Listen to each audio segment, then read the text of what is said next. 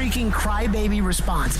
This is Stillman and Company with Jared Stillman on Nashville's best sports talk, 102.5 and 106.3 The Game and the Game Nashville app. Stillman and Company, 102.5, 106.3 The Game. Streaming live on Twitter, Twitch, YouTube, and Facebook Live. Live from the Hiller Plumbing, Heating, Cooling, and Electrical Studios. Today we are at Bridgestone Arena, where the Predators are taking on the Vancouver Canucks tonight. Ian, is it 8:15 or 8:30 the start time tonight? Technically, I believe it is 8:23. Okay, so 8:30, 8:23, 8:15, 8 whatever start time tonight for TV. So just know that it's later, but Barry Trotz will still be joining us in the 5 o'clock hour today. Ian, how are you today? I'm good. How are you? Outstanding. We got to start with some talking. Now, we're going to go over everything the Titans said today. And I got to give the Titans PR department some credit. Because normally I expect when it comes to the Titans and they say, you know, we're going to have two players or whatever, normally I expect it to be like Nick Westbrook-Akine on top of Vrabel.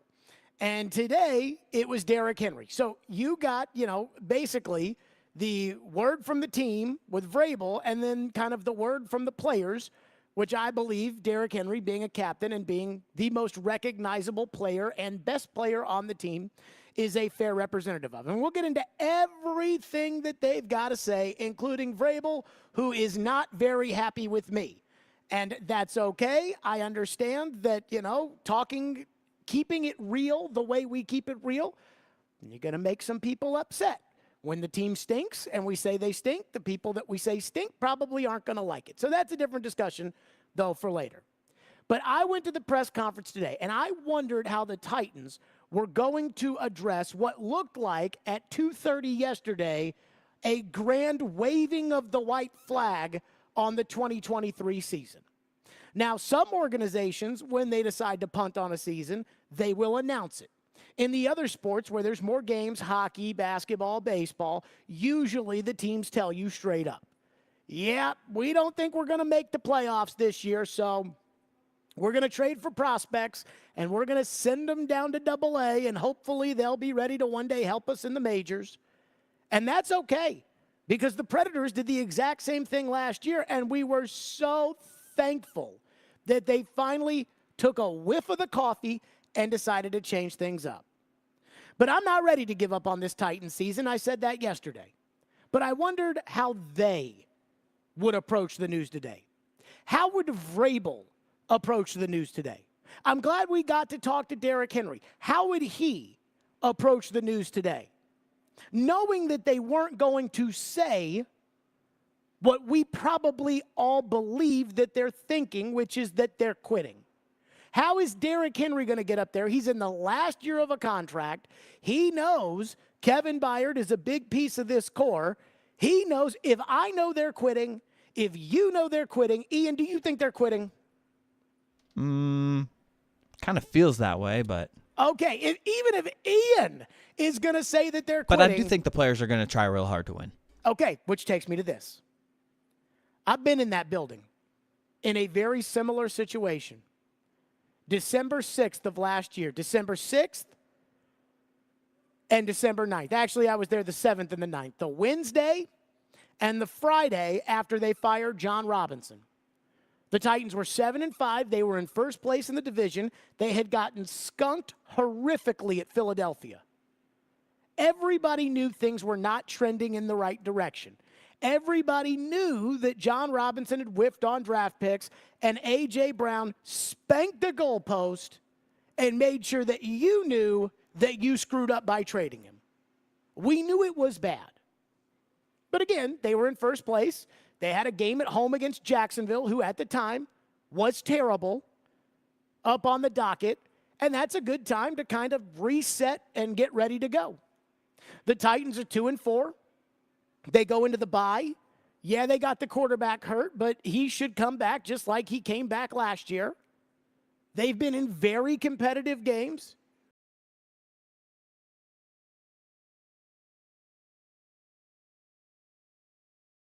They did what? They traded Kevin Byard? They traded a team captain They traded a guy who is sacrificed for the team. They've traded the guy who plays no matter what. They've traded the guy that when things get bad around here, the guy who stands up and puts his hand up to speak for the team is now gone at 2-4? So how would they approach it? And being inside that building today felt eerily similar to when they fired John Robinson last year.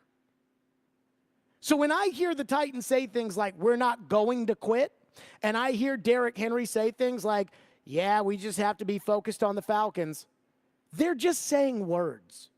It's not true. It reminded me of last year.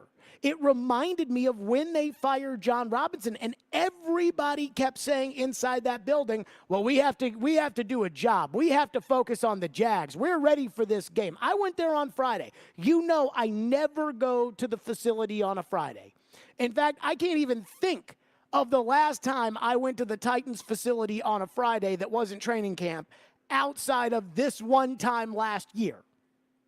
And I went to the Titans facility, and I asked Vrabel before the Jags game, I said, do you think, given the distractions, that this football team has been focused? And he said yes. And then they got their asses kicked by Jacksonville, who was terrible.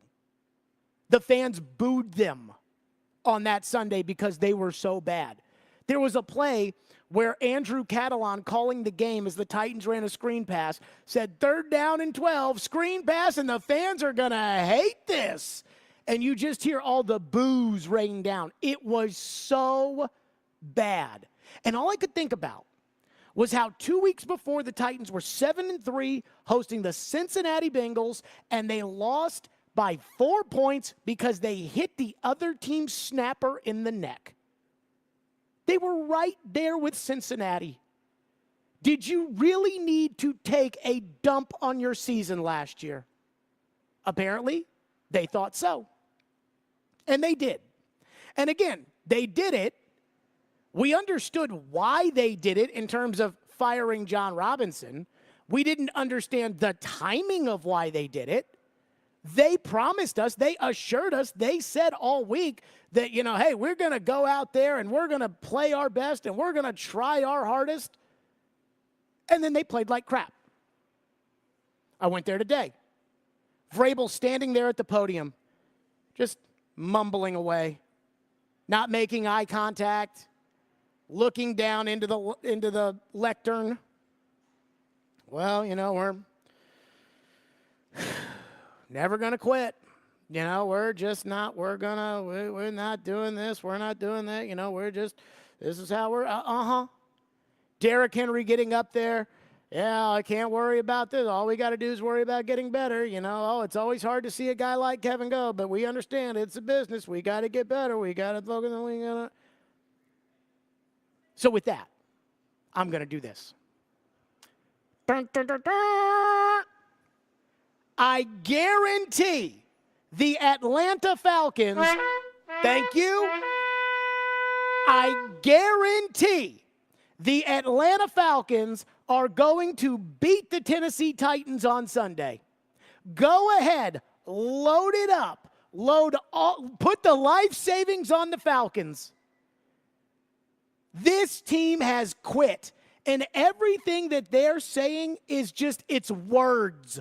They know the front office has quit on them. They know the owner doesn't believe in them. They know the general manager doesn't believe in them. And the coach, who's trying to tell everybody, we're not going to quit, is now a part of the hierarchy that is deciding whether or not you quit. And I told you yesterday, I said the only thing that Vrabel could say is either getting up there and saying, Kevin wasn't that good anyways, and that's why we moved on, which you knew he was never going to do, or saying, I don't agree with this move, which, by the way, is okay to do. Now, he never would have done that, but it is okay to do. But that's the only way that you would have gotten those players on your side to think that you're fighting with them and that you're really not just going in and cashing a paycheck and going through the motions and just, we're here because we have to be. The Washington Generals get ready to play the Harlem Globetrotters every night because they have to. These hockey teams that are tanking every year, the Chicago Blackhawks, they play these games because they have to. I can't remember the last time the Detroit Tigers played a meaningful baseball game. And guess what? Those players know it. The Oakland Athletics knew this year they were going to lose 100-something games. But they're there because they have to. We'll give it the old college try. But there's no way you can be focused. There's no way that you can believe. And I was wondering if I was going to see body language today, if I was going to hear things today from the Titans that made me think, you know what? This team is ready to turn things around after 2-4. This team that 4 years ago went from 2-4 to the AFC Championship game. This team is going to rally around one another, and they're going to, and instead I got, well, you know, you can't you can't give up. I guess we all have jobs to do around here. Okay, they've quit. It was so eerily similar to last year when they fired John Robinson, and it kills me. Because I sat down on Sunday and I watched every NFL game. If you're looking at the stream right now, here are all my notes from the 1 o'clock game. Ian, look at all those notes. It's a good amount of notes. I mean, that's the 1 o'clock games. Here's the 3 o'clock games and the Sunday night games. Look at these notes. Color-coded and all. Yeah, well, you know, it's perfect. So Tampa Bay was in red. Atlanta was in black. Buffalo was in red. New England was in blue. Detroit was in blue. Baltimore was in purple. Chicago was in orange. Vegas was in black. The Giants. Now, I had a hard time coming up with the color for Washington. I gave them red, but whatever. Again, you can beat the Falcons. You should beat the Falcons. If you didn't trade Kevin Byard, and if today was just a typical getting ready for the Falcons and talking about Desmond Ridder and Bijan Robinson's one carry last week and Kyle Pitts and everything else, you probably would beat the Falcons, even with Will Levis at quarterback. Nope. The front office has to decide, all right, let's blow this crap up.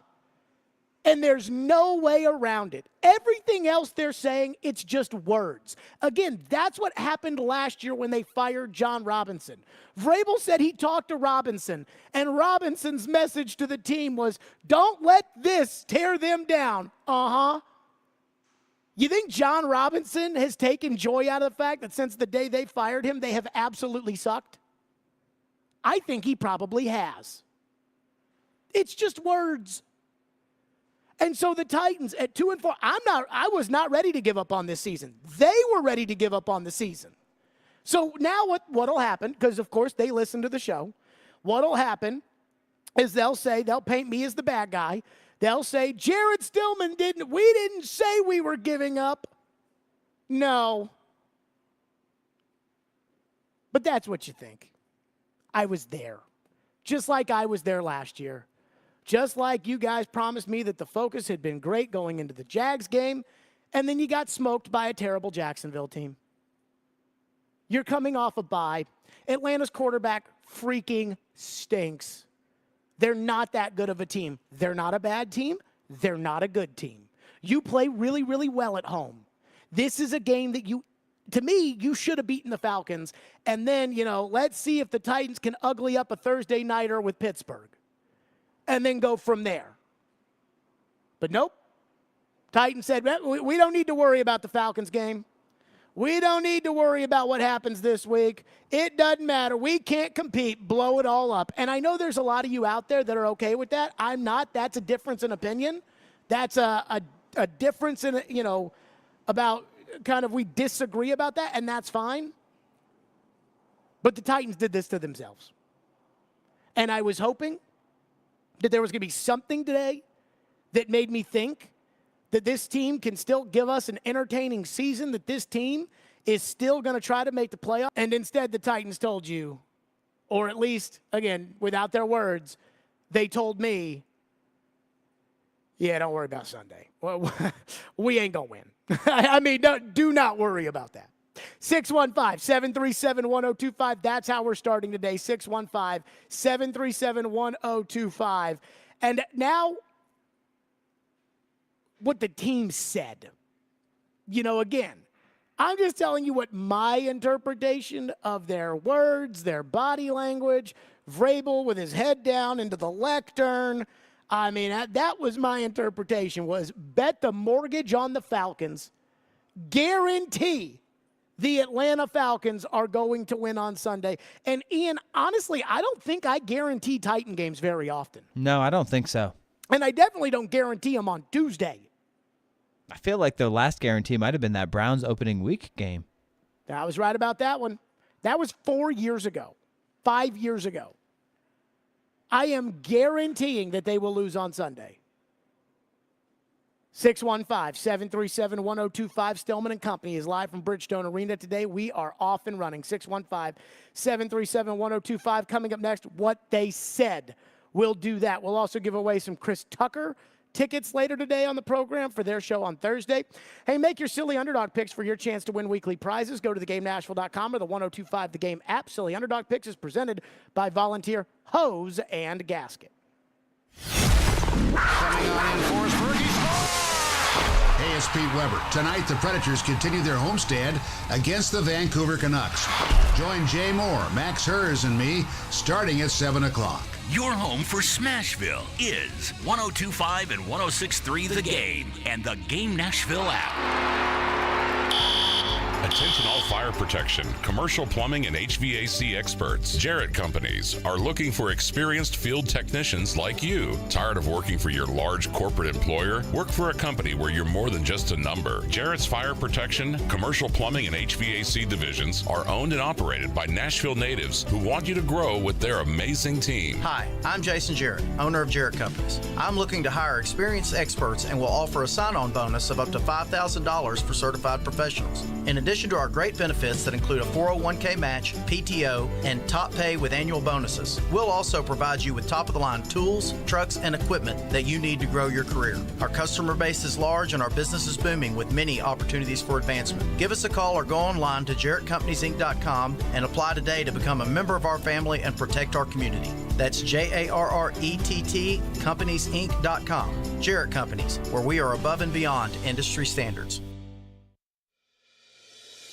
You know that feeling you get when your team goes big? You can get that same feeling on Zen Sports, where you score with cash rewards every bet you make. Earn cash rewards on your betting volume each month, and even more cash during your 15-day welcome bonus period. So say goodbye to deposit bonuses that turn into deposit nightmares, and say hello to a better sportsbook experience and real cashback rewards. Zen Sports. Betting just got better. Gambling problem? Call 1-800-889-9789. Terms and conditions apply. Must be 21 and up and in Tennessee to bet. Thanks, Mom. Thanks, Dad. No problem, sweetie. I can't believe you're able to fit everything in that little sedan. Bye! When they move out, you can move on to a house that fits your life. It's time to live in a space that fits your family. Let Regal Realty Group get you into a home that is less to take care of. Save money or even make money on the sale of your current home. Get more info at regalrg.com. The Parker Store at 1909 Nolensville Road in Nashville is the Parker Factory Authorized Store for your Parker hydraulic, pneumatic, water, and chemical hose needs. They stock metric tubing and hose connections to 42 millimeters in size, and they'll fabricate while you wait up to 6,000 PSI hydraulic hoses in a 2-inch size. Call the Parker Store at 615-248-8245 for all the Parker requirements you have. The Parker Store, 1909 Nolensville Road. Do reward. Just desserts. Special day. Payoff. Just because. Whatever your reasons, it's time to visit the spa. Mokara Spa at the Omni Nashville Hotel, now offering outdoor yoga 9 a.m. every Saturday through September 2nd on the spa terrace. Book any treatment and get complimentary valet parking and access to the rooftop pool with incredible views of the Music City skyline. Mokara Spa at the Omni Nashville Hotel. Inner Zen, outer beauty. Want to weigh in on the conversation? It's a brain booster. Slide into our DMs. Or just text or call at 615-737-1025. Our phone line is driven by WilsonCountyHyundai.com. Strong opinions and a strong personality on your drive home. This is Stillman and Company on 102.5 and 106.3 The Game and the Game Nashville app. You trade a captain away. How do you go back to that locker room and tell those guys that, winning is still the ultimate goal because we have a job to do, and I understand that there's, I have a job. Everybody else has a job. We need to do that. It's what we've always done. We'll compete. They have, I'm sure everybody has their own personal feelings on it, just like I do. Ask that they, whether they agree with it or disagree with it, ask that they respect it, because that's how we've done things here. There you go. That was Vrabel. Hey, how do you tell the guys that, hey, I know we just traded away a team captain, one of our better players, somebody that has been team, the guy that preaches our message. And not only did we trade him away, we traded him away for a 5th and a 6th round pick. But I need you to go out there and give it your all on Sunday against the Falcons. Did that inspire you that if he got down there and said, all right, boys, we need to focus this week on the Falcons because we've got a job to do. We can't be wondering about whether or not we're going to be next, which I'm sure some people on that team probably are. We can't be worried about how to pad our stats for our contract after the season. We can't be worried about all these things. Like, he's played team sports before. You know what's funny? In his Patriots Hall of Fame speech, he talked about the 2001 Super Bowl team. And he was talking about how 2 offensive linemen during training camp quit. Like, they had enough in training camp, retired. And he was like, and I bet they didn't think we were going to go win the Super Bowl. It's almost like he enjoys the fact that, hey, those guys, they didn't believe in us, and we freaking won the whole thing. So screw them. So how's he supposed to go in there with the team and say, hey, guys, I don't believe in you, but we got to get ready to go for the Falcons game? And when the response is, well, you know what, we got a job to do, I'm like, oh, God. So I feel even better. I've learned these are just words. Like, it's just, everybody knows the season is over, and you can hear what they said, and it's almost like everything that they say is the opposite of the truth, right? Like when somebody says, hey, it's a business. It's a business, and we understand it's a business. And what that really means is I have nothing nice to say about what they did, and so I'm just going to say it's a business, and then everybody else has to sit there and agree, it's a business. How are you going to go tell those guys that, hey, this team still has plenty of leadership, this team still has plenty of good players, this team has tell them that. I'm going to tell them we got a job to do this week.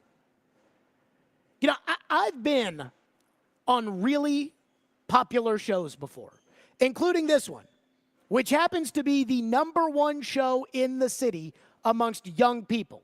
As, by the way, is Robbie and Joe. Good for them. So I know what it's like to have an audience on the air. I also worked at a tiny little station in New Hampshire when I first got started. And I have had moments in my life where I've been on the radio and I've thought, I don't think there is anybody listening right now. And that is an absolutely defeating feeling. It is deflating to feel like you're on the radio talking to nobody. Well, when you're on a football team that everybody is focused and everybody is together and everybody is pulling the rope in the same direction, when you're doing that, that is a feeling of strength, of togetherness, that motivates people.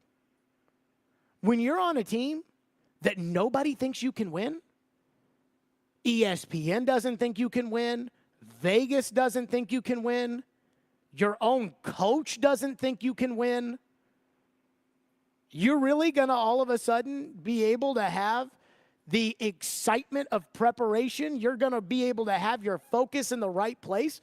I mean, all these guys that might be on the block, Henry, Hopkins, Autry, Tart, you think these guys are not thinking in the back of their heads, boy, I could be a Detroit Lion next week.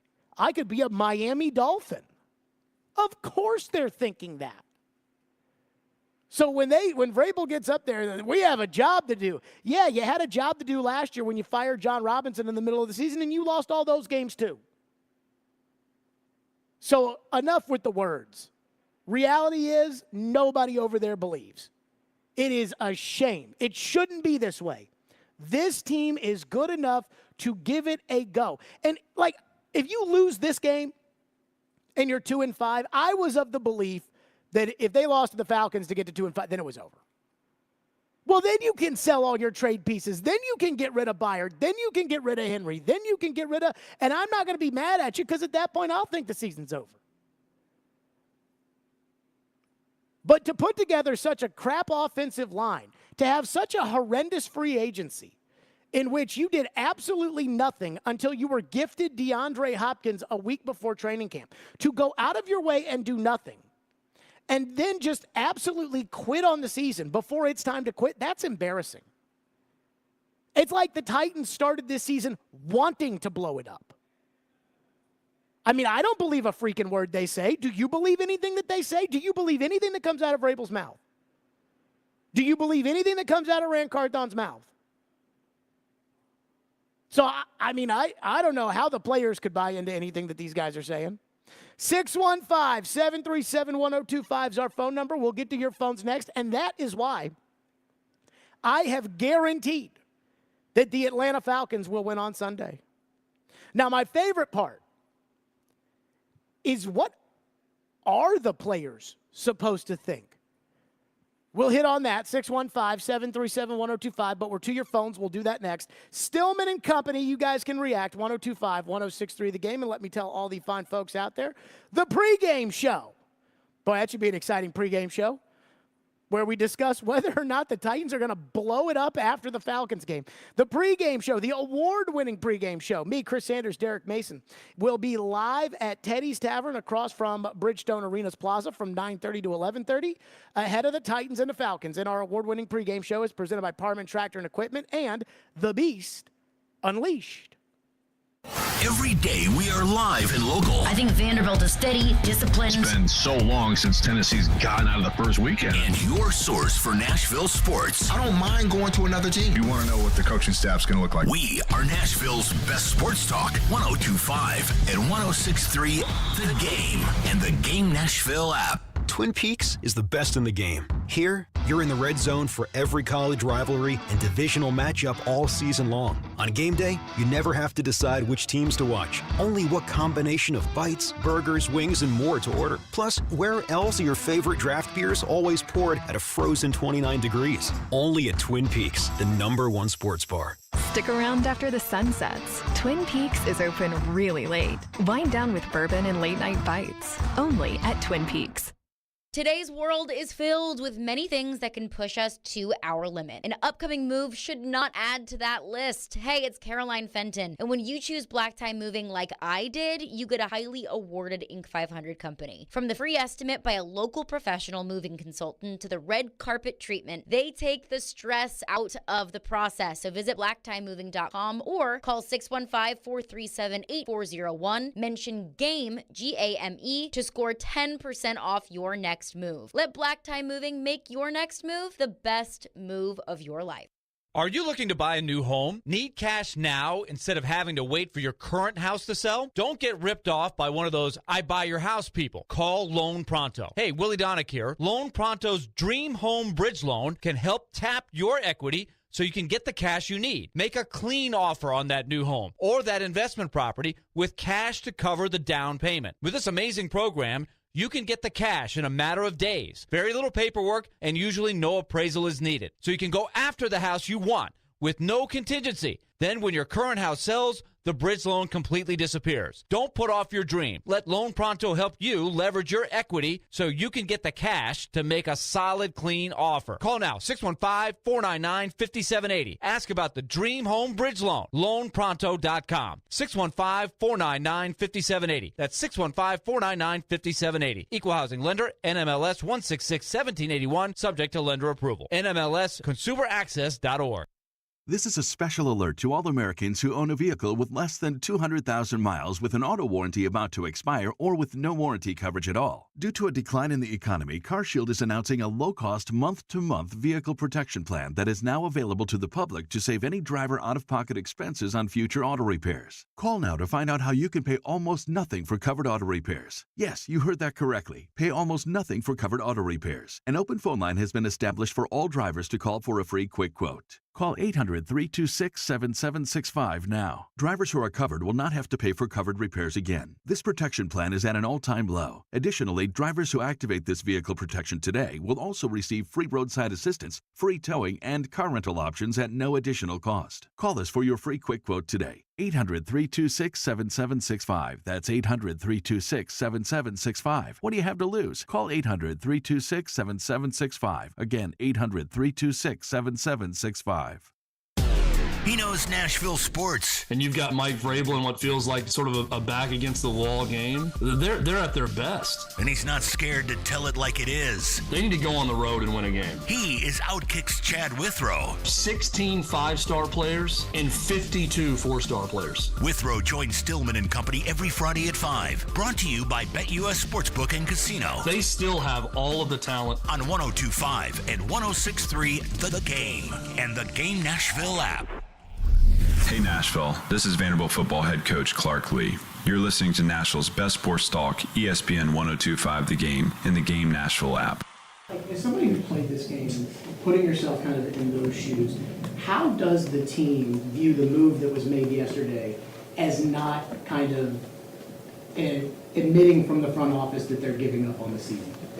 Well, we'll never give up on anything, and we're going to prepare with the roster and the guys that we have on the active roster and the guys on the practice squad. We'll ask them to prepare as starters.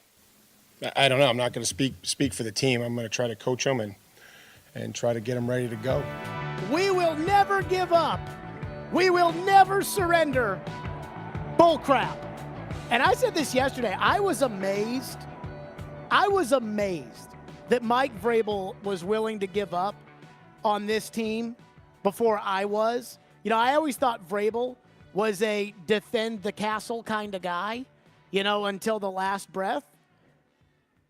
But as Vrabel said today, think the opposite of me. And so I guess I'll never understand why Mike Vrabel's okay with losing the rest of the season. Boy, this is going to be a long year. This is going to be a long year, and it's going to be a long next year. Woo! But I promised phones, which are driven by WilsonCountyHyundai.com here on the program. Michael has been waiting patiently and is going to start us off today. Go ahead, Michael. Hey, thanks for taking my call. I've been listening for a long time, and for most of that time, we've made fun of the dumb, the stupid teams like, you know, the Jags, the Browns, the Commanders, the Panthers. And now all I can think about is that we're one of those teams now, because ever since basically we traded A.J. Brown, name one good thing that we've done so far. I mean, yeah, we signed DeAndre Hopkins, but that seems like a moot point at this given time, because it's like, well, we punted on the season. I mean, what good thing, what smart thing have the Titans done in the past year and a half? And it's just, I hate the fact that if someone came up to me and said, hey, the Titans are a stupid team, the only thing I could say to them was, yeah, I agree, because that's what we are at this point. You know what's crazy, and I appreciate your call, Michael. It was 3 weeks ago that I went on the radio in Indianapolis and called the Colts a bozo organization. And now, look, their starting quarterback is having massive shoulder surgery, so, you know, I still feel pretty confident in that. But we always talk about the dumb teams. We always make fun of them. The Raiders, Washington, Cleveland. We've made fun of them for forever. Arizona. And now you're one of them. And he's not wrong. You know, you fire John Robinson in the middle of the season last year, in the middle of the week, before the Jacksonville game, and everybody around the league and everybody around the country is like, why would you do that? Well, you know, we just decided to move on. But you're in the middle of the season. You're in first place. Yeah, but, you know, we just decided that, you know, it was time. Nobody else would do that, which is why nobody else does that. That's what a stupid team does. And like I said, I spent that whole week that they fired him. And firing John is not just the only thing that they've done that is just so unbelievably stupid. I mean, Andre Dillard at left tackle is embarrassing. The fact that they drafted a tackle with the 11th overall pick and they refused to play him at left tackle, the most important position on the offensive line, that's stupid. The fact that they've got a special teams coach that Vrabel will defend with his life. Vrabel thinks higher of his special teams coach than he does of his football team. Like, I mean, it's embarrassing. I don't get it. And every move that they've made is stupid. And every time that they explain it, and they have to explain it. Every time they do something stupid, like start a 270-pound center and give him $4.3 million, they have to explain it. Like, they have to say, oh, no, here's what you don't understand. Every time. But when they make a move that, you know, makes legitimate sense, they did not have to sit down with us and say, okay, here's why we signed DeAndre Hopkins. They didn't have to do that because we understood why they were signing DeAndre Hopkins. But when they draft a running back in the third round, when they don't have an offensive line or any receivers, and then they're like, roll the dice, play the board, baby. It's like, oh, God, these people are, I am about to curse. These people are just, just unbelievable. And I do think you're one of the stupid teams. Like, I will say that. I do think now the Tennessee Titans are one of the stupid teams. Gentry Estes wrote a column in the Tennessean, and it's funny because he called me yesterday, like right after I read his column. It wasn't like I read his column and I texted him, but I had read his column, and he called me, and I said, good column, because he wrote in it, he goes, you know what's going to happen.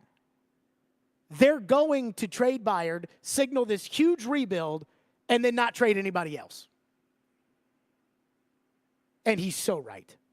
Because, again, if somebody were to blow the thing up, they'd blow the whole freaking thing up. But not this organization. And then they'd tell you that they know better. Ed is up next here on Stillman and Company. Thank you for calling. Thank you for waiting. What's up, Ed? Yeah, listen, first of all, they do know better. Rand Carthon, Mike Vrabel, they're going to get it done.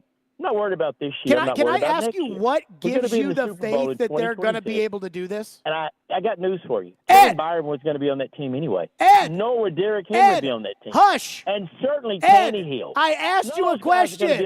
Nothing else you say matters to me until you answer the question. You are not going to be able to talk over me. I have the button. Get there, okay? Dump him. You cannot, if you do not stop talking for 5 seconds for me to ask you a question, then I'm not going to listen to anything else that you have to say. My question, you can believe what he believed, that Rand Carthon and Mike Vrabel, they're going to get it done. In Rand and Mike, we trust. But you have to tell me why you think that. You're entitled to that opinion. You're entitled to the opinion that Byard wasn't good anymore. I don't share that opinion. But you're entitled to that opinion. You're entitled to the fact that the Titans are going to draft Tom Brady with this 6th-round pick that they just acquired yesterday from the Philadelphia Eagles. But what gives you the faith in Mike Vrabel and Rand Carthon? Does Andre Dillard give you the faith in Rand Carthon and Mike Vrabel? Does the unmitigated disaster of draft night where Diana Rossini was in your building on ESPN reporting about how you were trying to trade up for the 3rd overall pick so that you could draft your future franchise quarterback when everybody and their grandma knew it was C.J. Stroud, only to have the Texans do a 180 on their plans and draft Stroud with the 2nd overall pick so you couldn't get him? Does that give you faith in them? I'm fine with you believing that Mike Vrabel and Rand Carthon are going to get this squared away. And they might. I wouldn't bet on it, but they might. Crazier stuff's happened in this league. But you have to explain why. And I'm not going to sit here and let you just go on this rant about, whatever it was you were talking about without answering the question. I need to know. I need to know how it is you can have faith in those two. Because I got no faith right now. I got no faith in those guys. And it's really Vrabel that I don't have a lot of faith. I mean, I don't have any faith in Rand Carthon either. I said yesterday I've lost all faith in him. Especially when you talk to people inside the NFL, outside the organization. They do not speak highly of Rand Carthon. I think it was one guy told me that he's more interested in playing GM than being GM. But I don't have faith in either guy. But you're entitled to your opinion, but you have to explain it. You have to explain why. One texter says, I hate losing a loyal leader like Byard now. However, if the Titans weren't 2-4 with Tannehill hurt, I think Byard stays. But I do understand the move. And I think you're talking about the Titans get draft picks, and they have to set themselves up for 2024. Mike Keith said, boy, I tell you, that's an unbiased opinion. Mike Keith said this is a philosophical change. The Titans are going to focus more on cornerbacks and speed on the outside. Dollars will go to corners, not as much as safeties. Speed on the outside? Have you seen the guys that they've added? Sean Murphy Bunting and DeAndre Hopkins? It's not exactly Tyreek Hill out there. Speed, we want to talk about the outside. They drafted a guard with the 11th overall pick. A guard. That tells you that you want to run the ball, not that we want to be, have speed outside. I mean, again, the moving target, it is wonderful. Unbelievable.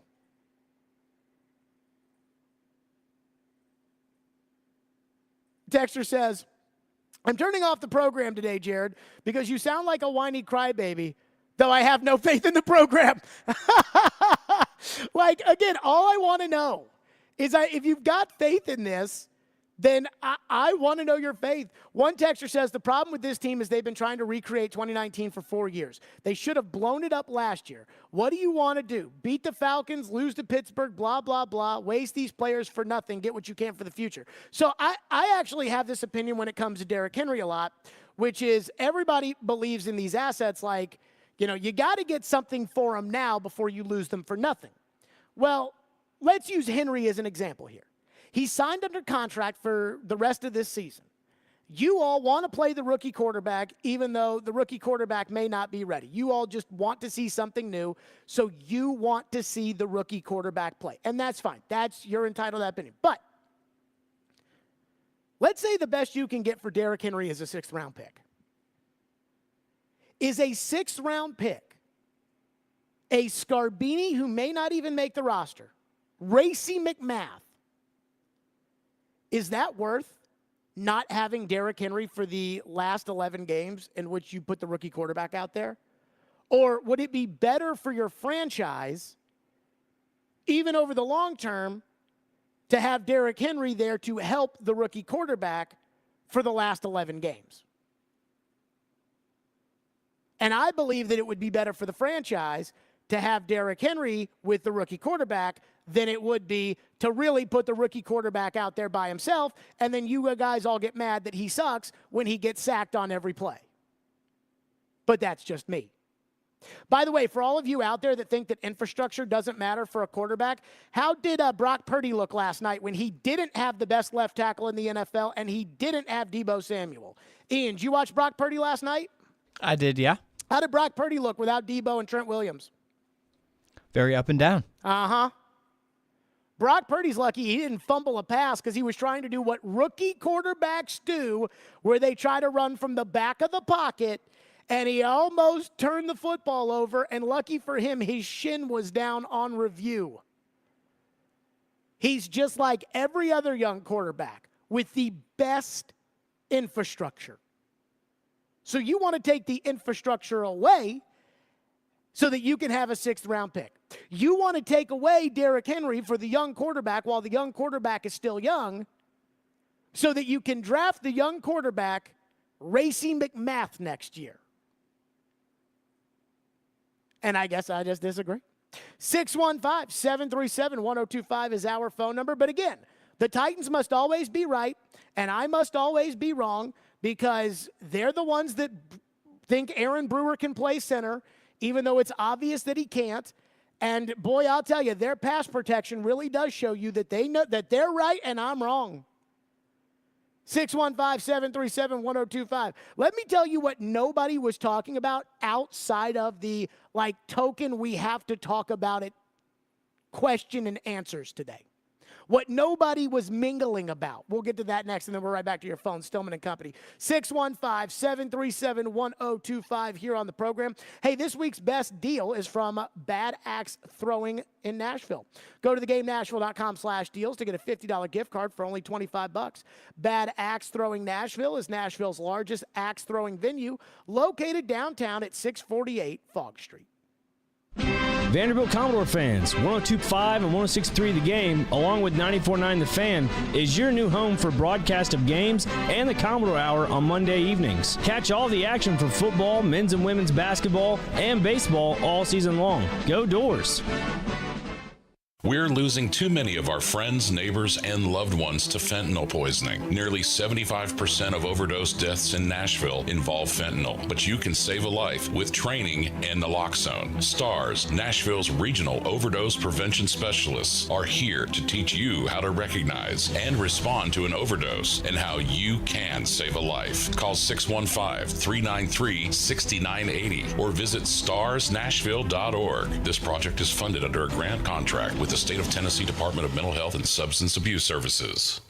This year, Boys and Girls Club of Middle Tennessee celebrates its 120th anniversary. Through time, BGCMT continues to evolve to enable all young people, especially those who need us most, to reach their full potential as productive, caring, and responsible leaders. Because of your continued support, BGCMT has remained strong and is committed to supporting our youth and solidifying our mission and culture in new exciting ways for 120 years. Visit bgcmt.org today. We pride ourselves on being transparent, opening up the books, and sharing all the secrets of the diamond industry. We have a passion for this, and part of having a passion is sharing that passion. Genesis Diamonds Vice President David Cooper says, at Genesis, you don't just get an entry-level course in diamonds, you get a PhD. We love educating our customers, even over-educating our customers about diamonds and gemstones, so they can truly see the difference in what we offer. At Genesis, diamonds are not a side business. It's their only business. We eat, breathe, and sleep diamonds. So whether you end up buying at Genesis or not, come for the education. The better educated we can make you at Genesis Diamonds, the better a shopper you're going to be, whether you shop with us or anyone else. You will be able to tell the difference and know what you are buying, so you make the best decision for you. Genesis Diamonds, proud to offer one of the largest selections of GIA certified diamonds in the nation, with no middleman markups, no retail pricing games, no commission salespeople, and no nonsense. Genesis Diamonds, Green Hills and Cool Springs. This week's Nashville's best deal is from Nashville's largest axe throwing venue, Bad Axe Throwing Nashville. Go to thegamenashville.com/deals to get a $50 gift card for $25. Aim for a great time while enjoying panoramic downtown views, live music, curated cocktails from the full bar, and a Northwoods-inspired menu with a Southern twist. Bad Axe Throwing Nashville welcomes axe throwers and non-axe throwers alike. Bad Axe Throwing Nashville, 648 Fogg Street. Nashville's radio version of The Odd Couple. You would trade for the third pick? Yeah, I don't know that I would do that. Robbie Stanley and Joe Rexrode are Robbie and Rexrode. I'm here for the discussion. I'm not. It's a good one. It's absurd. Robbie and Rexrode, mornings from 6 to 9. Win the games. When they get in the playoff, they'll have a chance to. Presented by TJ Anderson Homes of Benchmark Realty on 102.5 and 106.3 The Game and the Game Nashville app. You're listening to Stillman and Company on 102.5 and 106.3 The Game and the Game Nashville app. With the next three on the road, how much is this one a must-win for you guys? Oh yeah, we definitely want to win. We haven't won 2 or 3 weeks, so this is definitely a must-win. Starts today at practice and through the week, but we definitely want to win this one. It's been a while since we've been in the win column. There you go, Derrick Henry. Oh, yeah, this is a must-win. We got to win this game. We got to be fun. So what's funny is they got to ask some questions about the Falcons. Not a lot, but they got to ask some questions about the Falcons. But as far as just like everybody talking, like around the press conferences and everything else, nobody was talking about the Falcons game. This week, when it comes to the topics, and I can't speak for every other show, but I don't really see a lot of talking about the Falcons this week, especially considering that it's not like the organization even cares if they win this game, because if they lose, which they probably expected, they blow the whole thing up anyways. They're trying to blow it up now. They didn't even want to wait this week. They could have waited this week, seen if they beat the Falcons, and then decided what to do. If Philadelphia wanted Kevin Byard that badly, they could have waited a week. And if they couldn't have waited a week, then they didn't want Kevin Byard that badly. So, other than the token, let's ask a question about the Falcons kind of thing, nobody was talking about the Falcons. And that is a bad place for an NFL facility to be. And I keep comparing this to John Robinson because the shock is so similar to that. But that week, they kept saying, we focused on Jacksonville. We've focused. We're ready. We're not distractions. We're all in. And then they got smoked by a terrible Jacksonville team. Okay. And the thing about distractions in the NFL, every coach and every general manager will tell you we don't need distractions. Every player will tell you we don't need distractions.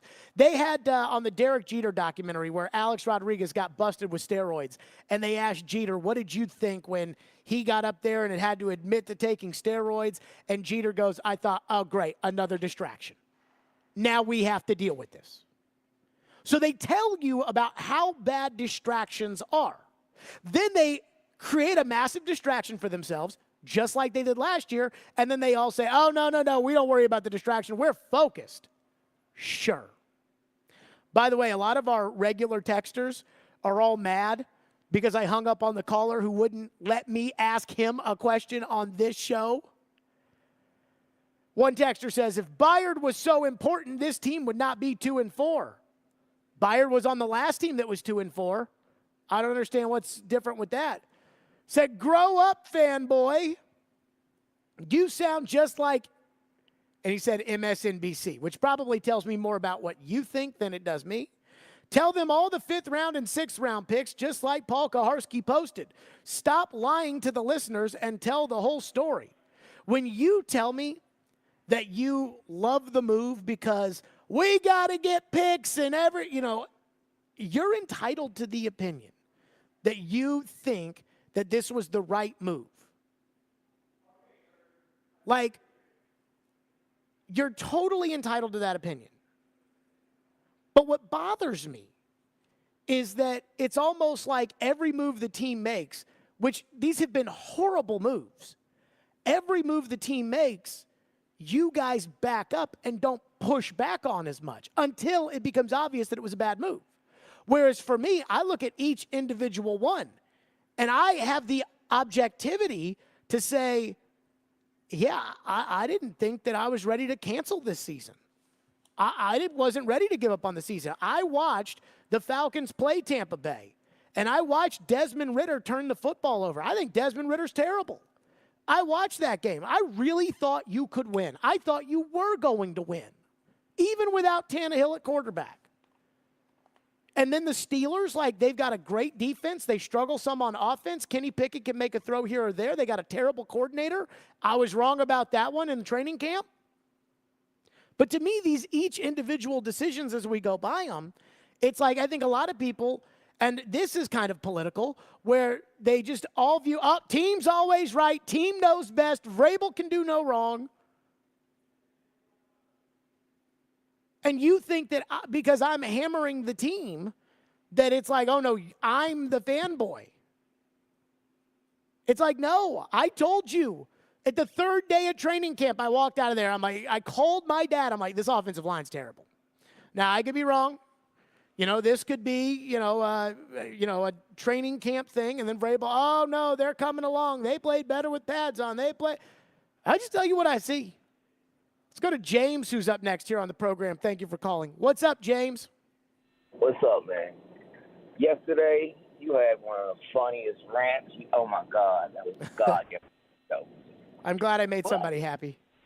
But I need you to keep that same energy for Pred season, because we always hear you say you need to trade him before you lose him in free agency for nothing. Same thing.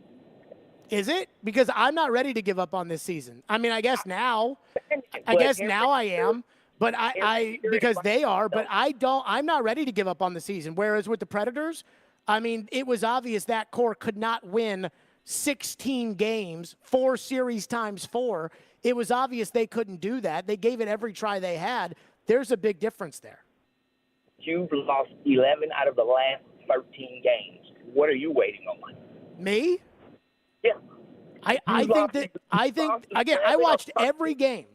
James, I watched every game on Sunday, and I appreciate your call. I watched the Thursday nighter with Jacksonville, and I was not encouraged by Jacksonville's performance because they did not play very well, and they still won, which is usually the hallmark of a good team. But I watched Indy play Cleveland. Cleveland didn't have a quarterback.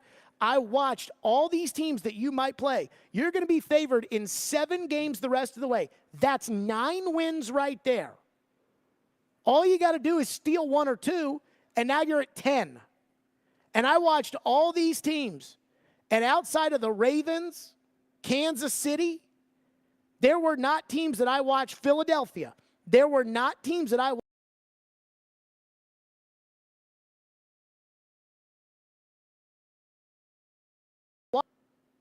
I mean, I really thought the Titans were right there with everybody else. 1 play here, 1 play there. Get the line figured out. Get the bums out of there. Put in some better play. Like, put Skoronski at left tackle. Do that. Like, I thought you had a chance. And I just do that from watching the whole rest of the league. I think Desmond Ritter's horrible. That has nothing to do with you. That has nothing to do with you. And everything to do with Desmond Ridder. But I guess you and the Titans and everybody else, the Titans think they can't win, so maybe I'm crazy. Who knows? 615-737-1025. We'll hit on some of your phones. 615-737-1025. Boy, Mike Vrabel's mad at me today. Woo, he was mad. And I think he kind of did one of those, I'm kind of joking, but I'm not with me. So we'll go over that next. Stillman and Company, 1025-1063, the game. Every Wednesday at 8:30. Join Robbie and Rex Road for The Choice is Yours. 2 sports questions, 2 non-sports questions. They'll answer a couple of questions about life and sports. The Choice is Yours is built by Jarrett Companies. You have a choice. So when you have a need for site and utility work, fire protection, concrete and asphalt services, the choice is simple. It's Jarrett Companies. For more, visit JarrettCompaniesInc.com. The Choice is Yours. Wednesdays at 8:30 on 102.5 and 106.3 The Game and the Game Nashville app. ElectronicExpress.com. We make it happen. Some people put off things that need doing. Not you. Harbor Freight knows you're a today's the day kind of person. An I'm on it kind of person. A bring it kind of person. So if you're rolling up your sleeves today and you don't want to overpay for tools, you're a Harbor Freight kind of person. Whatever you do it for less at Harbor Freight. Prince's Hot Chicken is Nashville's original hot chicken restaurant, serving up the gold standard of hot chicken for almost 100 years. Whether you get their tenders, wings, whole chicken, their Andre chicken sandwich, or one of their fabulous sides, you will not be disappointed with this Nashville staple. Ranging from plain to mild to hot, Prince's has something for everyone. There's even the XXX hot flavor for the adventurous types. You've been warned. Prince's Hot Chicken has multiple locations in Nashville, with their newest location opening at the Tanger Outlets in Antioch, October 27th. Prince's, Nashville's original hot chicken. Hey, it's John Tesh. We've all felt the impact of inflation on everything from food to housing to gas. But most people don't realize the cost of your home and auto insurance is also likely to go up. With the rising cost of building materials, car parts, and labor, even the insurance companies are taking a hit, which means you will too. So if you're working with a company that only has one option and not a company that shops multiple carriers to find the best deal, you're wasting your money. It's why you should be working with Zander Insurance. They represent over 24 top insurance companies that are competing for your business, meaning you get the right home and auto coverage at the lowest prices this year and every year. And Xander's service can't be beat, I know from experience. Just check out their reviews. Saving money has to be a priority these days. Go to Xander.com or call 800-356-4282 and find out how much you can save. You'll see why over 500,000 families trust Xander. This week's Nashville's Best Deal is from Nashville's largest axe-throwing venue, Bad Axe Throwing Nashville. Go to thegamenashville.com/deals to get a $50 gift card for $25. Aim for a great time while enjoying panoramic downtown views, live music, curated cocktails from the full bar, and a Northwoods-inspired menu with a Southern twist. Bad Axe Throwing Nashville welcomes axe throwers and non-axe throwers alike. Bad Axe Throwing Nashville, 648 Fogg Street. Now, your Game Center update. The Tennessee Titans were back at practice this week as they get ready to host the Atlanta Falcons this weekend. The big news around the team was the trading of All-Pro safety Kevin Byard to the Philadelphia Eagles yesterday. Head coach Mike Vrabel addressed the trade earlier today. Trying to, ultimately do what we think is in the best interest of the football team. Not one person is going to replace Kevin. We know that. Excited to add Terrell. Excited to take a look at, Elijah and some of the pieces that we have there. These things aren't easy. And we're trying to look at what draft capital we have and try to come up with a solution for it. Wide receiver Traylon Burks is expected to return to practice this week. Vrabel said offensive lineman Nicholas Petit-Frere will remain the first-team left tackle. Quarterback Ryan Tannehill will not practice after leaving the Baltimore game with an ankle injury. Titans versus Falcons is set for a noon kickoff on Sunday.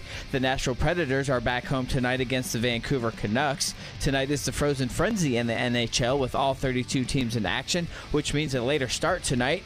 Pre-game gets underway at 7 with puck drop set for shortly after 8:15. And it's a Game 7 in the NLCS between the Phillies and D-backs. Here coverage starting at 6:30 on 94.9 The Fan. From the Game Nashville studios, this is Ian Safar. Live from the Hiller Plumbing, Heating, Cooling, and Electrical Studios. WPRT FM Pegram, WPUC HD2 Laverne. Broadcasting on Alexa. I appreciate that. And other smart speakers. 102.5 and 106.3. And a score! You can run different offenses. The doors on the board. Off the field, on the field. The Game. A Cromwell Media Station. Where you have a voice. He had a competent coaching staff. You just play terrible and you keep playing. And we have strong opinions. What a whiny freaking crybaby response. This is Stillman and Company with Jared Stillman on Nashville's best sports talk, 102.5 and 106.3 The Game and the Game Nashville app. Stillman and Company, 102.5, 106.3 The Game, streaming live on Twitter, Twitch, YouTube, and Facebook live from the Hiller Plumbing, Heating, Cooling, and Electrical Studios. Barry Trotz will join us later today live here at Bridgestone Arena where the Predators get set to take on Vancouver. You heard in Ian's update, a special time today. Boy, Mike Vrabel got mad at me today. Woo! I can't say I'm totally surprised. Did I not say yesterday on the program, Ian, that Mike Vrabel wouldn't piss on me if I was on fire? I think that was yesterday, or was that Friday? It was yesterday. Yeah. I probably said it many a time, but I like Vrabel. I have no problems with Vrabel the guy, and I know that Vrabel – in fact, I knew it was obvious Vrabel was mad at me today when very, very early in the press conference, he was like, I know you guys are going to second-guess it, and he pointed right at me. So, I kind of knew. Now, the difference is I first-guess these things as well as second-guessing, but that's the job. But he got mad at me, and a lot of people are like, yeah, he showed you – so this is what happened. Gentry Estes asked him about the New England Patriots stuff. Vrabel, of course, knowing where that came from. We said on the show yesterday Vrabel was going to hate that topic. He clearly did. I asked the question, and then Vrabel decided to say, Jared, you're not like me. Or he really decided to prove the fact that, as we have claimed on this show, he would not piss on me if I were on fire. That was it, Jared. So appreciate you. You'll never think like me, Jared. We're nothing alike. So smart or not smart? No, I'm not. I'm the dumbest person in here. I promise you. I guarantee you I'm the dumbest person in here. But we will never think alike in anything that we do. So if you ever want to think how I'm thinking, just think the opposite. think like a dude, think like an athlete, think like a grown man, and then you'll think how I'm thinking. On a lighter note, That wasn't light enough for you? There you go. So that was today. And honestly, like, I laughed at it. It doesn't bother me when Vrabel's like, hey, if you want to be like me, you should think like a man. But the difference is like, I'm secure in what it is that I do. I know I'm one of the best talk show hosts in America. Am I one of the best 15, 20? I have no idea. I know why I am. I know how I go about my business. But the bigger issue here is that I do agree with Vrabel. Now, insecure people are the ones that, brag about money or women or their bench press or think like an athlete. You're not an athlete, dude. You're the coach. Like, there's a difference there. But what really drives me crazy about what Vrabel said is not that, the part that, he showed you. Yeah, last time we had that discussion, it was about the special teams coach. How's that working out for the team? What bothered me is that I agree with him. Everything that he thinks, I think the opposite of, and it drives me freaking crazy because I can't understand why this franchise is so freaking incompetent. And the reason it drives me crazy is because you're 2-4, you've lost all these games in a row, and a large part of that is because you keep doing things that literally don't make any sense to me at all. For instance, and I know I bring it up all the time, but it's because it doesn't make any sense. Last year, when the season was over, we said they've got to fix the offensive line. They said they've got to fix the offensive line. So everybody was in agreement that they had to fix the offensive line. And what did they go about doing? They took Aaron Brewer, who is too short to play in the NFL, who is too skinny to play in the NFL, who was not good last year, and they gave him $4.3 million. That doesn't make any sense. That is, in fact, the exact opposite of what I would do. I would not have Aaron Brewer on the freaking team. And that $4.3 million in cash, I can go get real offensive linemen for. Why are you giving him $4.3 million so every team can run a twist on him? We'll have Trevor on the show later today. Trevor has been telling you for forever, and he played center in the NFL, and he played tackle in the NFL, and he's broadcast NFL games, and all of these things, like, he's done that, and he doesn't understand Brewer at center. So somebody explain that to me. But the problem is with the Titans is when they make decisions, instead of walking you through the why, instead of explaining it, they're not secure in their positions, so they do things like that. Or they do things like Ran Carthon when he was talking at the draft and they took the running back, and instead of saying, we took a special running back here, we think this guy is going to be perfect for us, instead of that, they try to, coach it up and tell you, roll the dice, play the board, roll the dice, play the board. But that's because they're not secure. And again, if you made compelling arguments as to why you do certain things, then maybe I would look at it and say, you know what? That makes sense. Like, why can't Peter Skoronski play tackle? Peter Skoronski played tackle in college. His college coach says that he reminds him of Rashawn Slater, who is a Pro Bowl left tackle with the LA Chargers, who also played for Northwestern and also has short arms. It's not like the Dallas Cowboys, who drafted a tackle in Tyler Smith, but had Tyron Smith at left tackle. So, we've got a really good left tackle, so let's play him at guard.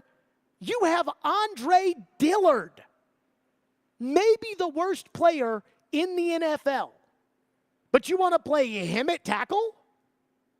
You're right. I think the exact opposite of that, because I think that's stupid. Like, I think it is stupid to draft a tackle 11th overall to play him at guard.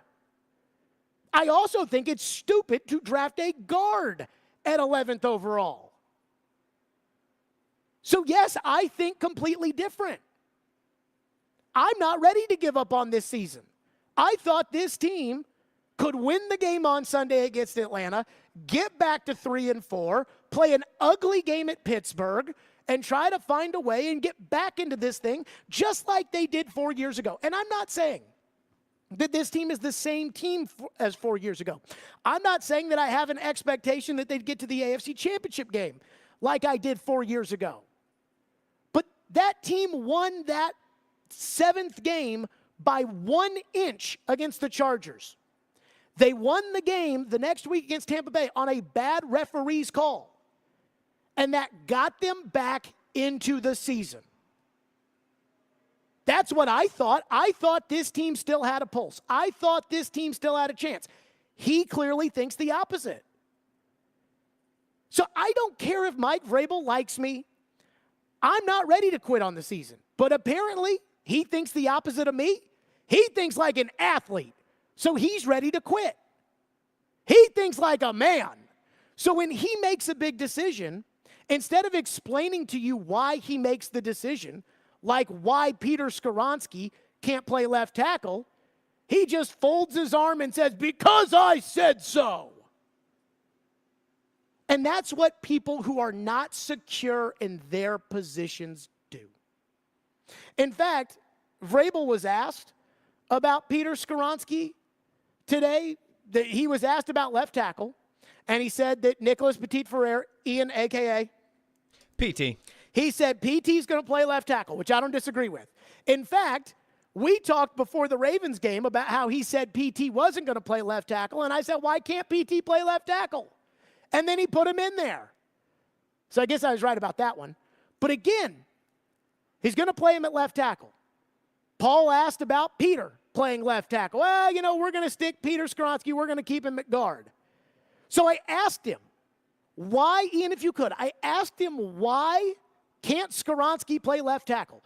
Left tackle is a more valuable position than left guard. The Titans' left tackle situation is absolute dog crap. You know that. I know that. We all know that. So why can't Peter play left tackle? Mike? Why not play Peter at left tackle? Why not? Because Peter is going to be at left guard, and we think that's going to be a really, really good position for him. Oh, so instead of saying, no, we think that his body's more built for guard, or we think we want to work, instead of being secure in what they're doing and explaining it, it's just, we think that he's going to play guard. Great. You've got the least important position on the offensive line figured out. But again, you think the opposite of me. I think the important positions on the offensive line have a greater value. You think the lesser important positions have a greater value. So he's not wrong when he says that we're never going to think the same. I would just think that, maybe he should win some more games before getting on the high horse of, I know everything in this league. Because a lot of these things that you think are so brilliant don't make a lot of sense. And all I want is an explanation, and an explanation that makes sense. But I guess I'm just not man enough to be able to understand that. Because again, there's nothing that says, boy, I tell you, I'm secure in my position, like bragging about how much money you make, your bench press, your manliness, your athletic prowess, as opposed to, actually addressing why you're in the situation you're in, the decisions that you've made that haven't worked out, the common sense that other teams have to not have a 270-pound center. And we could go on and on and on about all these discussions and all these decisions and everything else. But again, the Titans, every time they do something like this, they fire John Robinson in the middle of the week, and everybody says, why would you do that? You're in first place. No. We know why. Is the owner going to talk about it? No. Probably means you're not very secure in it if you don't want to talk about it. 615-737-1025 is our phone number if you want to weigh in. 615-737-1025.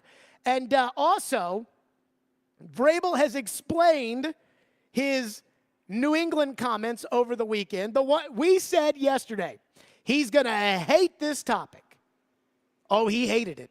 We'll get to that next. Stillman and Company, 615-737-1025, right here on 102.5 and 106.3 The Game. Blue Raider fans, your home for all the MTSU football and men's basketball action is on 93.3 Classic Hits and 95.1 Classic Hits in the Borough. Catch the action all season long with Chip Walters on the call. Go Blue Raiders! Fellas, you ever been making love to your woman and she put her hand on your butt, pushing for more, but that's all you got? Chris Tucker from Rush Hour 1, 2, and 3, and also Smokey in the 1995 hit Friday. Get your hand off my butt, you're messing up my rhythm. Chris Tucker brings the Legend Tour to Ryman Auditorium this Thursday night. Give it to me, I'm giving it to you. Award-winning actor, producer, and one of the funniest guys in comedy, Chris Tucker. Be satisfied with what you're getting. Now what the hell? Get tickets now at Ryman.com. How can a half-carat diamond magically grow into a 2-carat diamond? With Genesis Diamond's 110% diamond upgrade guarantee. Our trade-up policy is the best in the United States. That's Stasia at Genesis, explaining how if you buy a diamond today and want to trade it in for a bigger one next year, Genesis always gives you back your original purchase price plus an extra 10%. We will gladly give you every single penny you paid for the diamond plus an extra 10%, which is amazing. No one does that. As a real-life example, take Stasia's customer Paul. When he first started, he got a half carat, and then as he became more successful, we rewarded him. He came in and he got a 3/4 carat, and then he's traded for a carat. I'm sure I'll see him this year for a carat and a half. As they grow and change and become more successful, their engagement ring can grow with them also. And there's no catch, no minimum trade-up requirement, and it works on diamond studs and diamond pendants as well. You get every single investment dollar you put into the diamond, you will get an extra 10% towards the new diamond. Genesis Diamonds and luxury pre-owned Rolexes. You can trade as many times as you wish. Continuously voted best jewelry store and best place to buy an engagement ring. Green Hills and Cool Springs. Out on the trail this morning, the cool fall air whispered to this old cowboy that fall is here and it's time for football tailgates, bonfires, and hockey nights in Nashville. And when it comes to my adult beverages, you can bet your snakeskin boots that I'm going to be loading my wagon at Red Spirits and Wine. At Red, I can always find what wets my whistle, whether I'm in the mood for a great single-barrel whiskey, a fine bottle of vino, a smooth smoking cigar, or a growler of my favorite craft brew. Red's got you covered when it comes to selection and price, but it's Red's Cracker Jack crew that always gives me the best service and recommendations. Heck, I could tell you all the great things about Red until I'm blue in the face, but I reckon you just need to see the best darn water and depot for yourself. That's Red Spirits and Wine, Highway 70 South and Old Hickory Boulevard, or online at Instagram, Facebook, and redspirits.com. Nashville's Best Deals is a great place to save cash fast. Get up to half off or more on dining and entertainment at thegamenashville.com/deals. Check back often for new featured deals and save money now at thegamenashville.com/deals.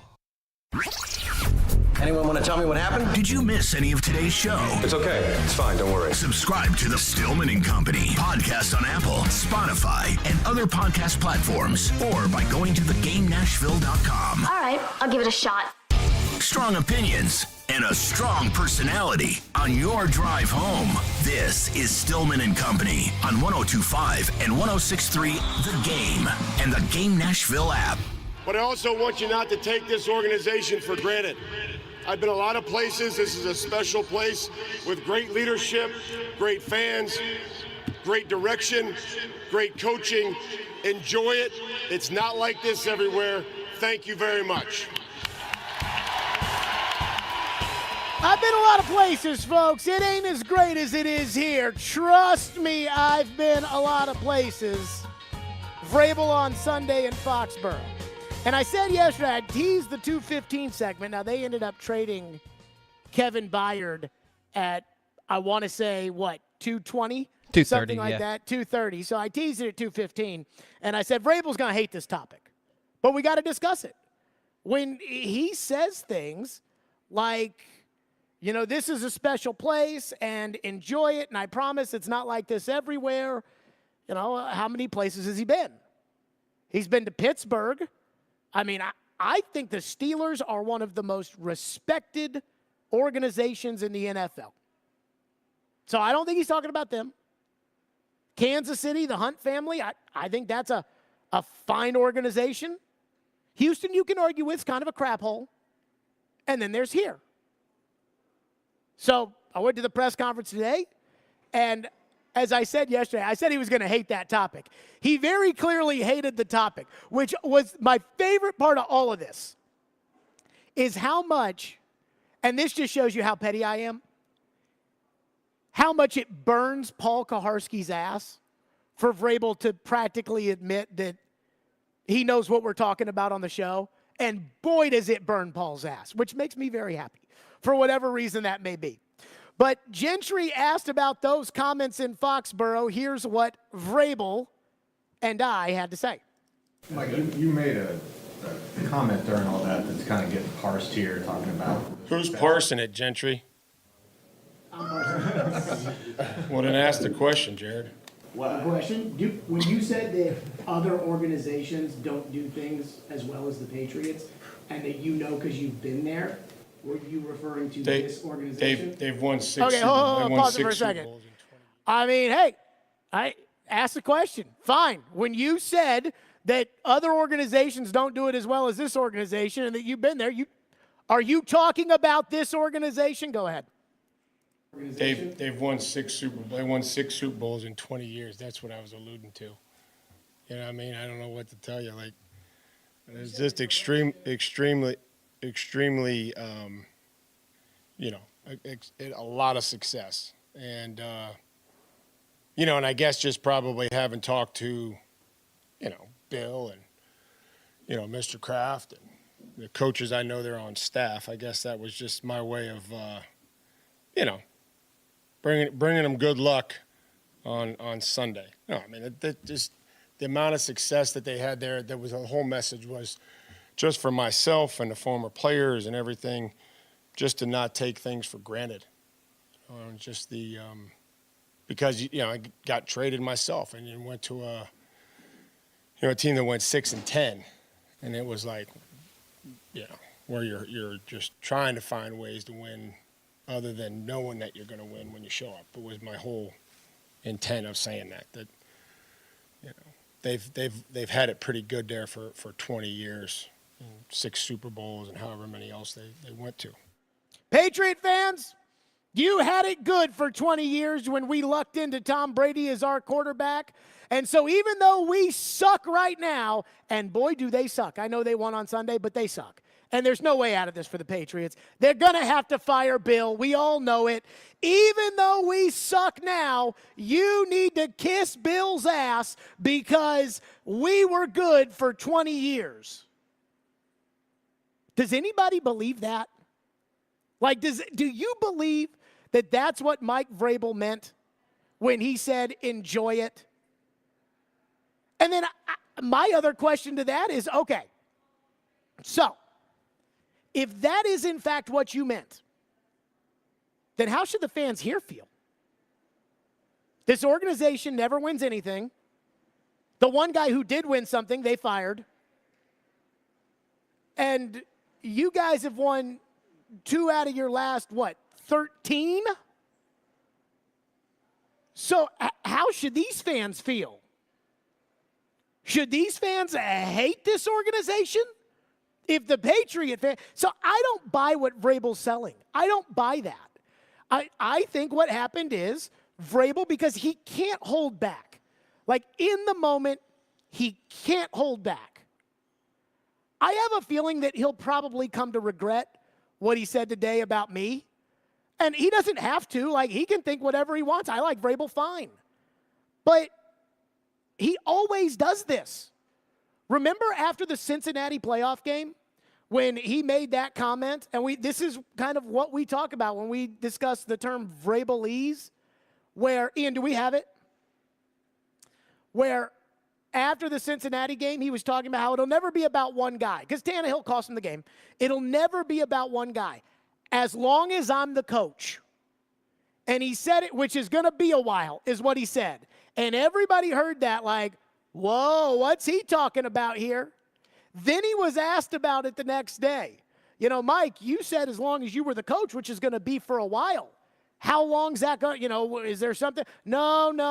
I'm just happy and grateful to be here, and I'm just thankful of Amy and John and everybody else that has me here. And you know, that's it. That's all I was saying was I just like being the coach here.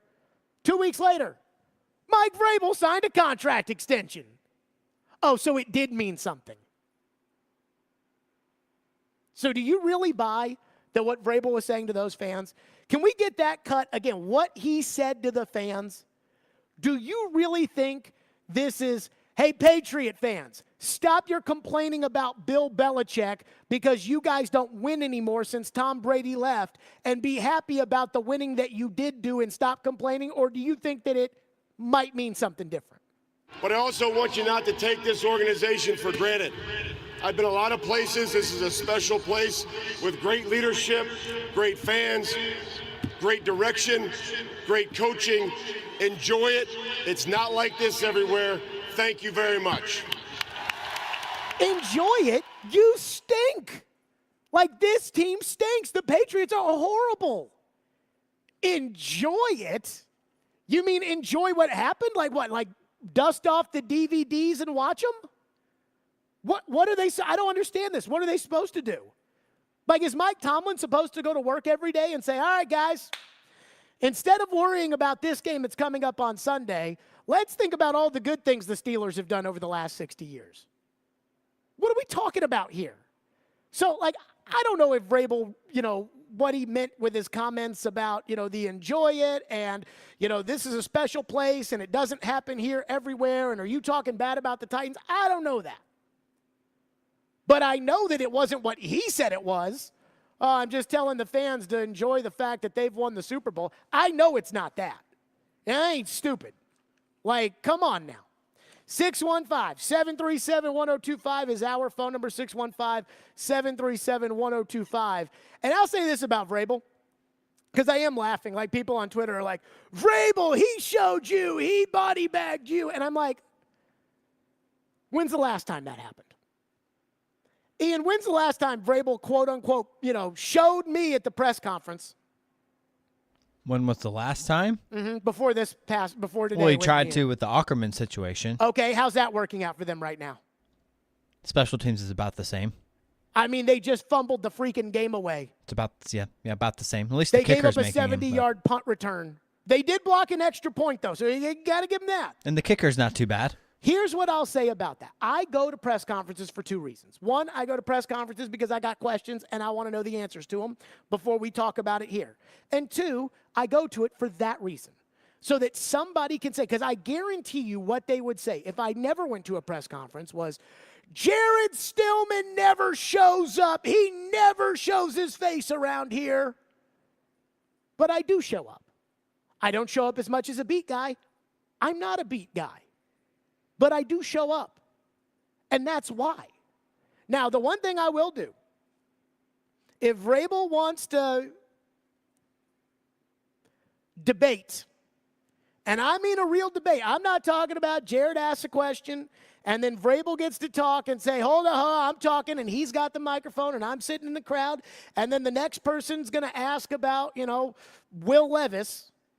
But if he wants to debate and he wants to explain this Aaron Brewer and why they've got a 270-pound center and why they had to give him a $4.3 million second-round tender instead of a $2.6 right of first refusal, if he wants to talk about what it was they saw in Andre Dillard, if he wants to explain why they won't play Peter Skoronski at left tackle, if he wants to come in here and talk about how he's really not giving up on the season, even though they just traded away Kevin Byard,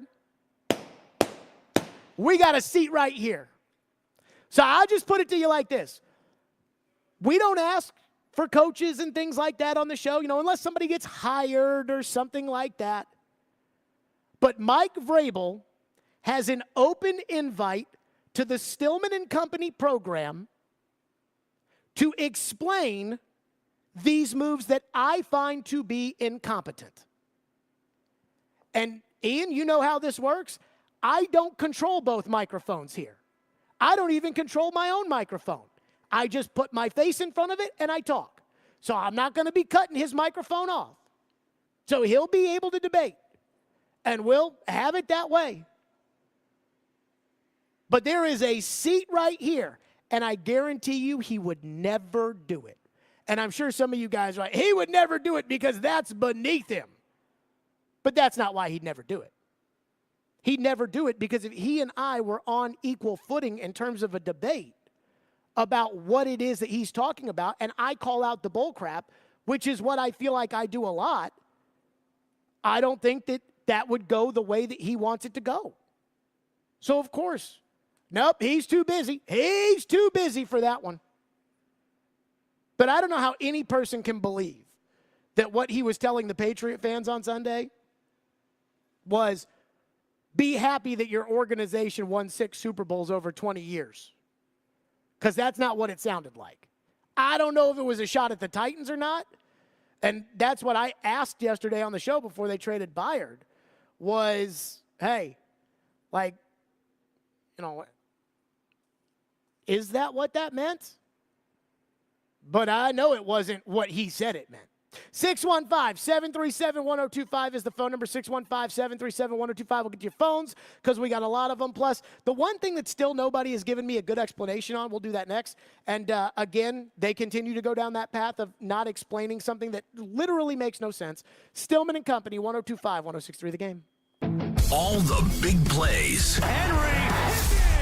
Touchdown, Tennessee! All the big stories. I fully expected DeAndre Hopkins wanting a 1-year deal. All in one place. We are Nashville's best sports talk. 102.5 and 106.3. Touchdown, Tennessee! You're gonna make a trade like this. Does he want to retire a Tennessee Titan? The door's on the board. Such superstar players. The Game. And the Game Nashville app. Predators fans, Brewhouse South in Cool Springs, Brewhouse Highway 100 in Bellevue, and Brewhouse West on Charlotte Avenue is your home for hockey action all season long. They are Predators approved and all the games are on, and they'll even give you the sound. Get awesome game day drink specials on Blue Note Bourbon and Black Abbey Beer. When you think hockey, think Brewhouse South in Cool Springs, Brewhouse Highway 100 in Bellevue, or Brewhouse West on Charlotte Avenue. Go Preds! Are you drowning in credit card debt? Want to get cash out of your home's equity? Loan Pronto can do it now in less than a week. Hey, Willie Donick here. That's right. Loan Pronto's Equity Express line of credit just got even faster. You can get $50,000, $100,000, even $200,000 in as little as 5 days. You don't even have to touch your primary mortgage. You can keep that 3% rate intact. Get just the money you need and pay off all those credit cards or get that home improvement project started. With this revolutionary program, you can access up to 90% of your home's value, and in most cases, there's no appraisal. Stop paying insane interest rates to the credit card companies and get tens or even hundreds of thousands of dollars in cash in as little as 5 days. Call Loan Pronto now for the even faster Equity Express line. 615-499-5780. That's 615-499-5780 or go to loanpronto.com. 615-499-5780. Equal housing lender, NMLS 166-1781, subject to lender approval. Hey, you. Yes, you. Can you taste it? That's good. Twice Daily has your cravings, made to order. Double the meat, please. Extra cheese. Make it a bacon cheeseburger. Crispy bacon. Wait, breakfast all day? Avocado, please. Jalapenos? Sí. Make it spicy. Pizza, please. Perfecto. Yummy. Twice Daily has your cravings, made to order. What are you craving? Download the app for regular freebies. At Harbor Freight, we think you shouldn't have to break the bank to get great tools. Because we know that for some of you, tools are part of the job. And for others, they're just the beginning of making, fixing, restoring, and building. That's why we make high-quality tools that are priced affordably. Because we love being the start of all your working, making, fixing, restoring, and building. Whatever you do it for less at Harbor Freight. We gather together in communities across the nation to remember and honor, to celebrate and support, to light the night. We are LLS, and when we walk, cancer runs. Find your local event at lightthenight.org. Lowe's knows how to save pros time and money. Right now, get a DeWalt 20-volt max brushless drill kit. Was $159, now just $99. That's a savings of $60. And there's more. Earn 3 times the bonus points on Carhartt workwear. Because Lowe's knows savings, Lowe's knows pros. DeWalt offer valid 10/19 through 1/31. Bonus points calculated before tax and fees after applicable discounts, if any. Valid through 10/27. While supplies last. Selection varies by location. We are Nashville's best sports talk, live and local from 6 a.m. to 6 p.m. When you want the national Hey. I got this. I'll take it from here. Okay, go ahead. Dying to hear this. We have the best national voices that you'll find anywhere. Who was more deserving of being thrown from their game? I'm odd, so I get the odd picks. They have a new coaching staff. It's not a bad scenario for them. We are 102.5 and 106.3 The Game. And 94.9 The Fan. Hey, this is Pekka Rinne. You're listening to Nashville's best sports talk, ESPN 102.5 The Game. Tackle situation. You've had time to think about it. You got Petit Ferrer, you got Andre Dillard. What's that going to look like going forward? Yeah, Nick will be out there today with the ones, and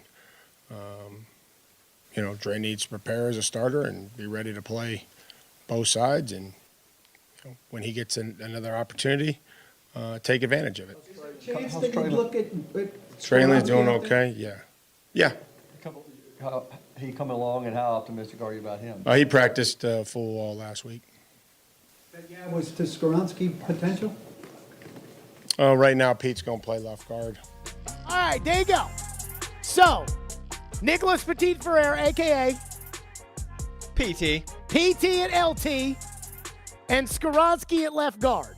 Now, we've been over this 10 million times, but I do not understand why the Titans value left guard more than the rest of the NFL.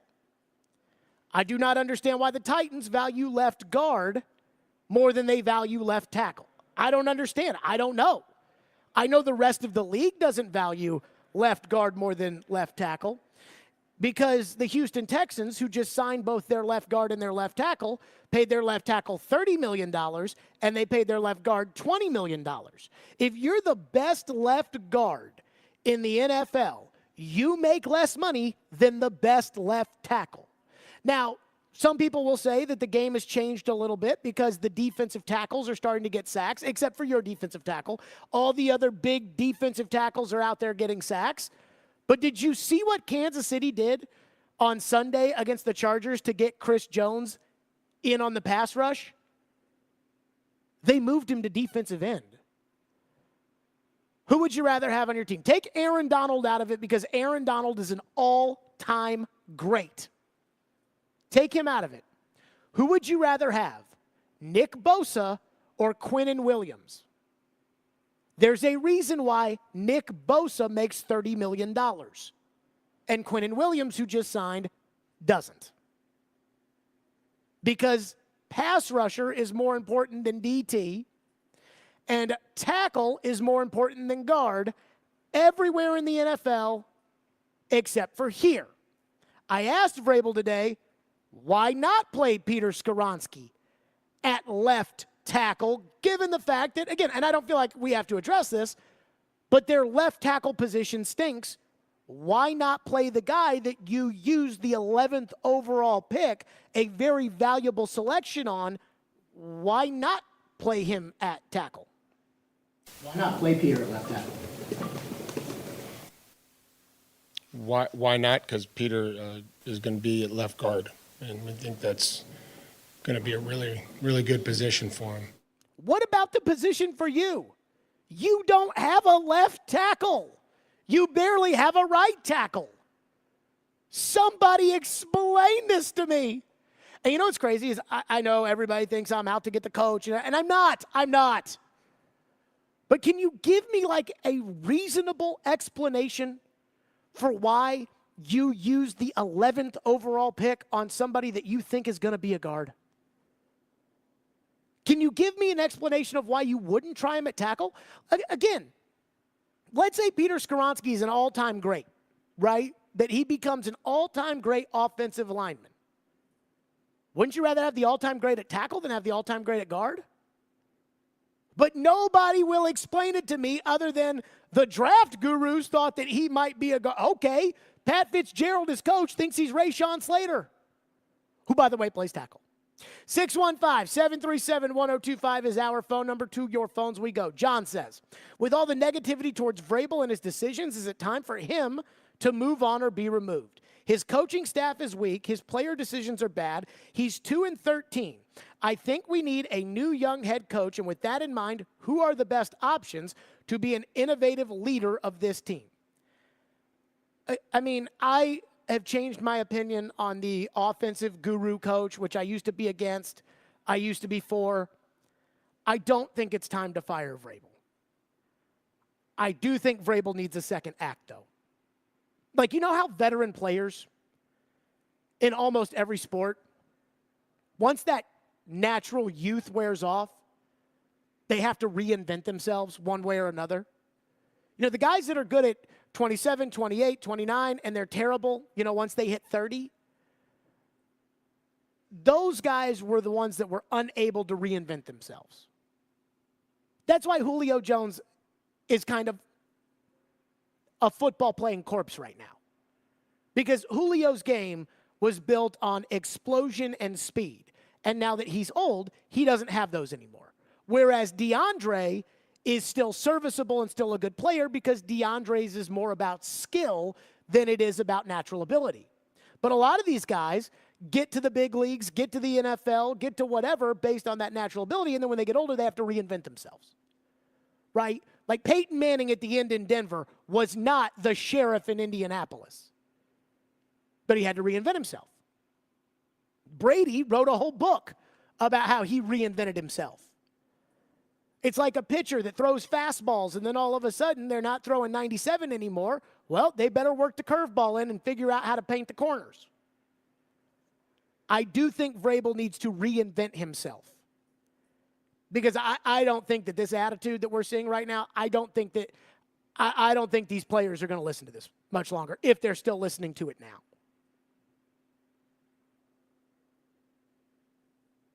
Texter says he doesn't have a second act and you know it. I want to give him the ability to develop a second act. I think that's fair, right? Like, give him the ability to show us that he does. I am not going to say that Mike Vrabel does not have a second act. I am not going to say that Mike Vrabel can change things up and that Mike Vrabel can kind of grow a little bit. I'm not going to say that. Because I do think Vrabel is, when Vrabel keeps his arrogance out of the way, I think he, for the most part, is kind of a smart guy. He's kind of thoughtful. Keywords there, kind of, kind of. Rob from Chicago says, Jared, don't be mad at Vrabel. He's a good coach. And today you opened that can of BS. I don't know if I opened the can. He's the one who said who asked it. I said I did, and then I asked the question. Get over it. Secondly, we do not have a choice but to trust Vrabel. I mean, you never have a choice. The fans never have a choice, okay? The only thing that they can do, and here's the truth. This is how this sausage is made, and I'm going to let you in on this. I don't get to pick who the coach is. You don't get to pick who the coach is. They pick who the coach is. But they do listen to you. And I know that because they listen to this program. This program is an incredibly influential program. And I'm not saying this again for like my own validation or anything, but I am explaining to you how this works. They hear what you guys say. They hear what the callers say. They hear what the text messages say. They drive in the car just like you drive in the car. And if people were talking about you or your team, you'd listen too. And so they listen to what's said, and that's like planting a bug in the ear. I got to be honest, if you guys didn't bitch about John Robinson so much, I'm not sure they would have fired him when they did. And I was told by somebody over there after they did that, but the fans really liked the move. So that is how all of this works. And it's not just this show, like, it's the other shows and it's the columns and it's, but it's the temperature of the fans. More of your phone. 615-737-1025 is our phone number. Plus, another incredibly stupid thing that was said today that would be, a 4-hour show if we weren't dealing with the fact that the Titans have given up on the season. We'll do that next. Stillman and Company, your phones, 1025-1063 The Game. Hey guys, it's Mike from Newton Nissan South in Shelbyville. You know what time of year it almost is? Spooky season. But we're not about scaring your kids. We want them to have an amazing Halloween experience. That's why we host one of the largest trunk or treats in Middle Tennessee each and every year. And this year, we're back to hosting in person, not as a drive-thru anymore. Get ready with your best costumes and walking shoes because on October 29th, from 3 to 5 p.m., we'll have 2 hours of trunk-or-treating, contests, pizza, and of course, a whole lot of candy. We can't wait to have fun Sunday afternoon with you, rain or shine. Mark your calendars for October 29th from 3 to 5 p.m. at Newton Nissan South, 2801 Highway 231 in Shelbyville, just 15 minutes from Murfreesboro. That's October 29th from 3 to 5 p.m. Follow us on Facebook to stay up to date. And don't forget the website, newtonnissansouth.com. 20 years ago, when Genesis Diamonds came to Nashville, this was one of the most expensive cities in America for diamond jewelry. Our radical approach and no middleman pricing changed that forever. And now we're doing it again, this time with lab-grown diamonds. We were shocked to find out what the other mall stores and the other big radio advertisers were charging. For example, they sell their platinum 4-carat VS2 lab-grown earrings for $13,480. Ours are 40% less with better diamonds. Their 5-carat lab-grown diamond earrings are $17,950. Ours are half that price with better quality, 50% less at Genesis. Looks like they might be going back to the old ways. If they're charging this much on lab-grown diamonds, kind of makes you wonder what else they're selling at the same outrageous markup. Nashville, we are not going backwards. At Genesis Diamonds, our non-commissioned trusted advisors are here to give you all the information with details you can trust and prices you can count on. Genesis Diamonds, Green Hills and Cool Springs. Hi, this is Warren Moon, former quarterback for the Houston Oilers, 9-time Pro Bowler, and member of the Pro Football Hall of Fame. As a former player, I've always focused on my health. Did you know about 1 in every 3 people in the U.S. will have shingles in their lifetime? Shingles can cause nerve pain and can last for months or even years. As we get older, our risk of having shingles and its serious complications increases. Getting the shingles vaccine is the only way to prevent shingles. Join me and gear up against shingles. Meet Bruce. Hey there. He's a busy soccer dad who's trying hard to learn the game. Go for the end zone. Whoops. Luckily, other things come easy, like banking with Chase. On a tip from his banker, he set up AutoSave in the Chase mobile app. So what are you saving for, Bruce? Father-daughter soccer camp. Smart bankers, convenient tools, one bank with the power of both. Visit chase.com/checking. Chase, make more of what's yours. AutoSave requires a Chase checking and savings account. Chase mobile app is available for select mobile devices. Message and data rates may apply. JP Morgan Chase Bank and a member FDIC. One is a legendary NFL wide receiver. I gotta be prepared. I have to be ready. One is a legendary Nashville voice. You don't have to rely on carrying the ball 250 to 300 times. And the other has been a legendary trash talker on the playground since the 4th grade. Nobody is a Pro Bowler on day 1 of rookie minicamp. They are Caroline, Willie, and D-Mace. Weekdays at 11 on 102.5 and 106.3 The Game and the Game Nashville app. You're listening to Stillman and Company on 102.5 and 106.3 The Game and the Game Nashville app.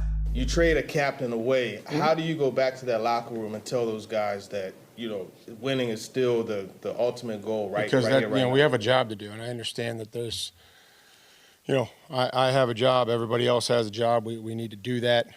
It's what we've always done. We'll compete. I'm sure everybody has their own personal feelings on it, just like I do.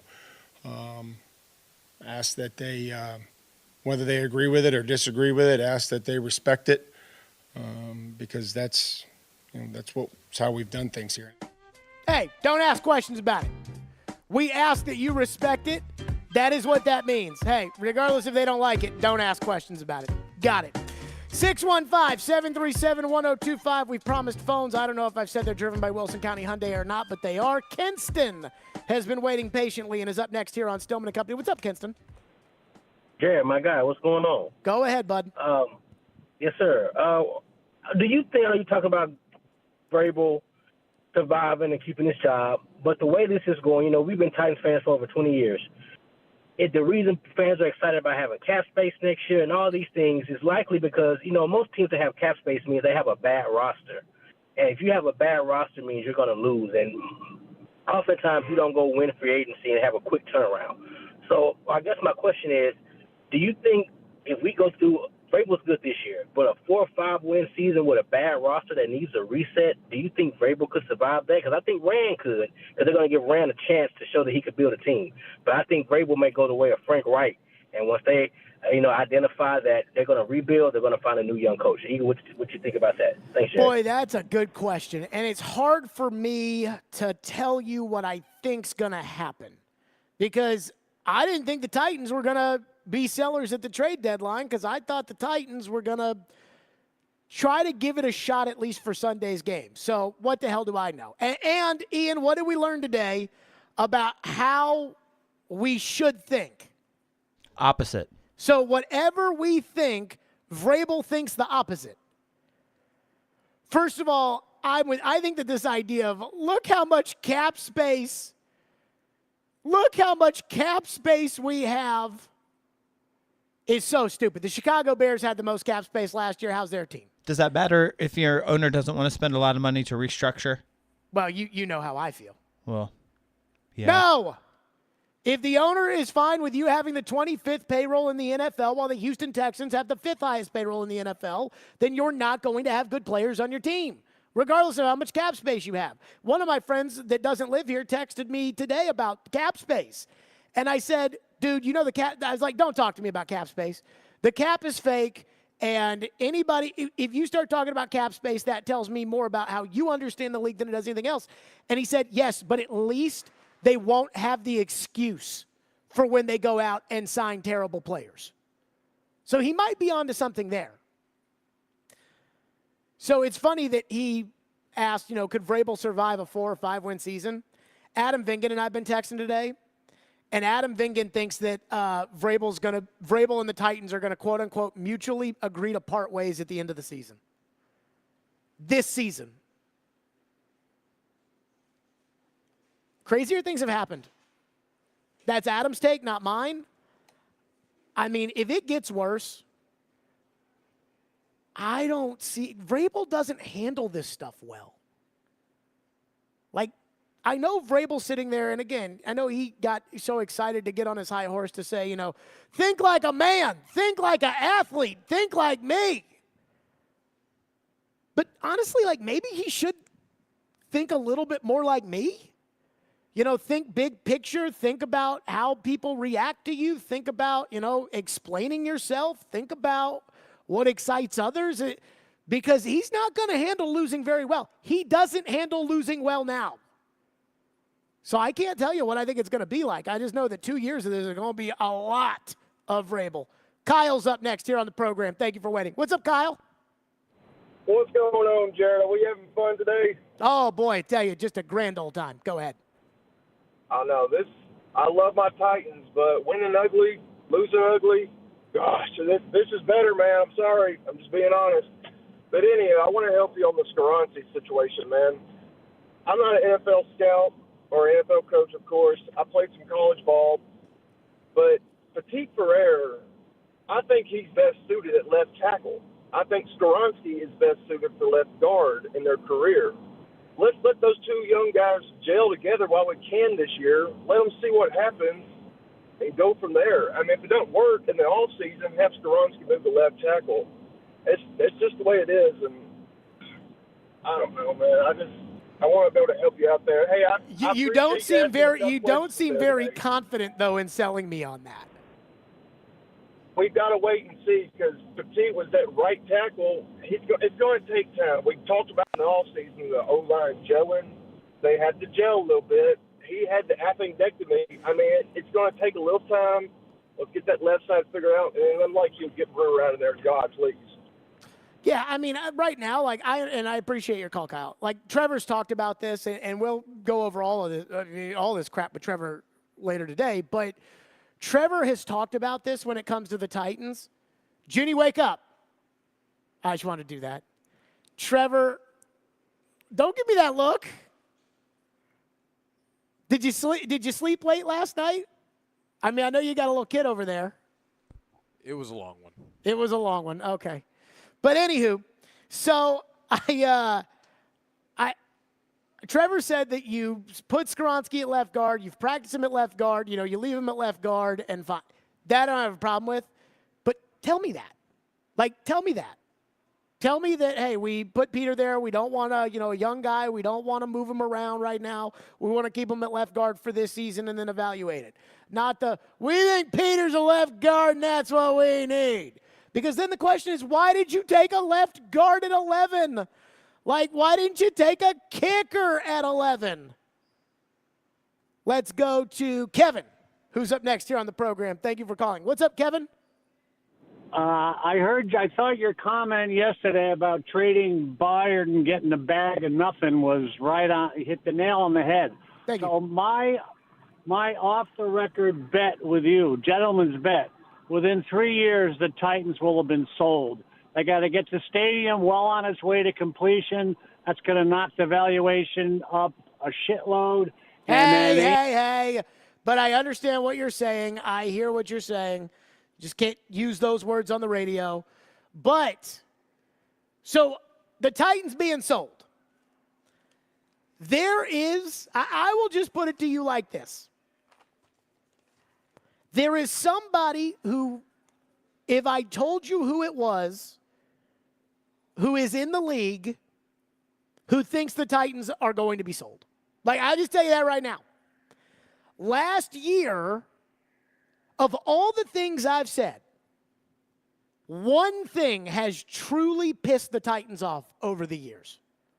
Truly where it was multiple people being like, dude. And multiple serious people being like, dude. I'm not talking about the coach. I'm talking about the organization.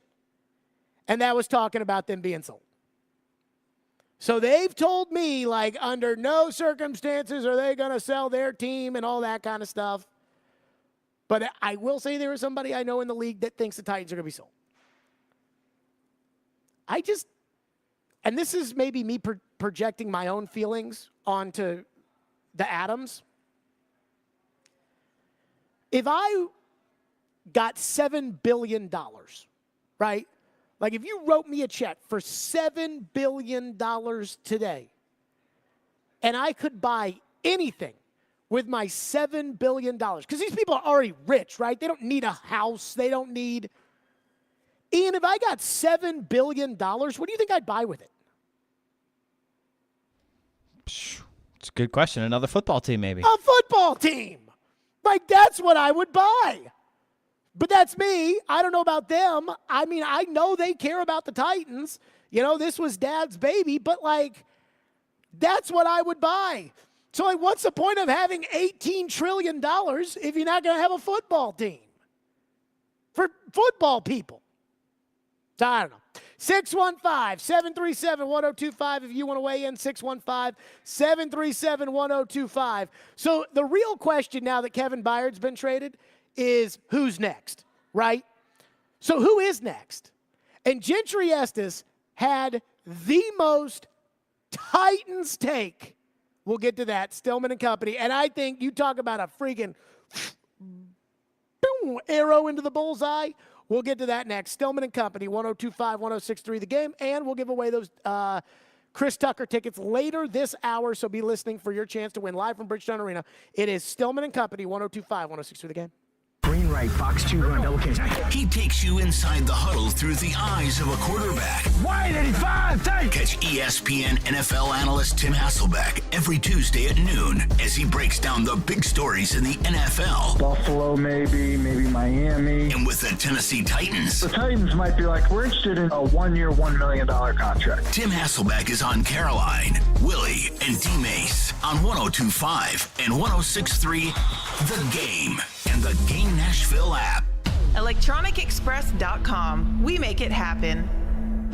Vanderbilt Commodore fans, 102.5 and 106.3 The Game, along with 94.9 The Fan, is your new home for broadcast of games and the Commodore Hour on Monday evenings. Catch all the action for football, men's and women's basketball, and baseball all season long. Go Doors!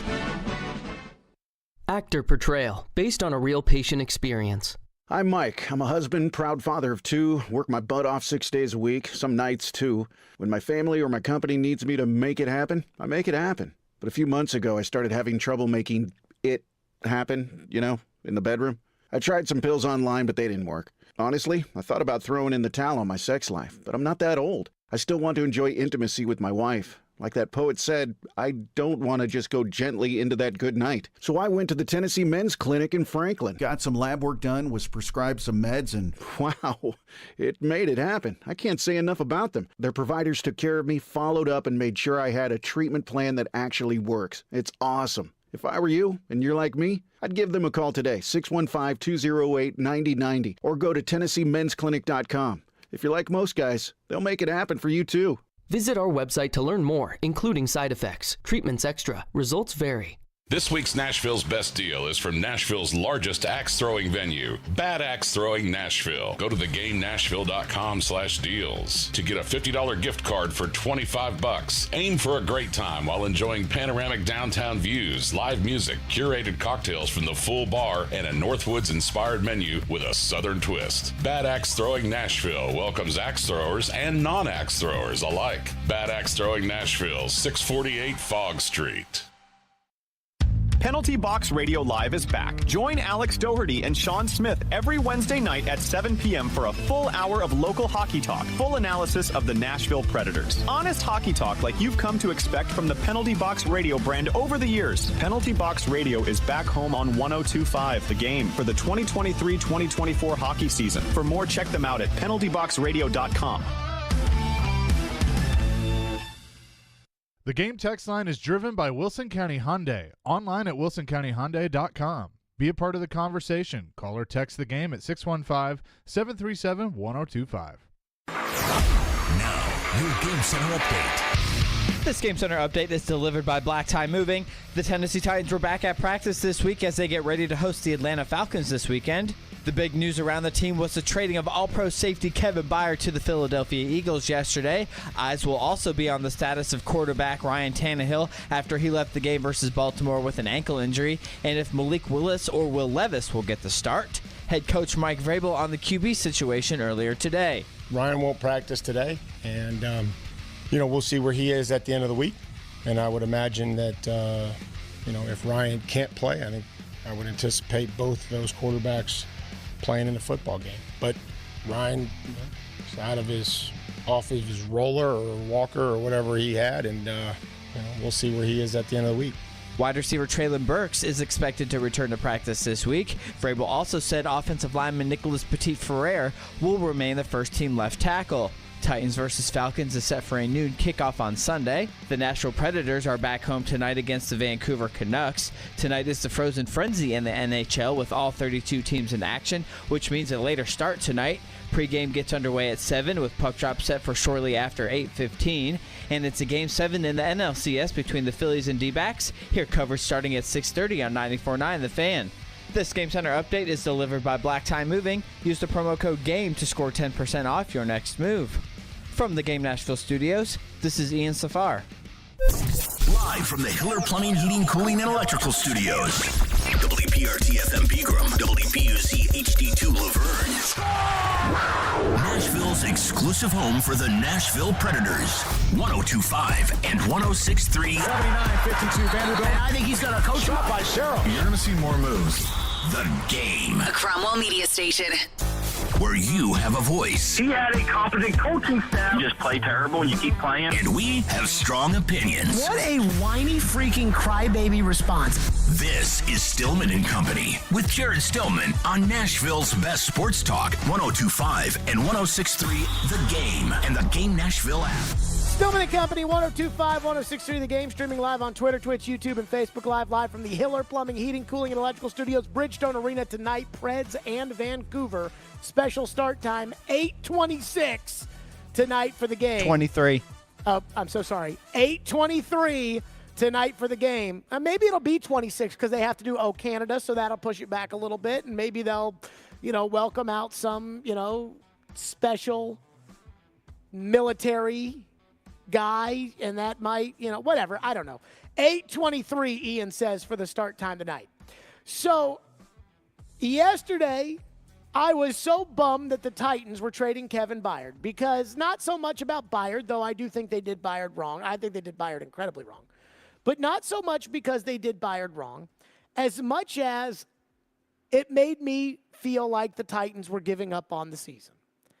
And it's October 24th, and I'm not ready to give up on the season yet. Today, TD was talking to me about safeties in the draft, and I'm like, I don't want to do this in October.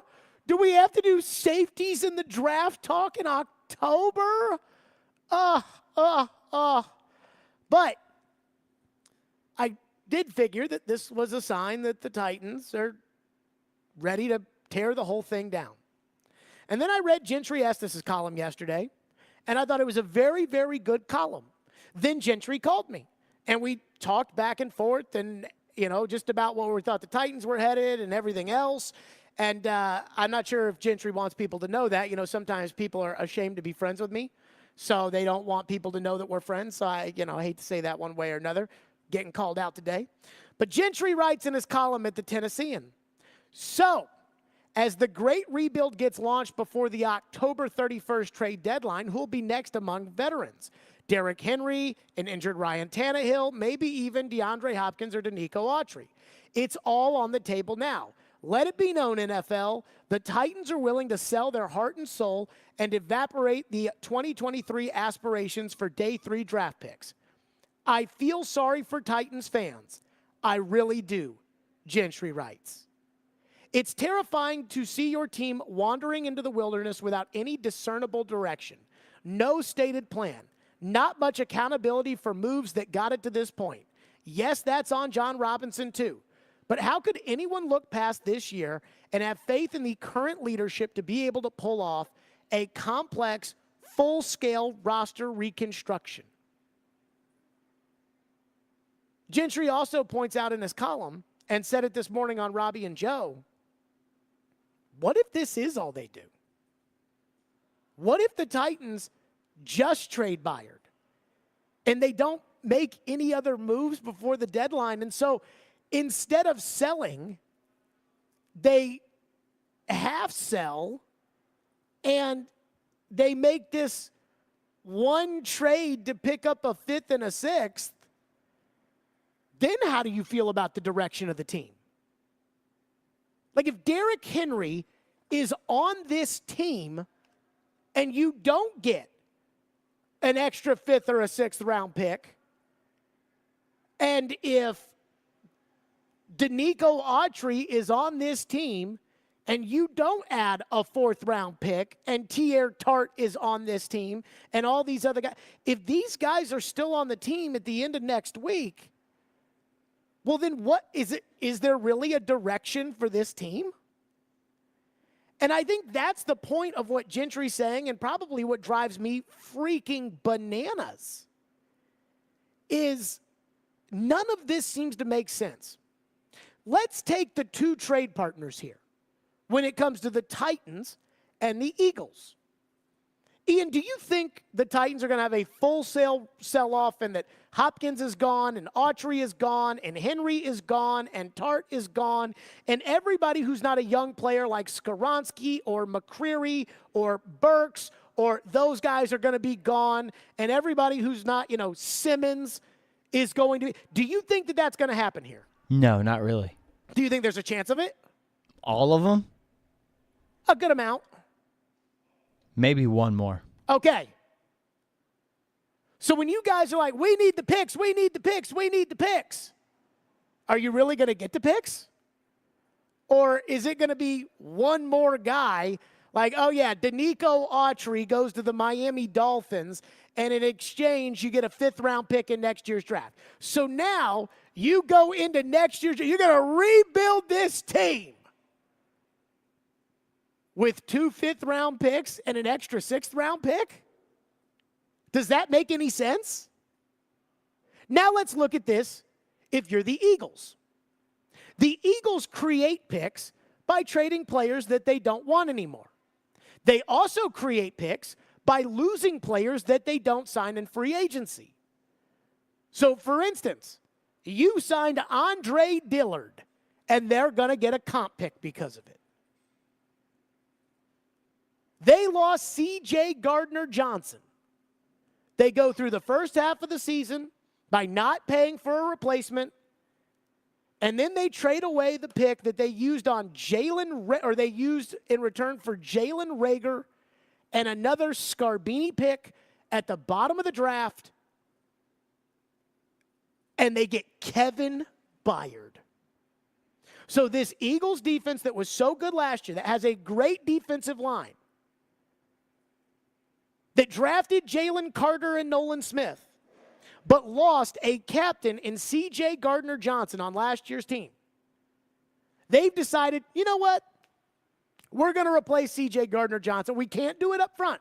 We're not going to write a $10 million check to go get a safety right now. We're not going to make a trade before the season where teams will ask for second-round picks. What we'll do is we'll wait, and then we'll give up a 5th and a 6th-round pick, and we won't have to pay any money this year for Kevin Byard. So we get 11 games of Kevin Byard for a 5th and a 6th-round pick. And if we like Byard, we keep him. We convert his salary to a signing bonus. We extend him. We do whatever we want. And if we don't, we cut him. And all we lost was a 5th and 6th-round pick. Doesn't that make incredible sense for the Philadelphia Eagles? Like, isn't it? Oh, my God. This is brilliant. What another great move by the Eagles. But then when it comes to you, it's like, are they going to trade any of these other guys? No. So then was it really worth it to wave the white flag on your season, which is what you did? I mean, again, Gentry wrote it. I've said it. They can get up there in front of anybody, tell you whatever you want to hear. They can tell you we're focused on the Falcons. They're not. You don't think Derrick Henry sees them talking about him on ESPN 30 minutes ago about who's going to be on the move of the deadline or the Cowboys going to go after Derrick Henry? Of course he does. So where are you going with this? You know, I still don't think you can rebuild your team with a bunch of 5th and 6th round picks because, again, the good players come in the 1st, 2nd, and 3rd round. You can find good players in the 6th round. You can find Cortland Finnegan every now and then.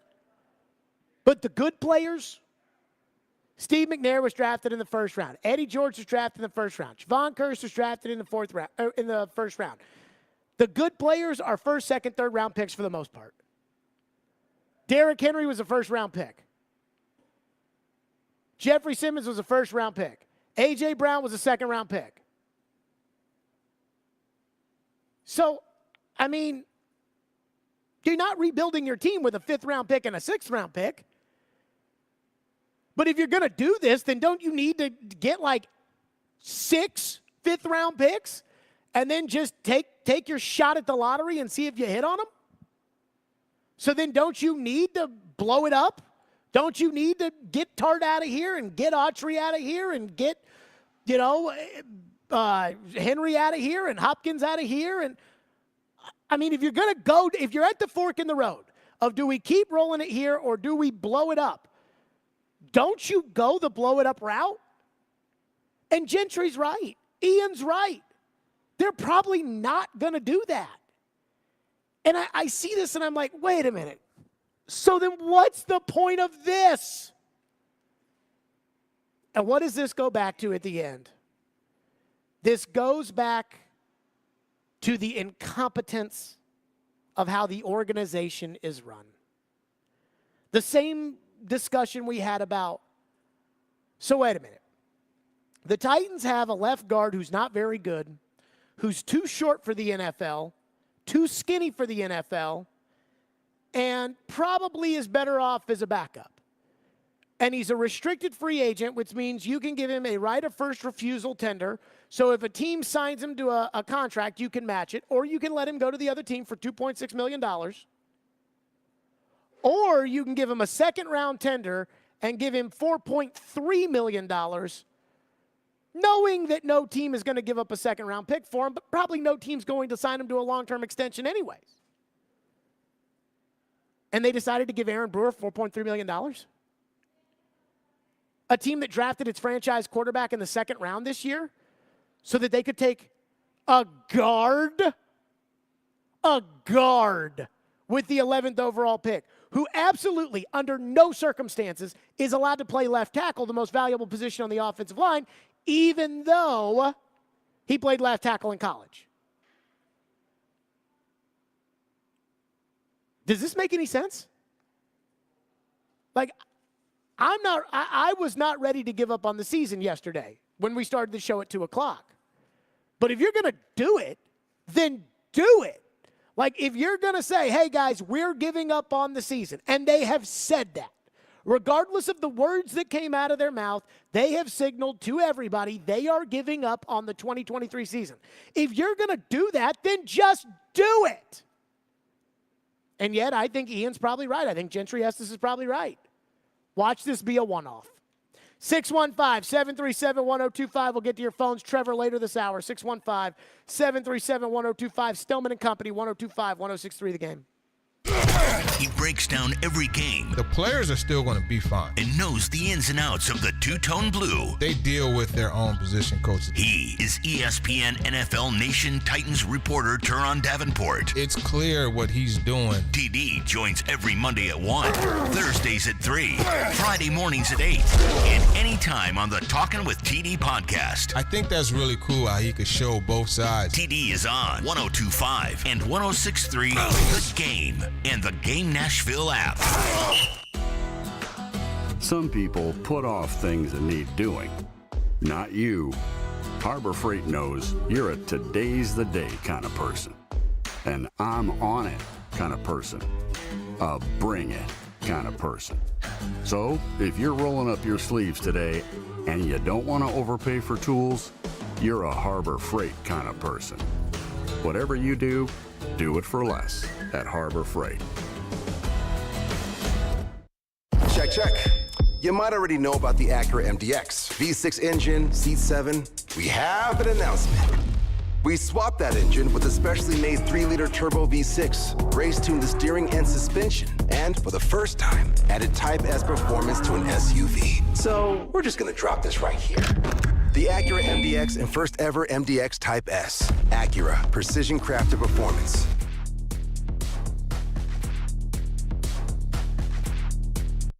We gather together in communities across the nation to remember and honor, to celebrate and support, to light the night.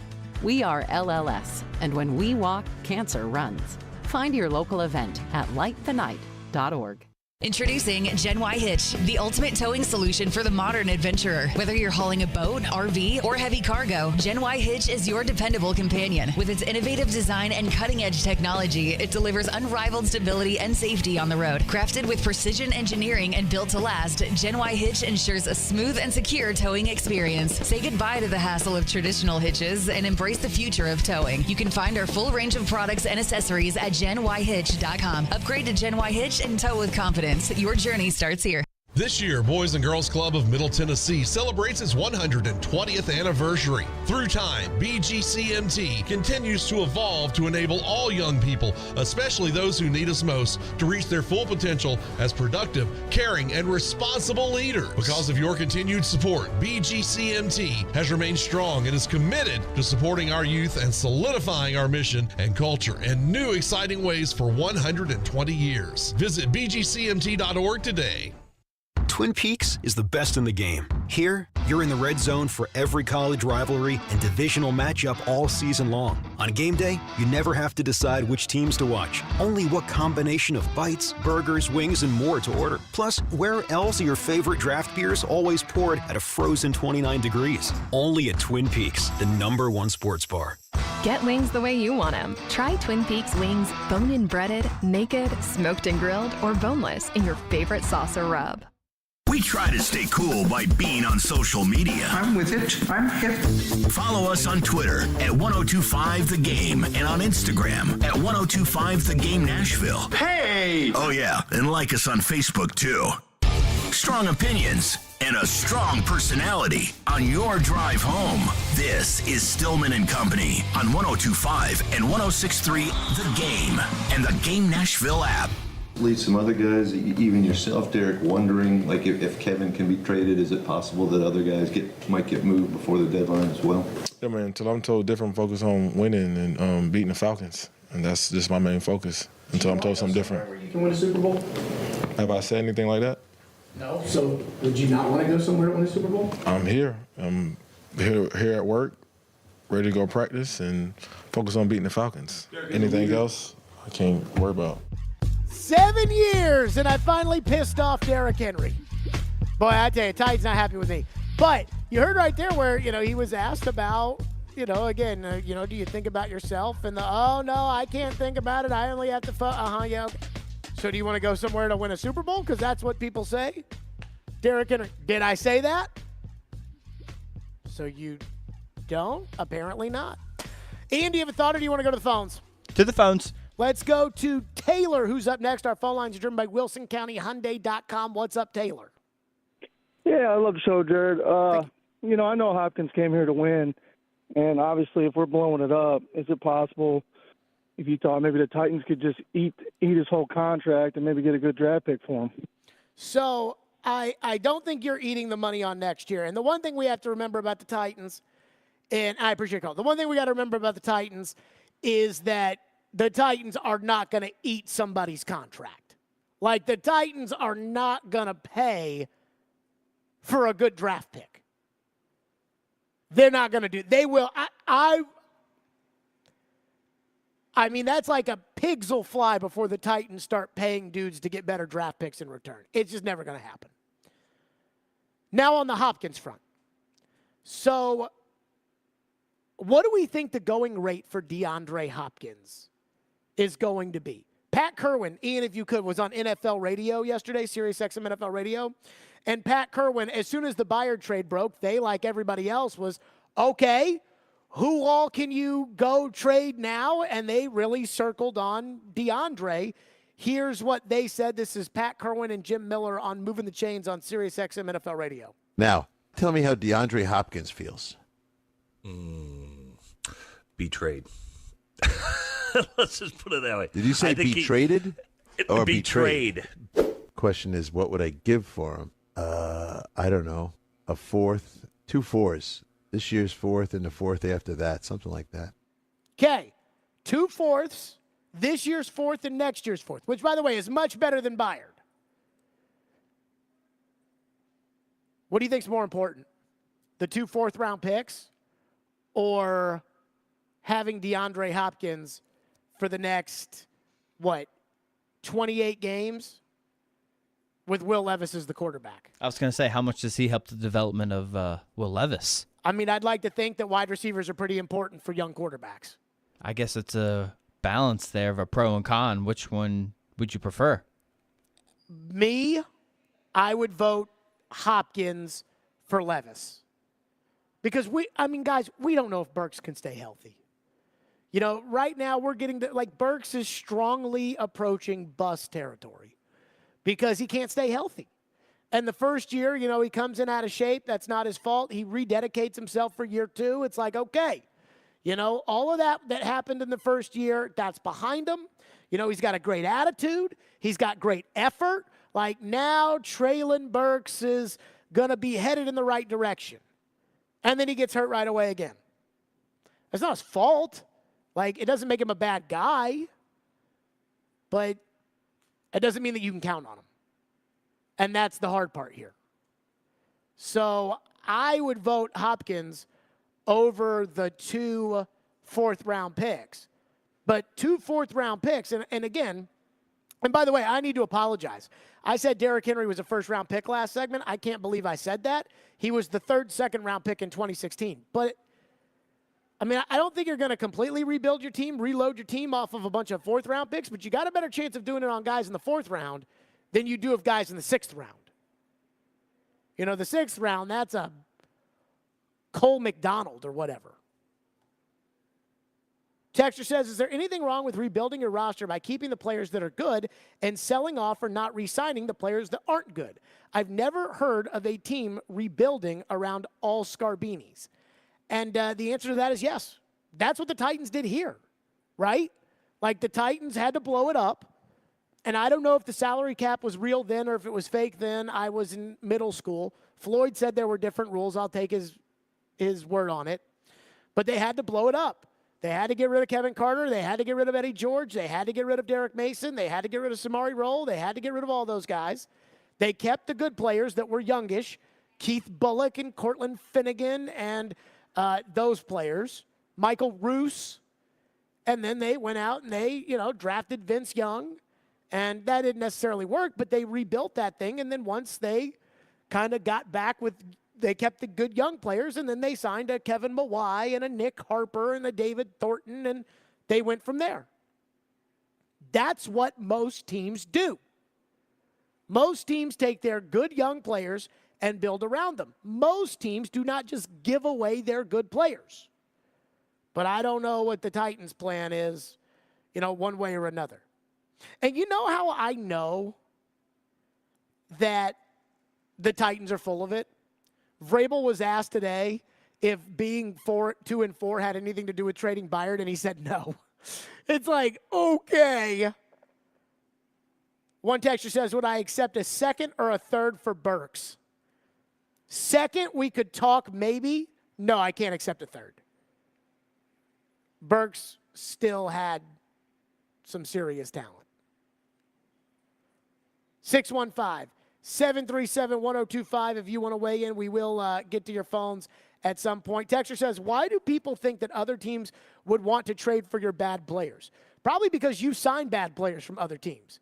Now, the Eagles are looking at you, and they're saying, thank you for Kevin Byard and A.J. Brown, and they're going to get a comp pick because you signed Andre Dillard. So they're like, hey, and you got this guy, Edmonds, apparently he sucks too. So is there anybody else they'd want to add that stinks? Sure, send them.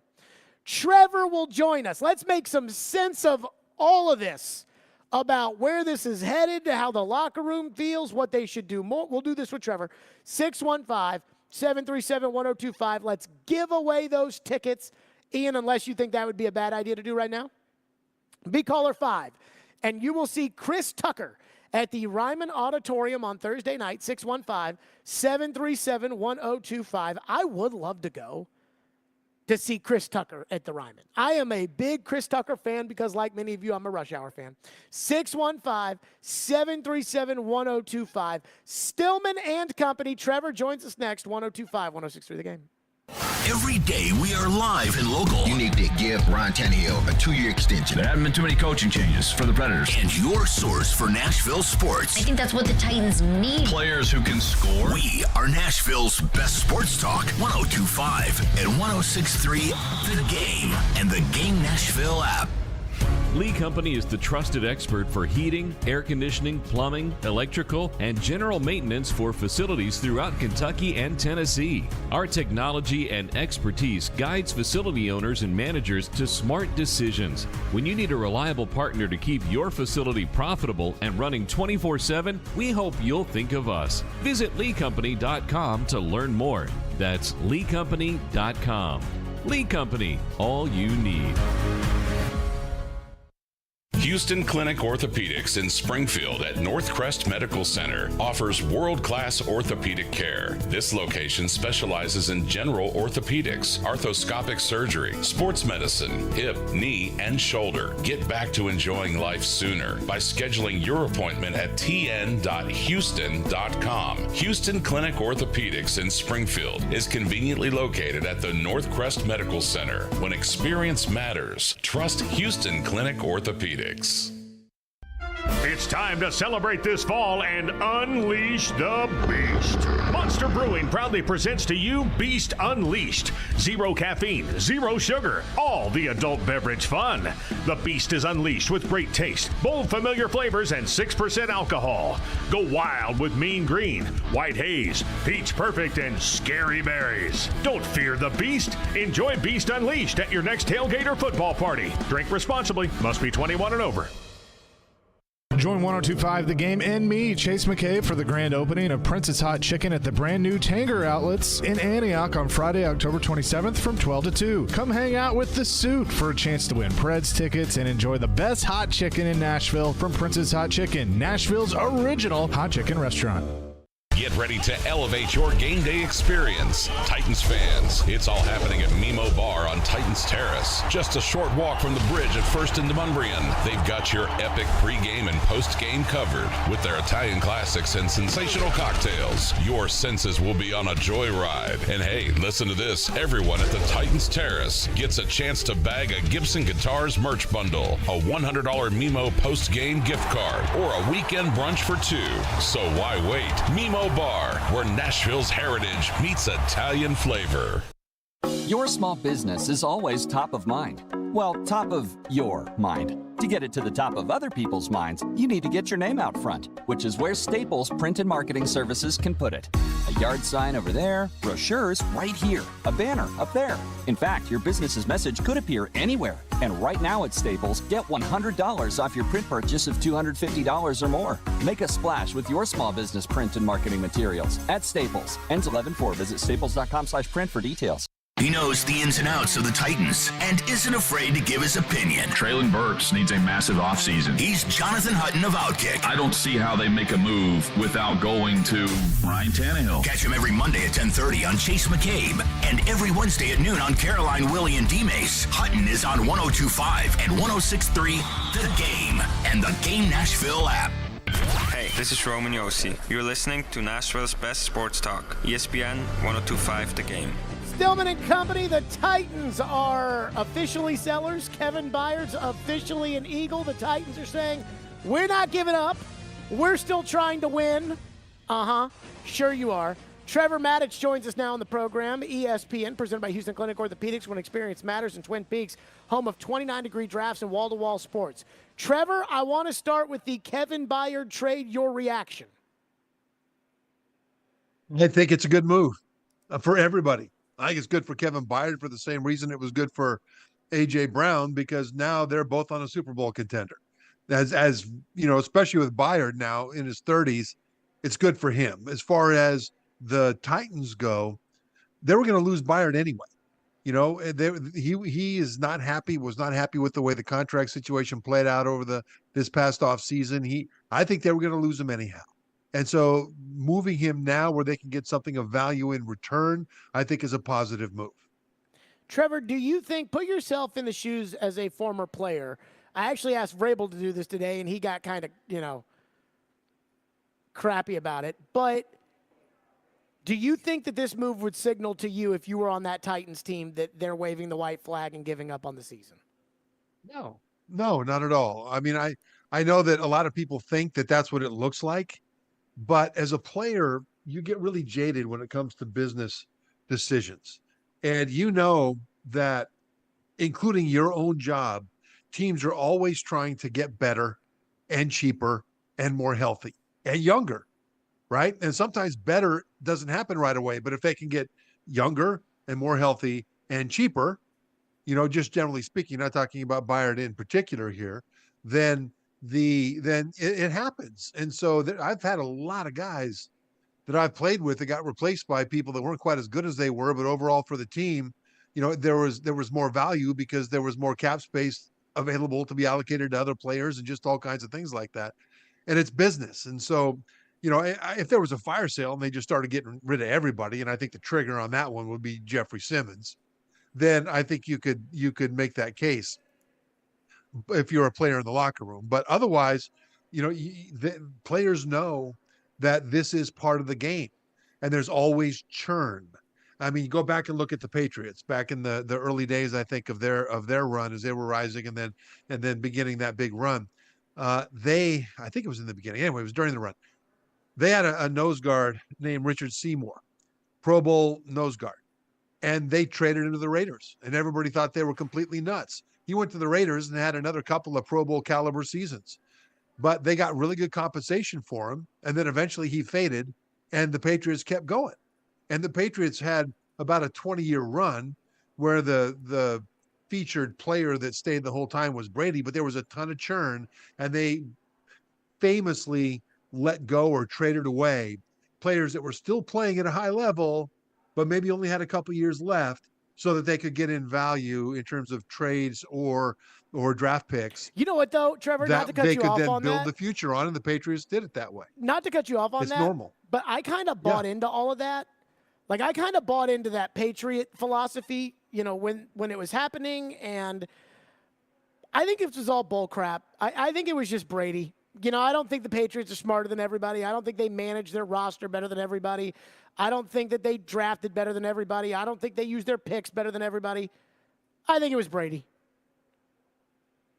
I think you can make a case there. I think I would see it differently, and I would argue that point with you. But as far as the Titans go and what it means here, you've got to ask yourself before you can say, hey, this was a bad move with Kevin Byard. You've got to actually ask yourself, what's the balance between today and building for the future?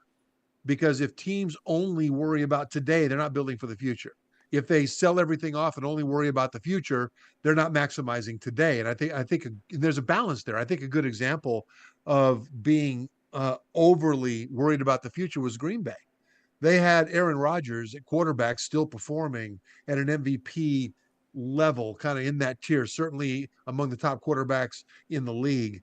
And they went ahead and drafted his replacement, Jordan Love, instead of using that first round draft pick. And I think they may have moved up, but instead of using those resources for to draft a receiver, an offensive lineman, a defensive player, somebody who could help Aaron Rodgers right now while he's still playing at the highest level to help him get to and win another Super Bowl, they went ahead and said, okay, well, forget today. We're going to go ahead and draft for the future and a future quarterback, for goodness sake. I thought that was an incredibly bonehead move by the Packers. And so you can go too far in either direction, focus too much on today or focus too much on the future. But to decide whether or not the Byard move was a bad move, the first thing you need to decide is what's the best balance for the Titans between today and the future. Well, I don't think it's so much about the balance between today and the future. I think it's the fact that a 5th and 6th round pick is really not that solid of compensation.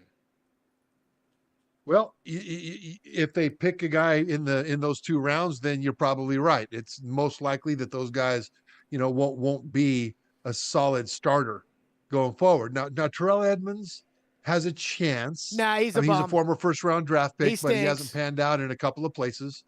Say again? I said he stinks. Well, he hasn't panned out in a couple of places, so that's fair. So we'll see what he does here. I mean, they've got the rest of this year with him, and then I believe he becomes a free agent, and they can decide what they want to do. But the 5th and 6th round draft pick to me doesn't represent the guys they can pick at those spots. That represents accumulating draft capital to trade up into maybe a high 4th, late 3rd round kind of a thing and get somebody that is more likely to be more of an impact player. And so you've got to accumulate that kind of draft capital to have those options. And I don't think that they're expecting to build their team for the future with 6th round draft choices. Trevor Maddich is with us. Trevor, the offensive line's driving me crazy. Vrabel today said Nicholas Petit-Ferrer will practice with the ones today at left tackle, and that Andre Dillard will need to be prepared to play the left or the right side. Vrabel can't just say Nicholas Petit-Ferrer is going to be the left tackle on Sunday, but Nicholas Petit-Ferrer is going to be the left tackle. Then he was asked about the possibility of moving Skoronski over there, and he said that Skoronski is going to stay at guard. And then I asked, why not play Peter at left tackle? And he said, because they believe that Peter's going to be a pretty good guard. That drives me crazy. The other thing that drives me just freaking bananas when it comes to this team and watching the tape, and so you're going to be the end-all, be-all on this, Trevor. I hope you're prepared for this, is Aaron Brewer. Aaron Brewer, in my opinion, is too short to play in the NFL. He's too small to play in the NFL. And even if he does play in the NFL, it should be as a backup who makes the league minimum. And that's no disrespect to him because, again, that's $1 million more than everybody else makes. Instead, they gave him $4.3 million. They could have given him $2.6. They just chose to give him $4.3 million. He gets worked on every freaking twist, it feels like. And yet nobody ever talks about that. And I don't understand how I can trust this organization to put the pieces together to fix the offensive line when they're signing guys like Andre Dillard and they're refusing to play their best offensive lineman with the 11th pick at tackle as opposed to guard, which is a more important position. And they put Brewer at center and pay him $4.3 million when they didn't have to. It comes back to the balance between today and the future. I think playing Skoronski at guard is a play for the future.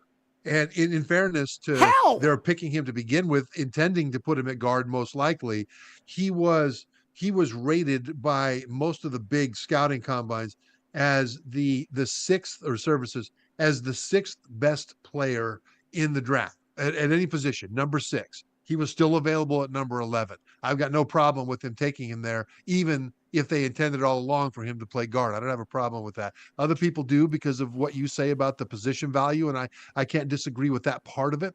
But I think it's a play for the future, so you can use that as a kind of an indication of what they're thinking in terms of the balance that we're talking about. So what is Aaron the future? Brewer, Trevor, what is the future you're talking about there?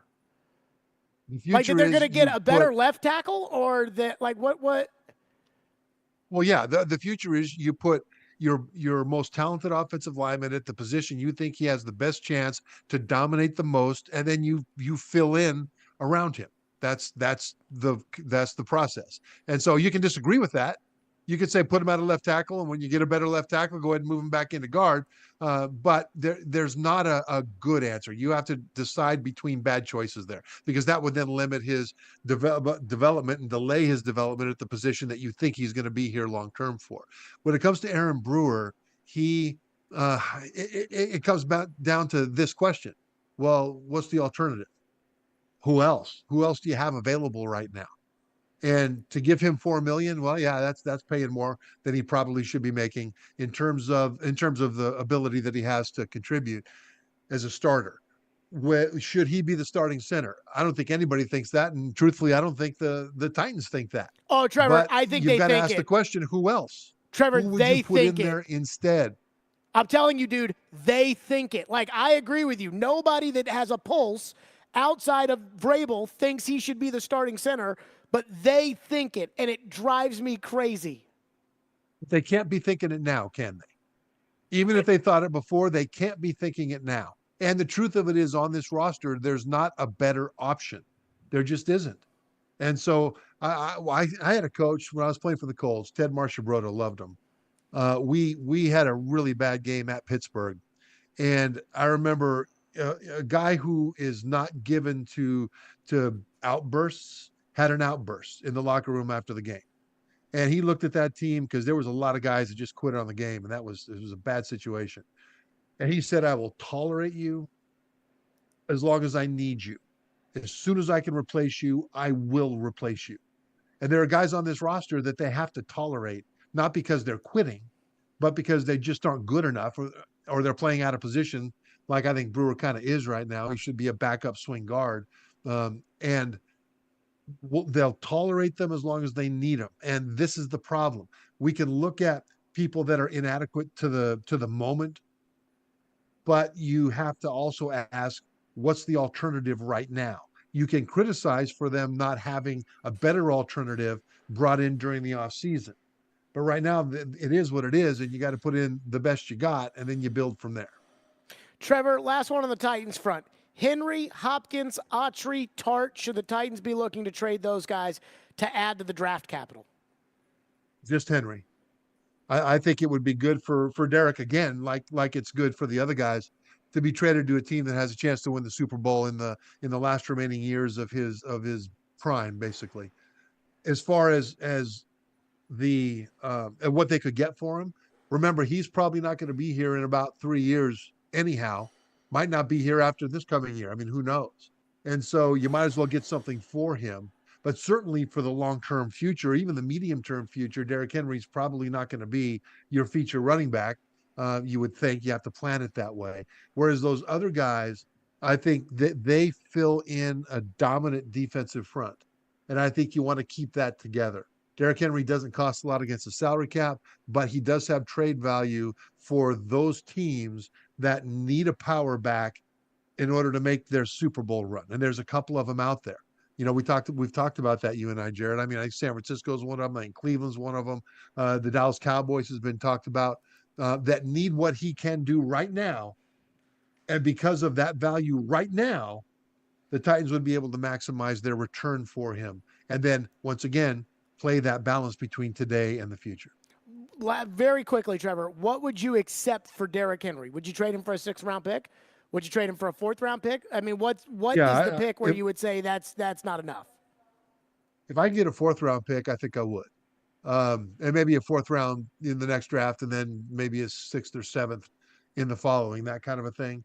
And I think you're likely to get more than he's really truly worth because of what he brings in the moment to a team that thinks that they are Derrick Henry away from really increasing their chances of getting to the Super Bowl. But if somebody offers a 4th round for him right now, I think that would be a pretty good thing to jump on.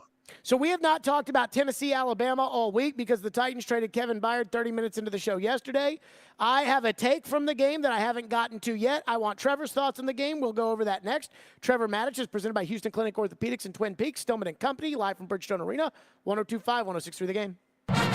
Blue Raider fans, your home for all the MTSU football and men's basketball action is on 93.3 Classic Hits and 95.1 Classic Hits in the borough. Catch the action all season long with Chip Walters on the call. Go Blue Raiders! Twin Peaks is the best in the game. Here, you're in the red zone for every college rivalry and divisional matchup all season long. On game day, you never have to decide which teams to watch, only what combination of bites, burgers, wings, and more to order. Plus, where else are your favorite draft beers always poured at a frozen 29 degrees? Only at Twin Peaks, the #1 sports bar.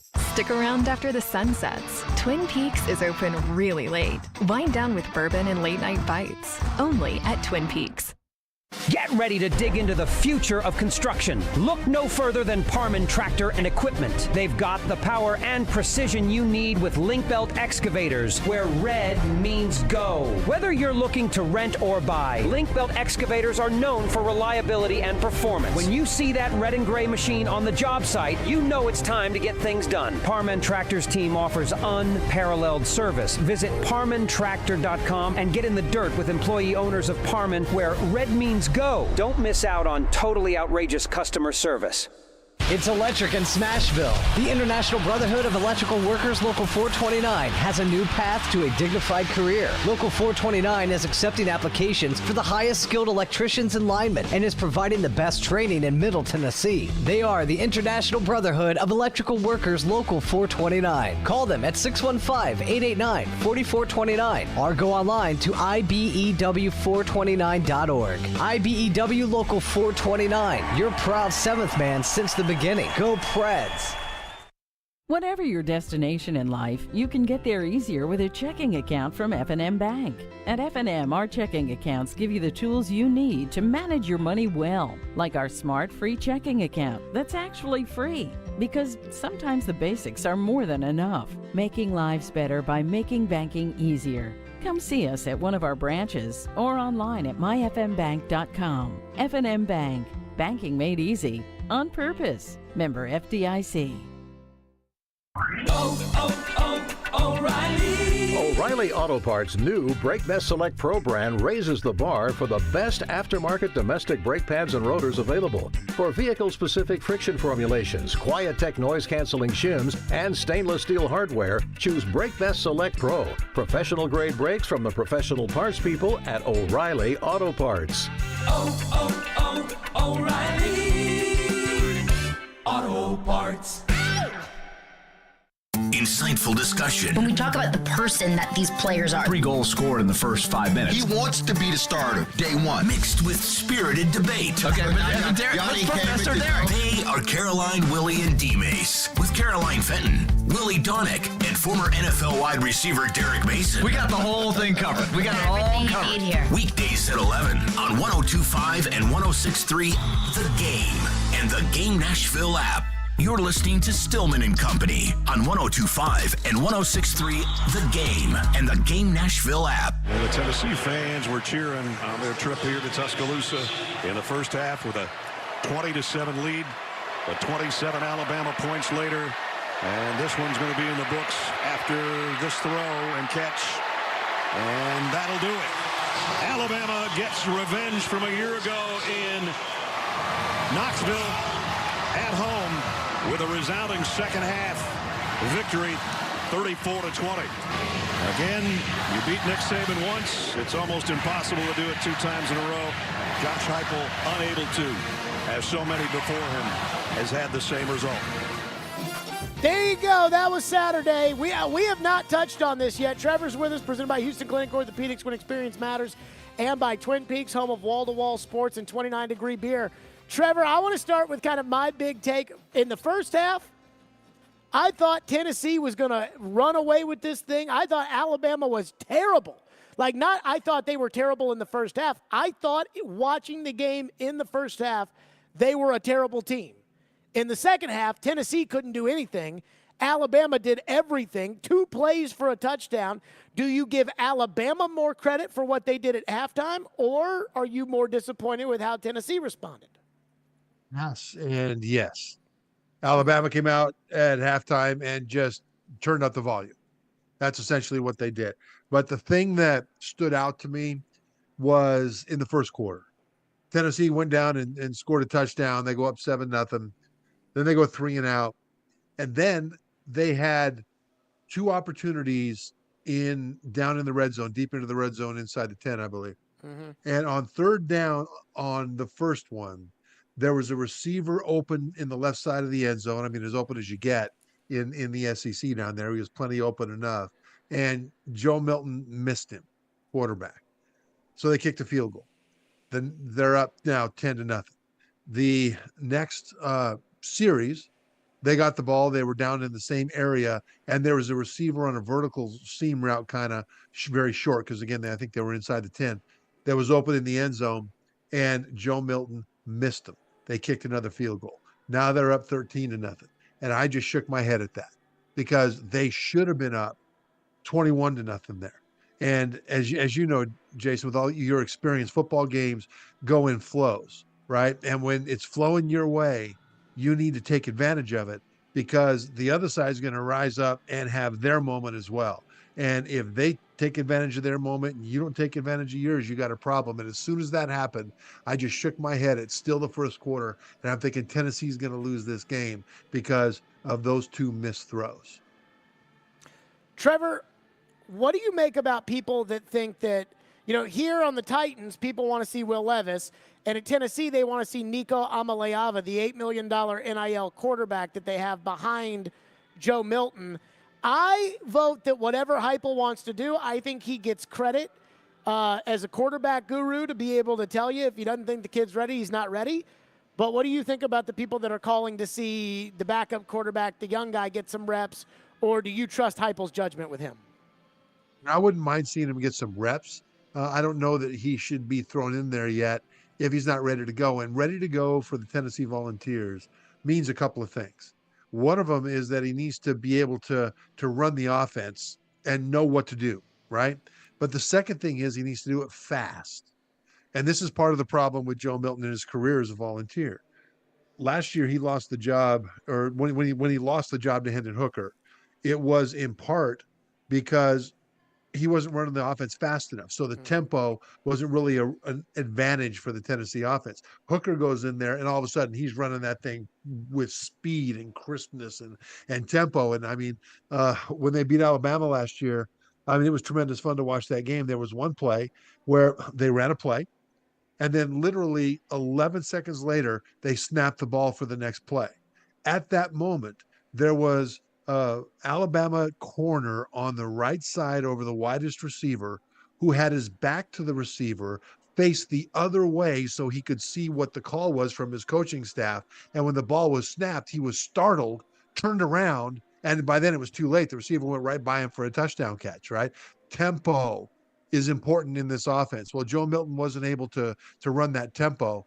This year they're not running it as fast, but at least they compensated by turning it into a downhill rushing attack. This is basically an old school volunteer attack where they win with running the ball in defense, not so much with high flying passing down the field and super tempo. So now you got Nico, right? Is Nico able to at least match what Joe Milton is doing as far as the tempo that they're running it at right now? And if he's not ready to do that, then he's going to end up overwhelmed. The offense is going to end up without its biggest advantage. And I think it would be bad for Nico. That means if he's a starter. But if you put him in meaningful, moments, in the second quarter or the third quarter, you give him a drive, you give him a package where there's only 6 plays that he might run, and he really focuses on those plays, and let him get his feet wet and see how he does. Then you can give him more and more time as time goes on. But just the concept of just throwing him in there because of the NIL or because of his natural talent is mildly interesting until he proves that he can make the right decisions at a really fast up-tempo pace. And only the coaches know whether he's ready for that. Trevor, how much credit does Nick Saban get for what happened at halftime? I mean, when I see Alabama run 2 plays and score a touchdown after looking inept, I have to think he got in that ass at halftime. What do you make about Saban and Alabama? Well, at halftime, I mean, he said after the game, what he told his players was, you have to decide who you want to be. Who do you want to be?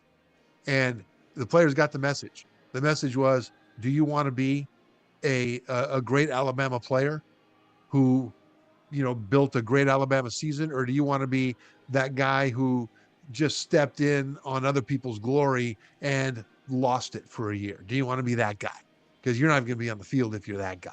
And that really did light a fire under those players. I mean, I think that Nick Saban is having his best coaching year since I can remember, because he's got all kinds of holes in this team on the offense because of youth on the offensive line and the quarterback situation, which kind of fell off a cliff when the Heisman Trophy winner became the first pick in the draft, Bryce Young. And then on defense because of injuries in the secondary. And I think putting this together and getting them to play well together and getting them to improve week to week for the most part is one of his best coaching jobs, if not his best, that I can remember. And part of it, I think, will be remembered, especially if they go on to win the division and go play for the SEC championship, what he did at halftime to turn that Tennessee game around, because they were down 20-7 at halftime. And Tennessee hadn't even gotten its running attack uncorked yet. Tennessee came into the game leading the SEC in rushing yards per game. Well, what happened in the second half? They absolutely got stifled, just like they were in the first half, but worse. And the 2 feature backs, main running backs for Tennessee, combined for, I think, 46 yards for the entire game, right? And I think that Saban getting everybody focused on doing their job to the best of their ability was masterful at halftime, and Tennessee couldn't match it. And I don't think I blame Heupel for that. I think it was a tough environment on the road, and I think his team had enough holes in it that Alabama was able to exploit with better players. Last one for you. Alabama, no penalties on the day that were accepted. Josh Heupel, after the game, was asked about it. Here's what he said. Did you feel like that it was a bit one-sided?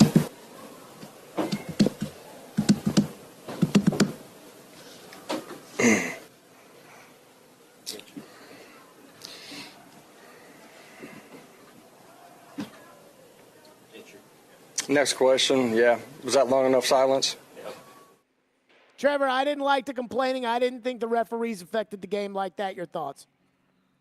No, sometimes the refs do affect the game, but I didn't see that in this particular game. I think it was a point of emphasis for Alabama, because last year when Tennessee won 52-49, right, on that field goal at the end, I guess Alabama had 17 penalties in that game for 130 yards. Tennessee only had 6 penalties. 17 penalties to 6. It was a massive point of emphasis for Alabama to win the penalty phase of the game, and they did. And I don't think that's because the officials were trying to swing the game in their direction. Trevor Matich, as always, presented by Houston Clinic Orthopedics, where experience matters, and by Twin Peaks, home of wall-to-wall sports and 29-degree drafts. Trevor, appreciate you as always. Thanks, Jared. Coming up next, Mike Vrabel said something today that, one, I don't believe, but two, if he does do it, is truly, truly stupid. We'll get to that coming up next. Barry Trotz will join us in the next hour as well. White Bison, that's right. You know I absolutely love White Bison. That is the local coffee shop. Again, Twice Daily has hit it out of the park when it comes to White Bison and everything that they have to offer for this season for your local coffee spot. And again, I absolutely love the fact that at White Bison, they've got all kinds of frappes and teas and smoothies and coffees, and whatever it is that you're looking for, they've got. And what's great about it is that you can download the app, and I always tell you, download the app, because 7 coffees get the 8th free with White Bison. That's right. Pumpkin season is back, and celebrate the season by grabbing a pumpkin spice frappe, pumpkin sweet foam cold brew, or a classic pumpkin spice latte. And again, they've got all kinds of sandwiches and breakfast croissants and everything else that you would love. Premium breakfast, lunch, and snack options. You get 1 coffee free every time you buy 7, part of White Bison's rewards. Download the app, order ahead, get rewards. White Bison, part of Twice Daily. White Bison, your local coffee shop. Whether it's college football, players might end up not going to Alabama or Georgia, or the NFL. I think that this team wins the AFC South. Trevor knows. Join ESPN's Trevor Maddich every Tuesday at 4:30 on Stillman and Company as he gives his opinions on the latest from the gridiron. I'm going to the team where I can get a ring. Trevor Maddich, brought to you by Houston Clinic Orthopedics, where experience matters, on 102.5 and 106.3 The Game and the Game Nashville app. ElectronicExpress.com. We make it happen. Time for the Preds Report. Presented by Newton Nissan. Make sure you get your nap. The Nashville Predators tonight take on the Vancouver Canucks in the second game of their 3-game homestand. And this one's going to have a late start because of the Frozen Frenzy being promoted by ESPN. All 32 teams of the National Hockey League will play games tonight with their starting times staggered in 15-minute increments. So instead of a regular 7 o'clock home start for Nashville against the Vancouver Canucks, face-off currently is scheduled for 8:23. That's right, 8:23. So it's going to be a later night at Bridgestone Arena for the fans and for the players, to be certain. Pre-game coverage scheduled to begin at 7 o'clock. And then it will be Jay Moore and me with all the action coming up at 8:23 tonight. This is Pete Weber reporting. All the best car deals in Smashville start at Newton Nissan. Visit them at Newton Nissan of Gallatin or Newton Nissan South in Shelbyville. This is Nashville's best sports talk. ESPN 102.5 The Game. Teddy's Tavern, downtown's newest bar with an old Nashville feel, is conveniently located across the street from Bridgestone Arena and just blocks away from the pedestrian bridge. Get a taste of the new brunch menu to fuel your Titans Day pride on game day. Pre-game specials from 9 a.m. till kickoff when the Titans play at home include 2-for-1 draft beers, mimosas, and Bloody Marys. Teddy's Tavern is where you want to be before every Titans home game, so come downtown early and meet me at Teddy's.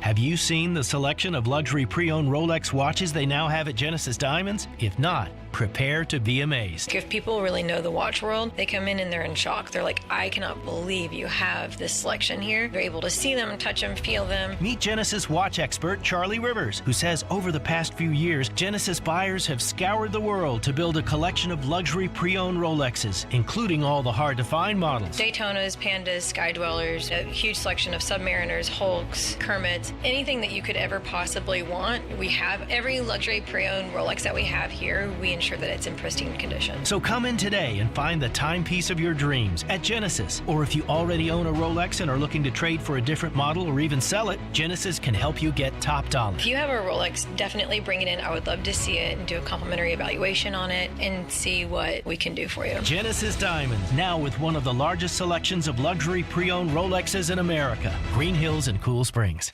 Now, your Game Center update.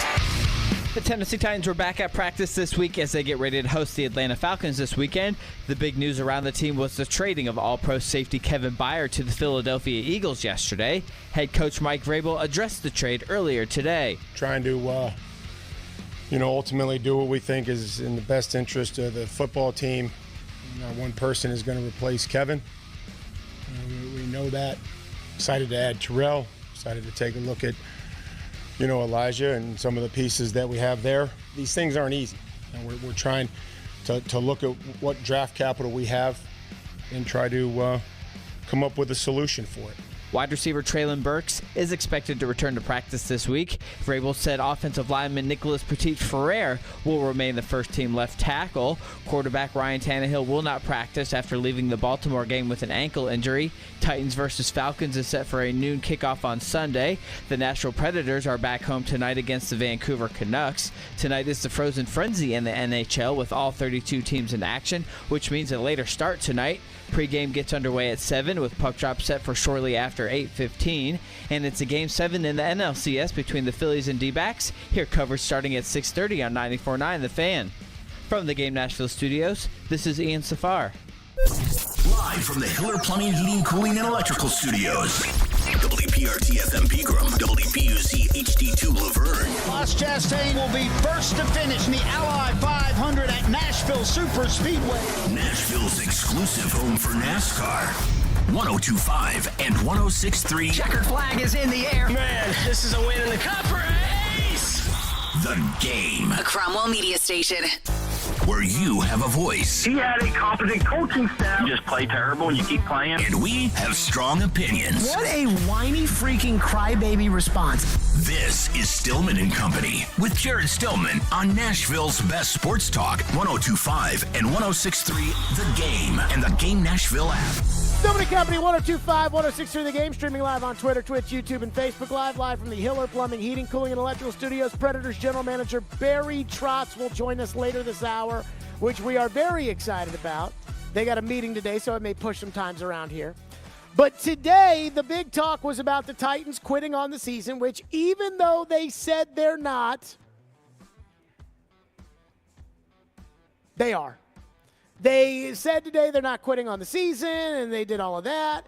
And then Mike Vrabel wanted to talk about the Falcons. And so if they had done this on a different day, a day where they hadn't traded away one of the most popular players on the team, a day where they hadn't gotten nothing in return for him, a day where they weren't sitting there trying to defend another questionable move, another good player traded to the Philadelphia Eagles, if they weren't busy doing that, talking about whether or not they're going to tear their team apart, then what Vrabel said about the quarterback situation would be parsed and torn apart like there was no tomorrow.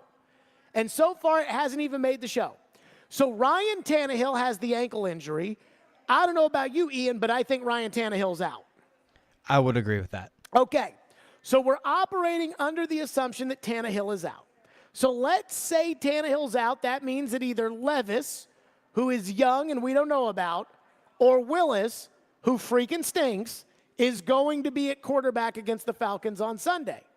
Now, again, Vrabel said whatever you would do in reference to me, think of the opposite, and that's what he's going to do.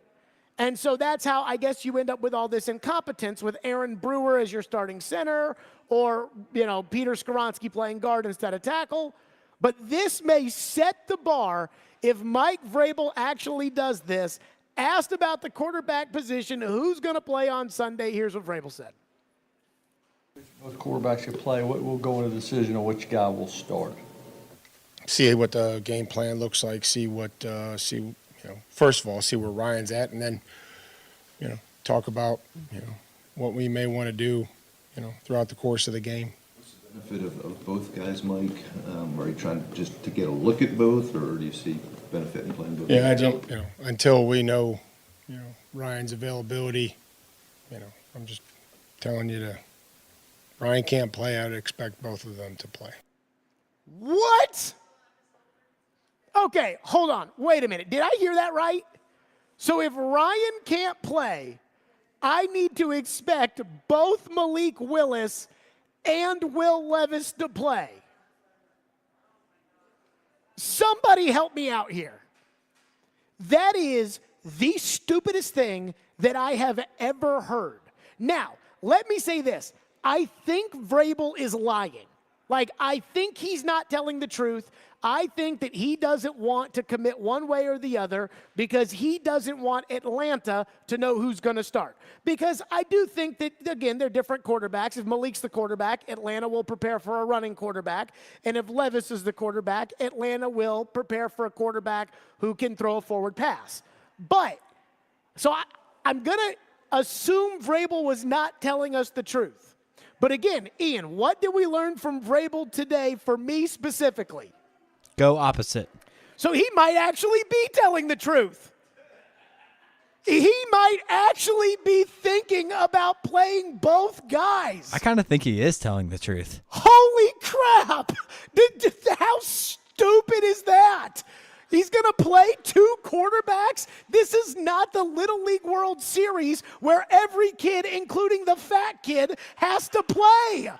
Like, what are we talking about here? There's a game plan. There's a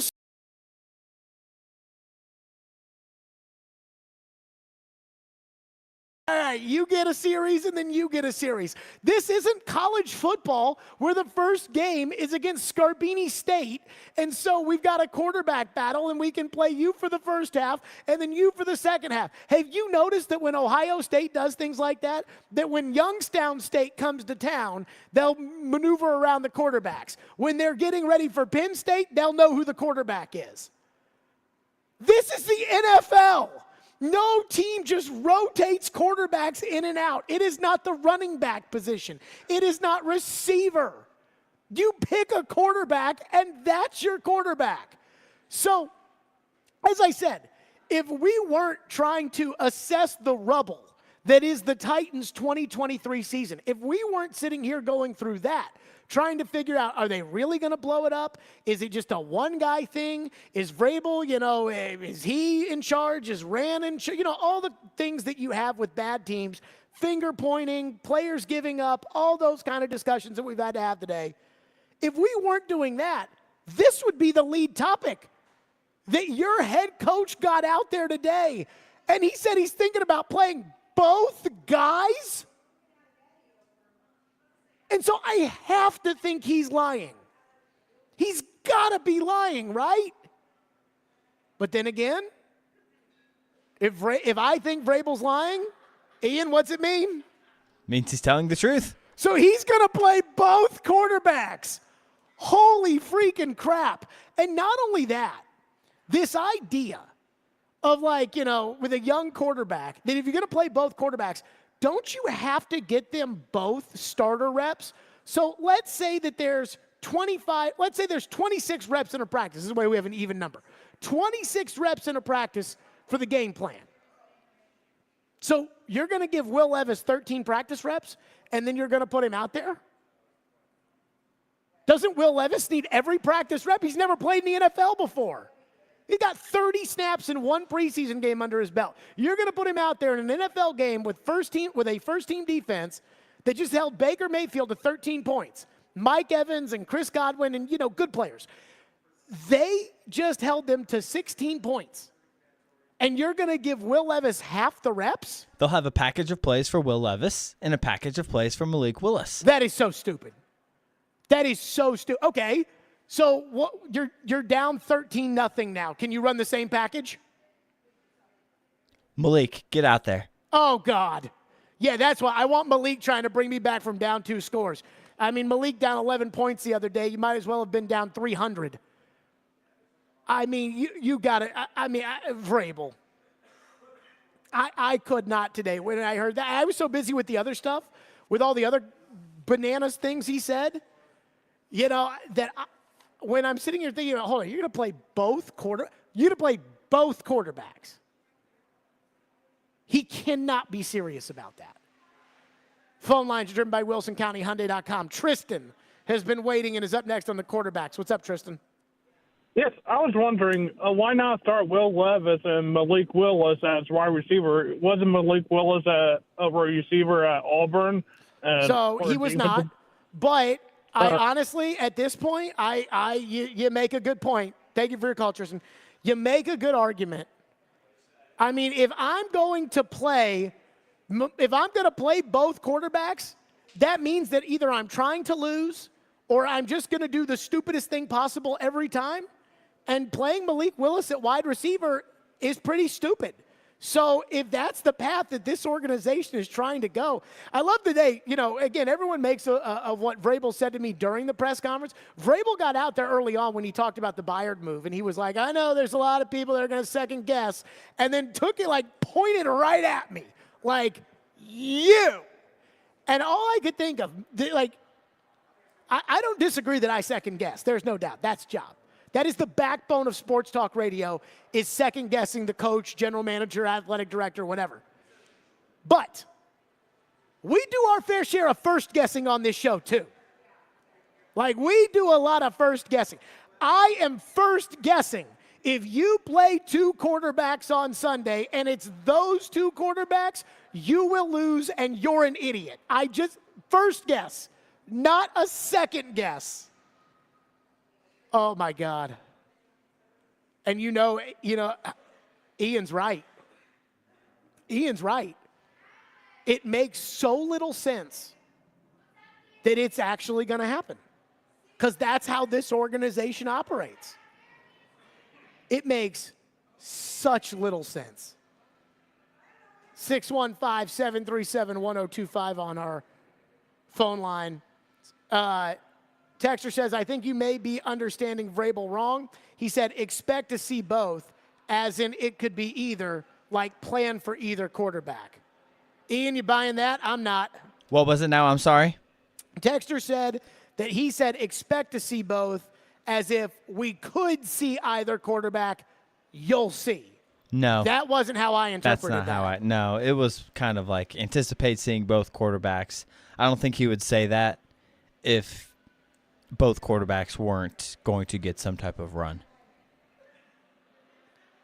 How they'll do that, I'm not sure. Is Malik Willis going to play the majority of the game, and Will Levis has, a drive here and there that have a package of plays that he feels comfortable with? Because how much does Will Levis know of the playbook at this point? I would expect him to know it all. Even without him playing? Yes.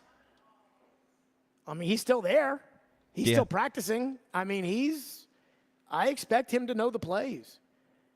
Texter said, Jared, remember last week when you said this would be Vrabel's most important press conference as head coach, and then it was one of his more embarrassing ones?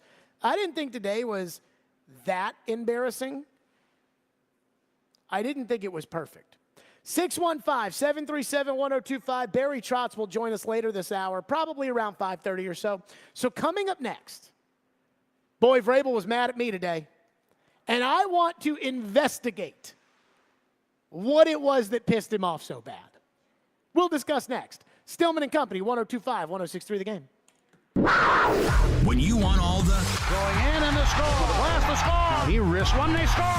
And don't forget the... Oh, what a stop. Sliding across to make the save. The backhander, nice stop. When all you want is... Smashville. We have you covered. Hear every Predators game. Right here. We are your home for Smashville. 102.5 and 106.3 The Game and the Game Nashville app. October 28th is Drug Take-Back Day. STARS, Nashville's regional overdose prevention specialists, have teamed up with Skyline Medical Hospital to help provide the community with an easy way to dispose of drugs. Don't take the chance of your unused or expired medication falling into the wrong hands. Join us October 28th from 9 a.m. to 1 p.m. at Skyline Medical Hospital at 3441 Dickerson Pike. We'll have a drive-through set up to collect your unused or expired medications for safe disposal. This project funded under a grant contract with the State of Tennessee Department of Mental Health and Substance Abuse Services. Willie Donick here for Pella Windows and Doors of Nashville. The official brand perception report for doors and windows is in. Pella Windows and Doors are the leading brand among all others. A few reasons why. Pella is regarded as the highest quality, the most innovative, and the installers with Pella of Nashville lead the way for attention to detail. That's why Pella Windows and Doors of Nashville is one of Pella's top locations in the country. For new doors or windows, I suggest you choose the experts at Pella Windows and Doors of Nashville. Go to PellaNashville.com. Hey, you. Yes, you. Can you taste it? That's good. Twice Daily has your cravings, made to order. Double the meat, please. Extra cheese. Make it a bacon cheeseburger. Crispy bacon. Wait, breakfast all day? Avocado, please. Jalapenos, Sí. Make it spicy. Pizza, please. Perfecto. Yummy. Twice daily has your cravings. Made to order. What are you craving? Download the app for regular freebies. Whether you drink it neat, in a cocktail, or like our boys at Bridgestone, on ice, Blue Note Bourbon hits all the right notes. From the ever-popular Blue Note Juke Joint to our fabled Blue Note Crossroads. It doesn't matter if you're watching the Preds at a bar or just hanging at home. Our double gold medal winning, hand-bottled, straight bourbon whiskey always sounds like a good time is about to be had. Blue Note Bourbon. Take note. Sip responsibly. In business, everything your employees do impacts your brand, including what they wear. Cintas has high-performance workplace apparel for almost every job imaginable. From work shirts and pants, to polos and khakis, to Oxfords or T-shirts, these clothes move, breathe, and look great. Your team gets the styles they like, you convey the image you want. And Cintas service includes weekly laundry and delivery. To learn more, visit Cintas.com. Oh, I'm ready! And get ready for the workday. Wendy's new breakfast 2 for $3 Biggie Bundles let you create your own delicious combo. Choose from a sausage biscuit, egg and cheese biscuit, small seasoned potatoes, and a medium hot coffee. But it's obvious which combo's the best. Sausage biscuit and small seasoned potatoes. Well, maybe it's the fresh cracked egg and cheese biscuit with a medium hot coffee. Or 2 savory sausage biscuits. Whichever you pick, you can't go wrong. Choose wisely. Choose Wendy's new 2 for $3 Biggie Bundles. Limited time only. U.S. price and participation may vary. Not valid in a combo. Single item at regular price. Get Black Friday deals earlier than ever at Electronic Express. Get the gifts you want and save up to 40% throughout the entire store. Beat the crowds and save on hundreds of 4K TVs, appliances, computers, and more. Plus, get up to 36 months free financing on items like an LG 75-inch 4K TV, now only $649, or a Samsung French door refrigerator, only $1399. Black Friday deals are here at Electronic Express. We make it happen. Want to weigh in on the conversation? It's a brain booster. Slide into our DMs. Or just text or call at 615-737-1025. Our phone line is driven by WilsonCountyHyundai.com. Strong opinions and a strong personality on your drive home. This is Stillman and Company on 102.5 and 106.3 The Game and the Game Nashville app. Mike Vrabel is going to hate the topic that I'm about to do. And Mike Vrabel, I guarantee you, you know what I've learned about this business?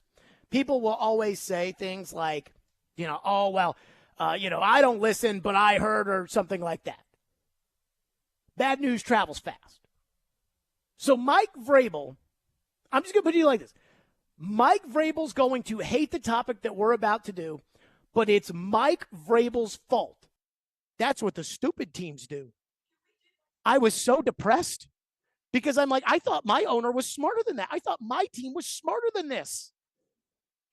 And it just keeps chasing stupid after stupid after stupid. And it needs to stop. All right, there you go. Those were 2 separate takes. The first was yesterday when I said Mike Vrabel's going to hate this topic. And the topic was about his comments in Foxborough. And the other take was from last Monday on Titans Monday when I said that the Titans do what the stupid teams do.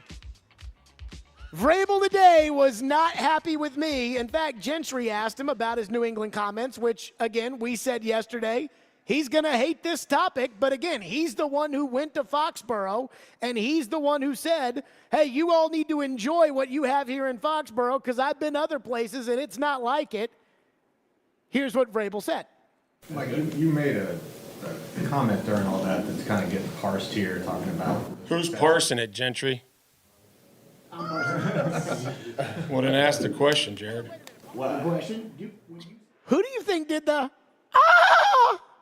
Play that again. Listen to this. You hear somebody that squeals when he talks. That's kind of getting parsed here, talking about... Who's parsing it, Gentry? I'm parsing it.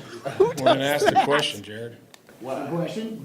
When you said that other organizations don't do things as well as the Patriots, and that you know because you've been there, were you referring to this organization? They've won 6 Super Bowls. They won 6 Super Bowls in 20 years. That's what I was alluding to. You know what I mean? I don't know what to tell you. Like, It's just extremely, a lot of success. And, and I guess just probably having talked to, Bill and, Mr. Kraft and the coaches I know they're on staff, I guess that was just my way of, bringing them good luck on Sunday. No, I mean, just the amount of success that they had there, there was a whole message was just for myself and the former players and everything, just to not take things for granted. Just because, I got traded myself and went to a team that went 6-10.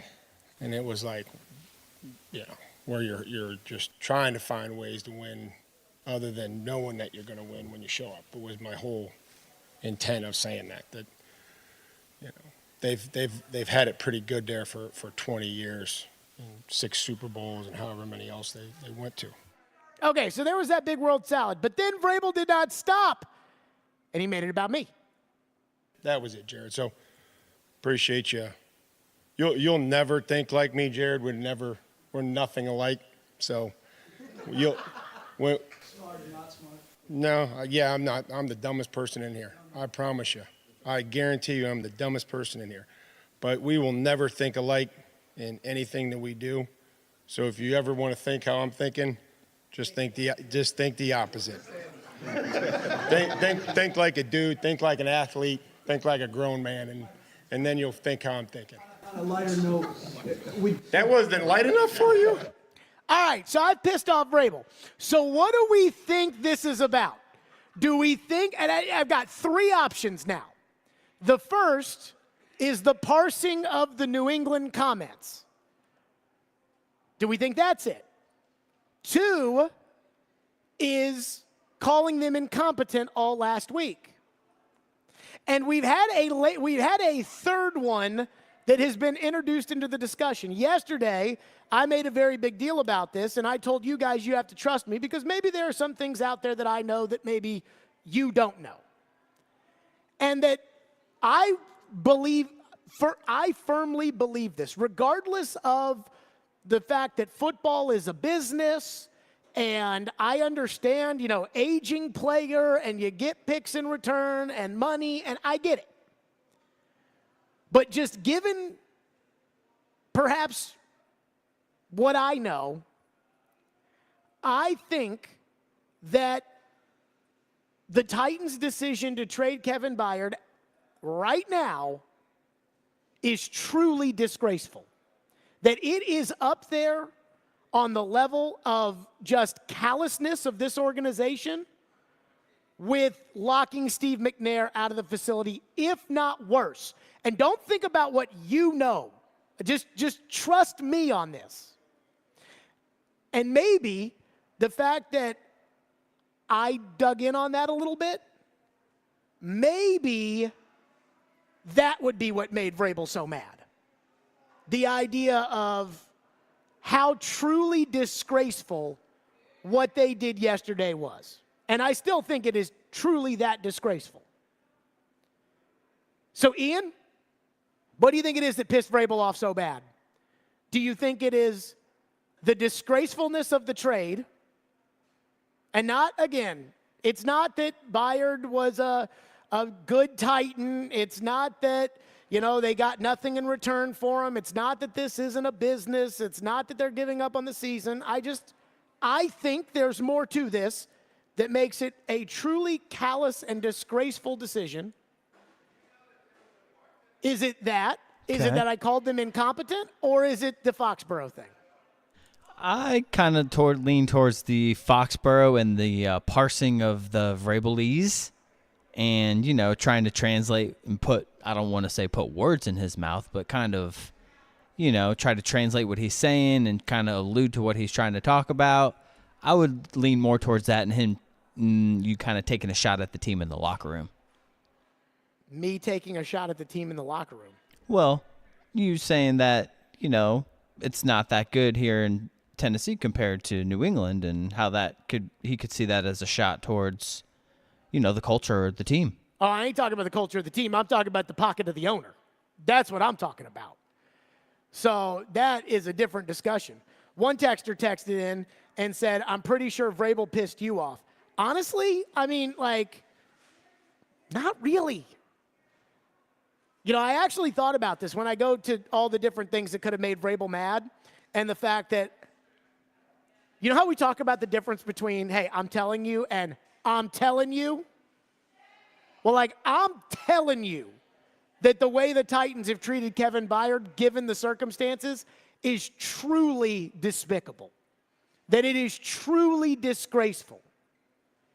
And I almost wonder if Vrabel thought that, you know, getting into it with me, making that the story, knowing that I can't resist making that a big deal on the radio show, which I can't, that would then get me to stop going down the path of how truly callous and disgraceful this decision by the Titans was.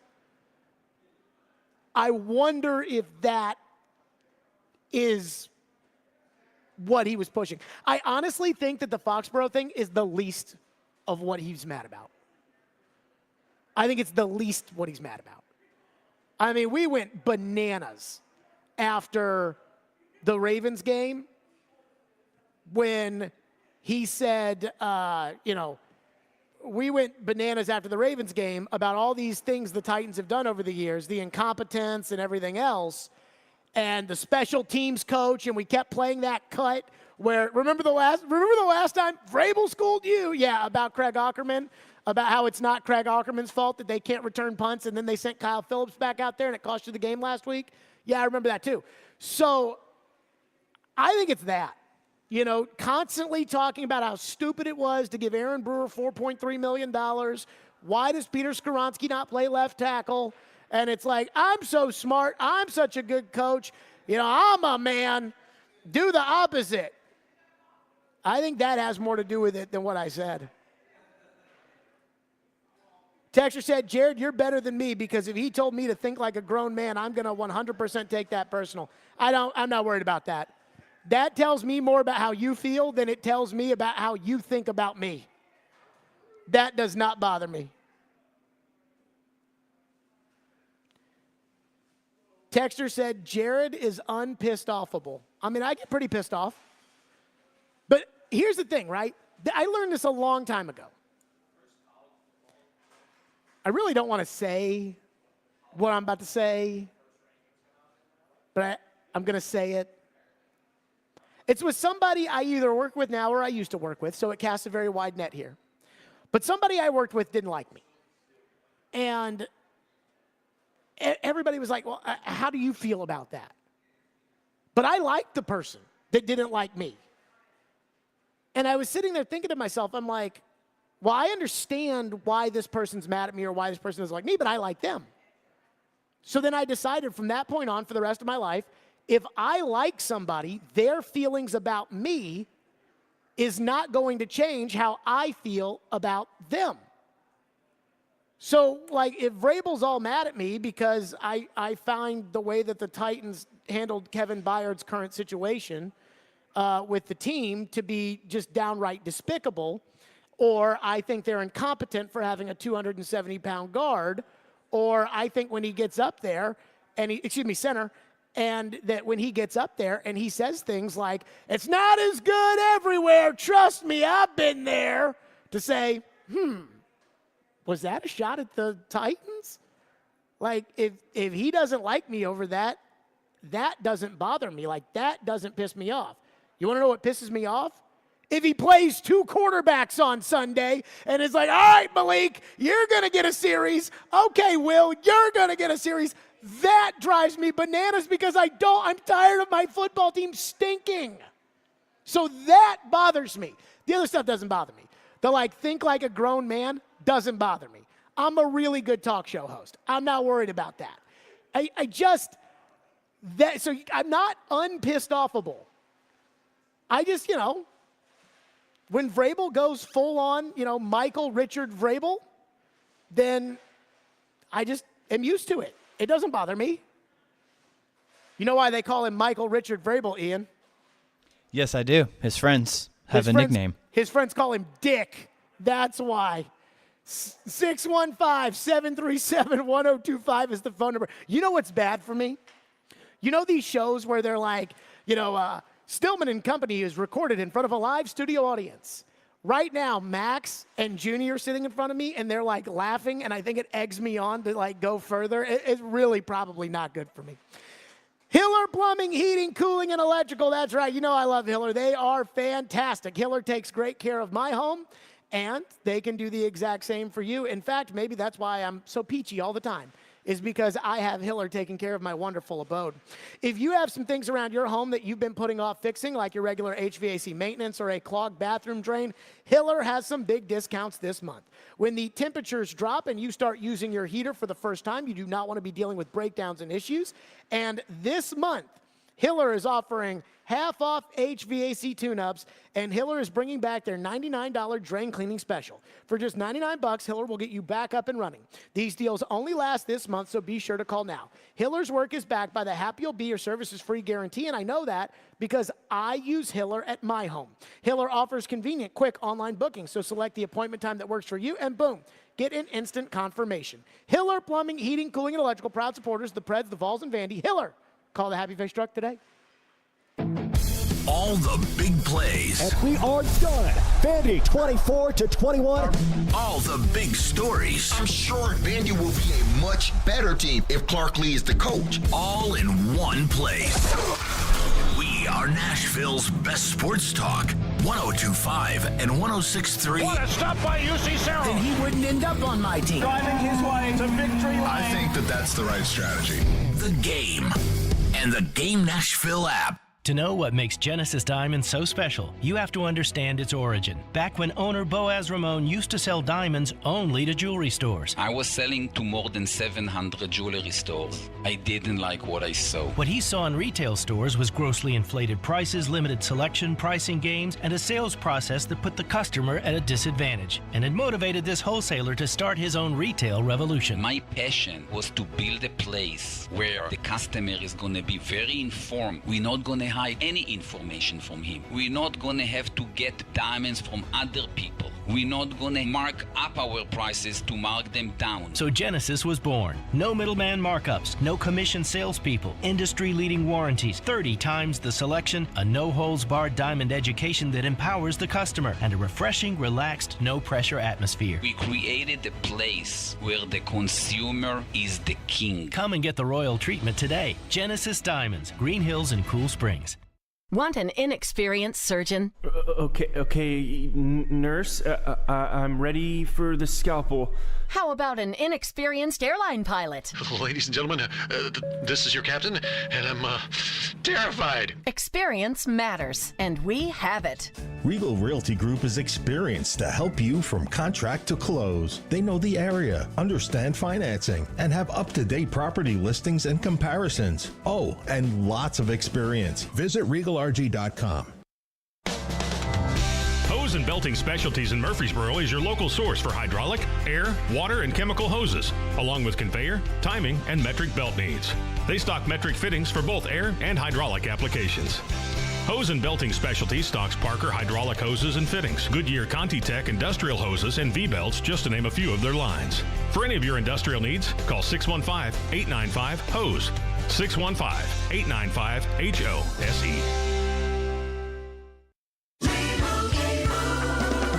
Doug. With Liberty Mutual, you can customize and save hundreds on your car insurance. But what to buy with those savings?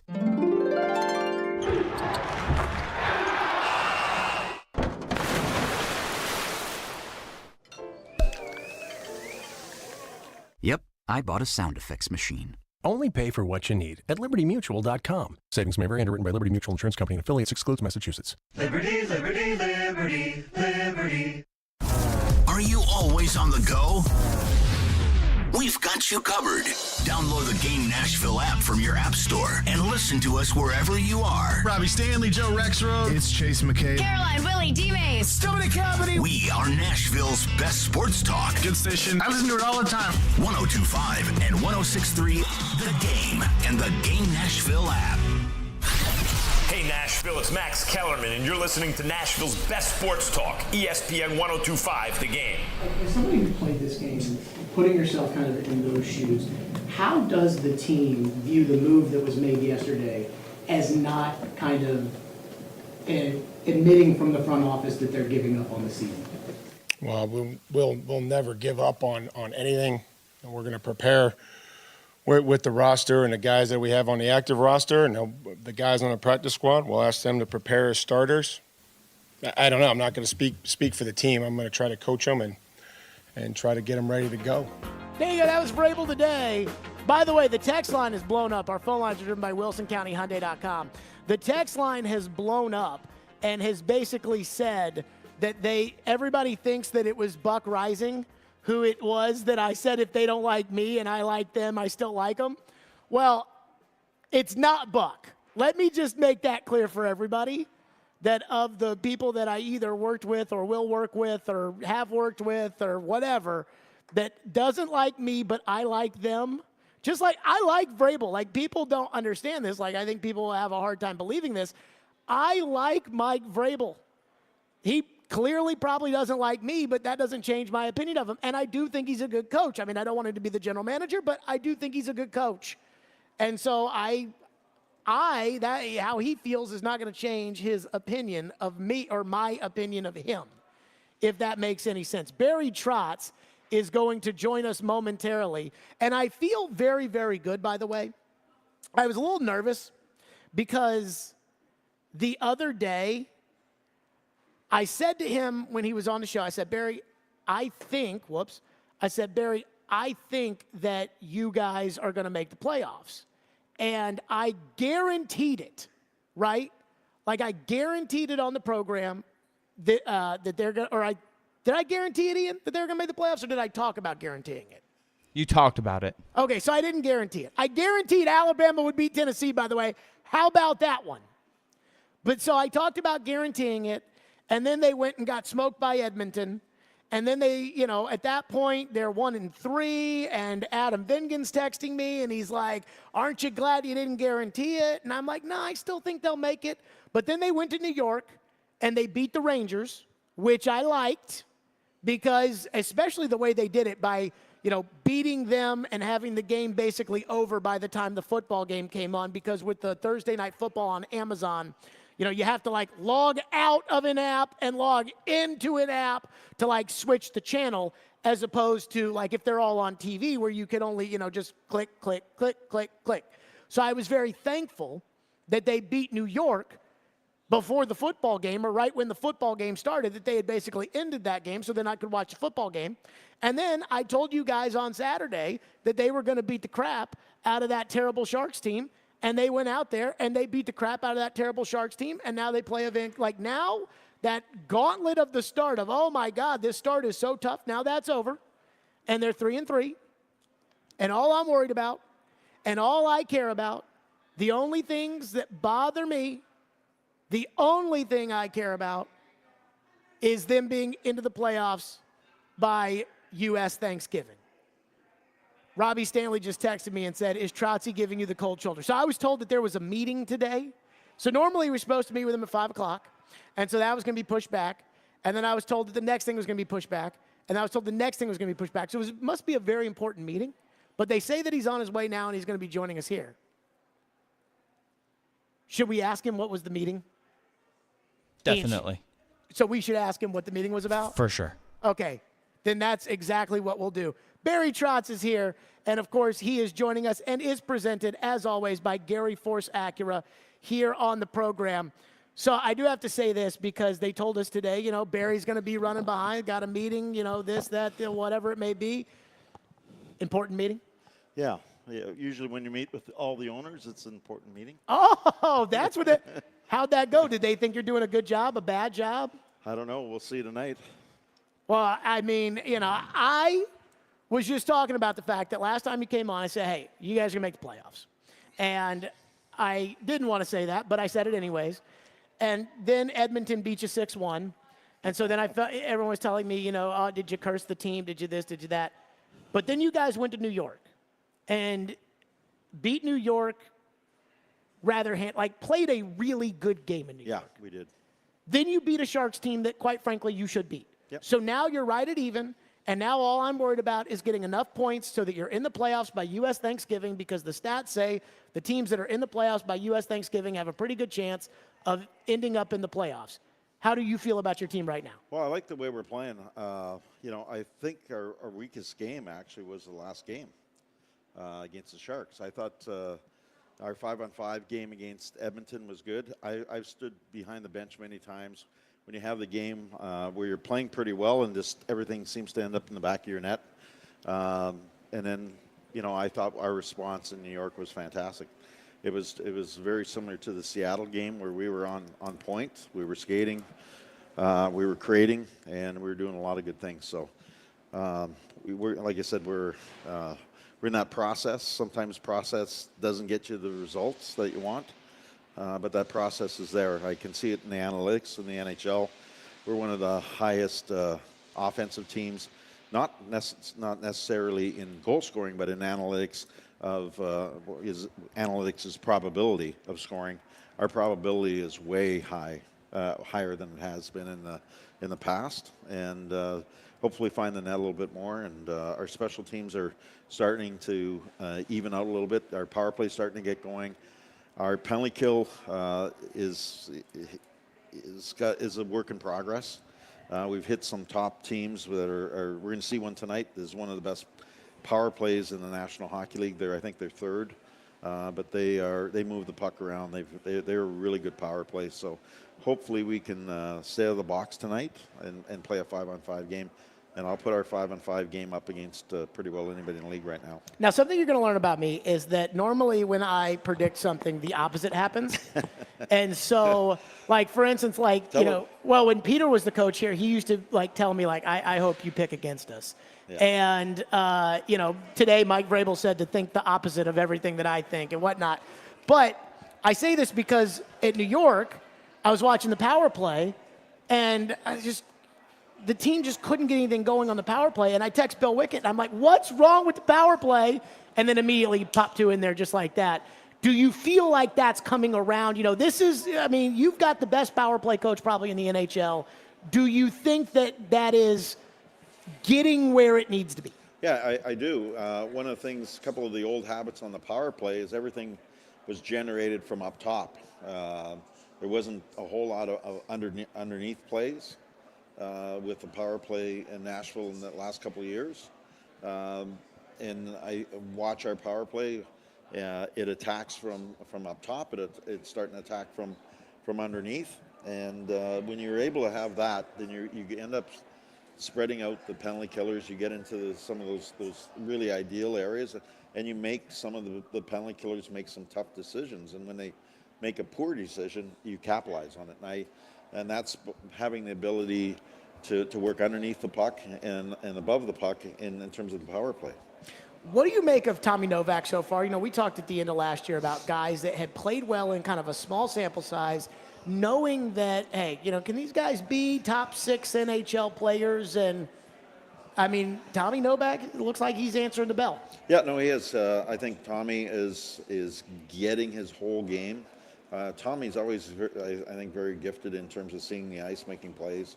But there was a lot of holes in his game, without the puck in some of the other areas. And I think some of those other areas are coming around. Some of those other areas, because they're coming around, are allowing him to, I'll say, show the skills that he has and be more consistent with the skills that he has. And so it's a small sample size this year.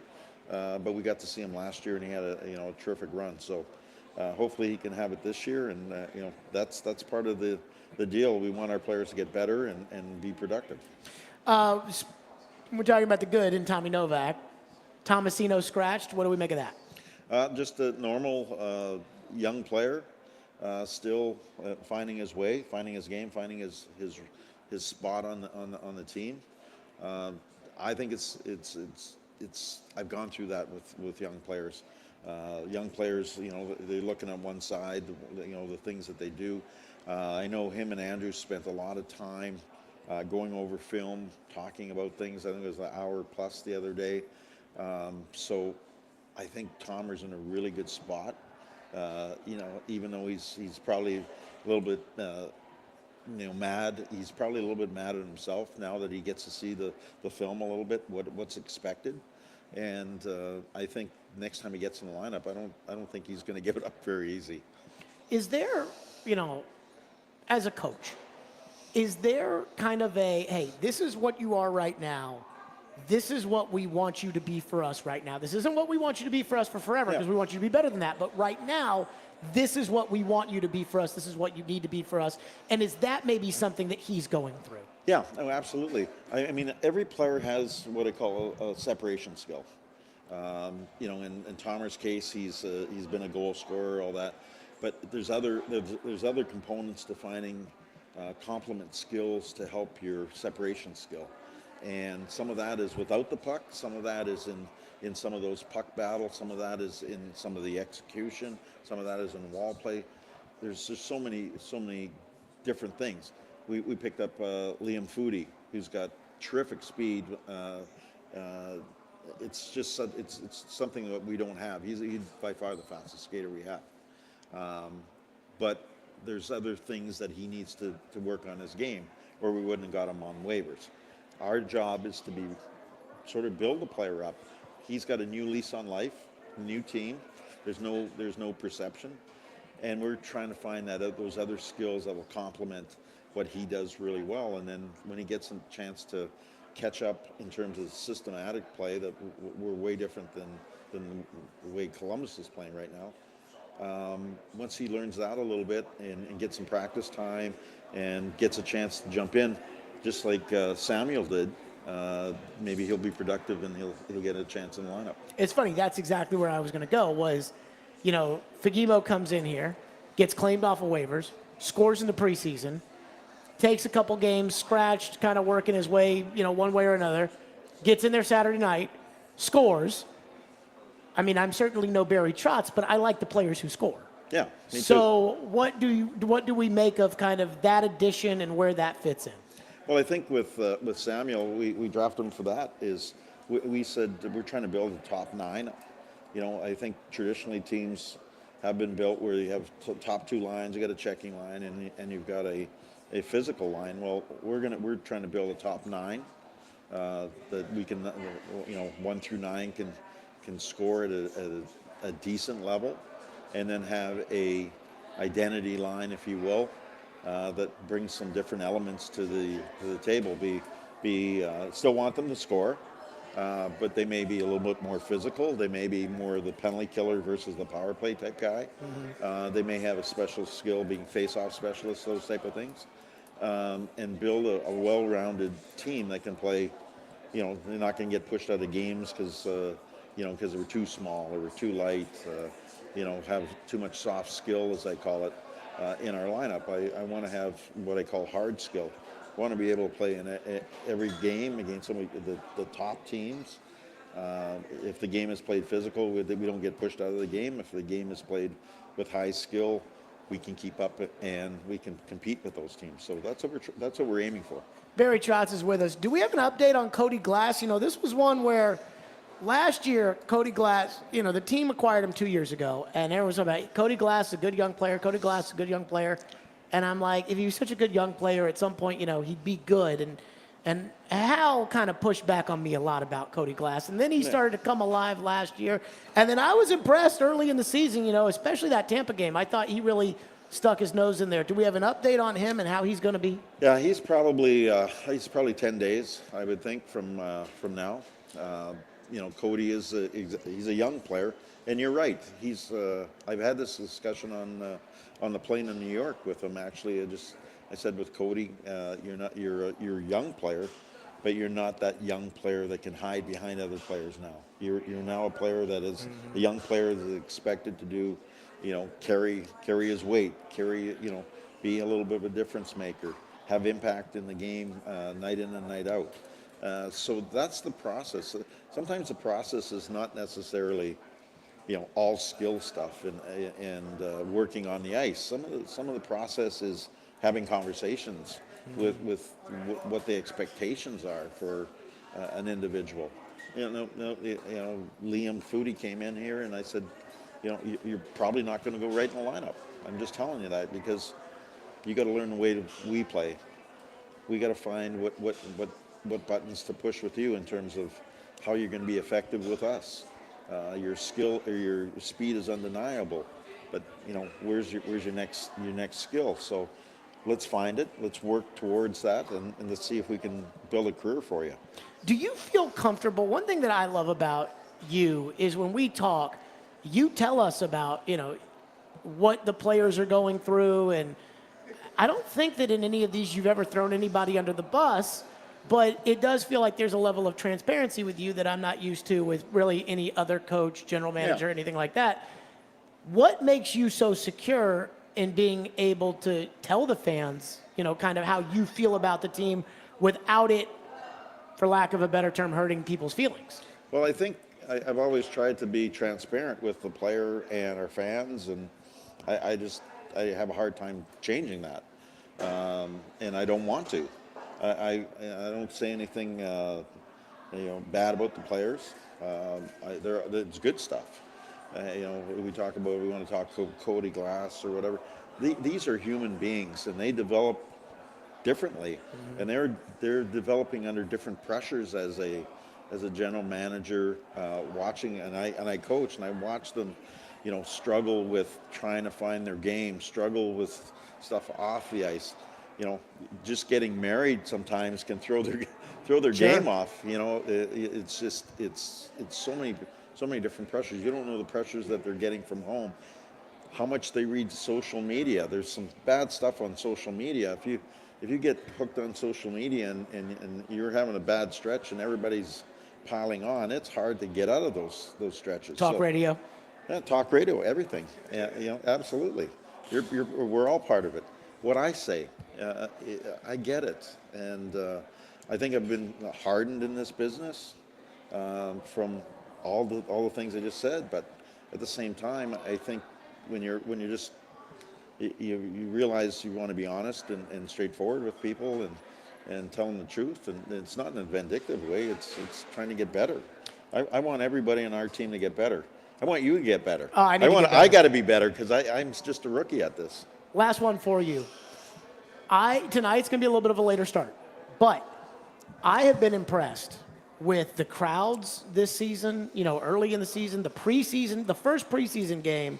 I mean, we had Andrew on in Clarksville the day after the first preseason game, and I said, what'd you think of that? Were you surprised by the crowd last night? And he said, I was for a preseason game. You've told the fans, hey, this isn't going to be a process. And yet the fans are coming out. The fans are supporting the team. Are you surprised by that? Are you impressed by that? Are you proud of that? I'm probably all of that. And I say that I really haven't been surprised by Smashville because they've always over-exceeded my expectations. It's incredible, the fan base that we have. I'm proud of the start in terms of the changes that we made and the direction we're going and all that. But we're going to have some tough nights and we're going to have some good nights, and that's what makes sport. That's what makes journeys worth the buy-in, if you will. And I'll tell you a quick story. I was having brunch with some friends who came from Canada the other day, and I was not one person. They say, hey, they used to say, hey, good win, good loss, or not good loss, tough loss. And then now what I got walking, I was in 12 South with some friends of mine, and everybody came by and says, I love the way the team's playing. I love the new style. And that to me is, people are seeing it. And that, to me, that's good. They're good hockey fans. They appreciate what we're trying to do, and hopefully we can deliver. And I think you're going to the playoffs. Barry Trotz, as always, is with us on a Tuesday, presented by Gary Force Acura. Barry, good luck tonight. Yep, thank you for coming on by. Predators Game Day usually comes on at this bar. It's presented by TJ Anderson Homes with Benchmark Realty. List your home with TJ to get your home seen, heard, and sold. And a reminder, tomorrow, do not miss Smashville Live at Brewhouse South in Cool Springs at 6 o'clock. where Andrew Burnett will be the special guest. Smashville Live brought to you by the Black Abbey Brewing Company. Stillman and Company, pregame tonight with Max. Starts at what time, Max? 7:30? 7 o'clock with Max. Stillman and Company. We'll see you tomorrow at 2.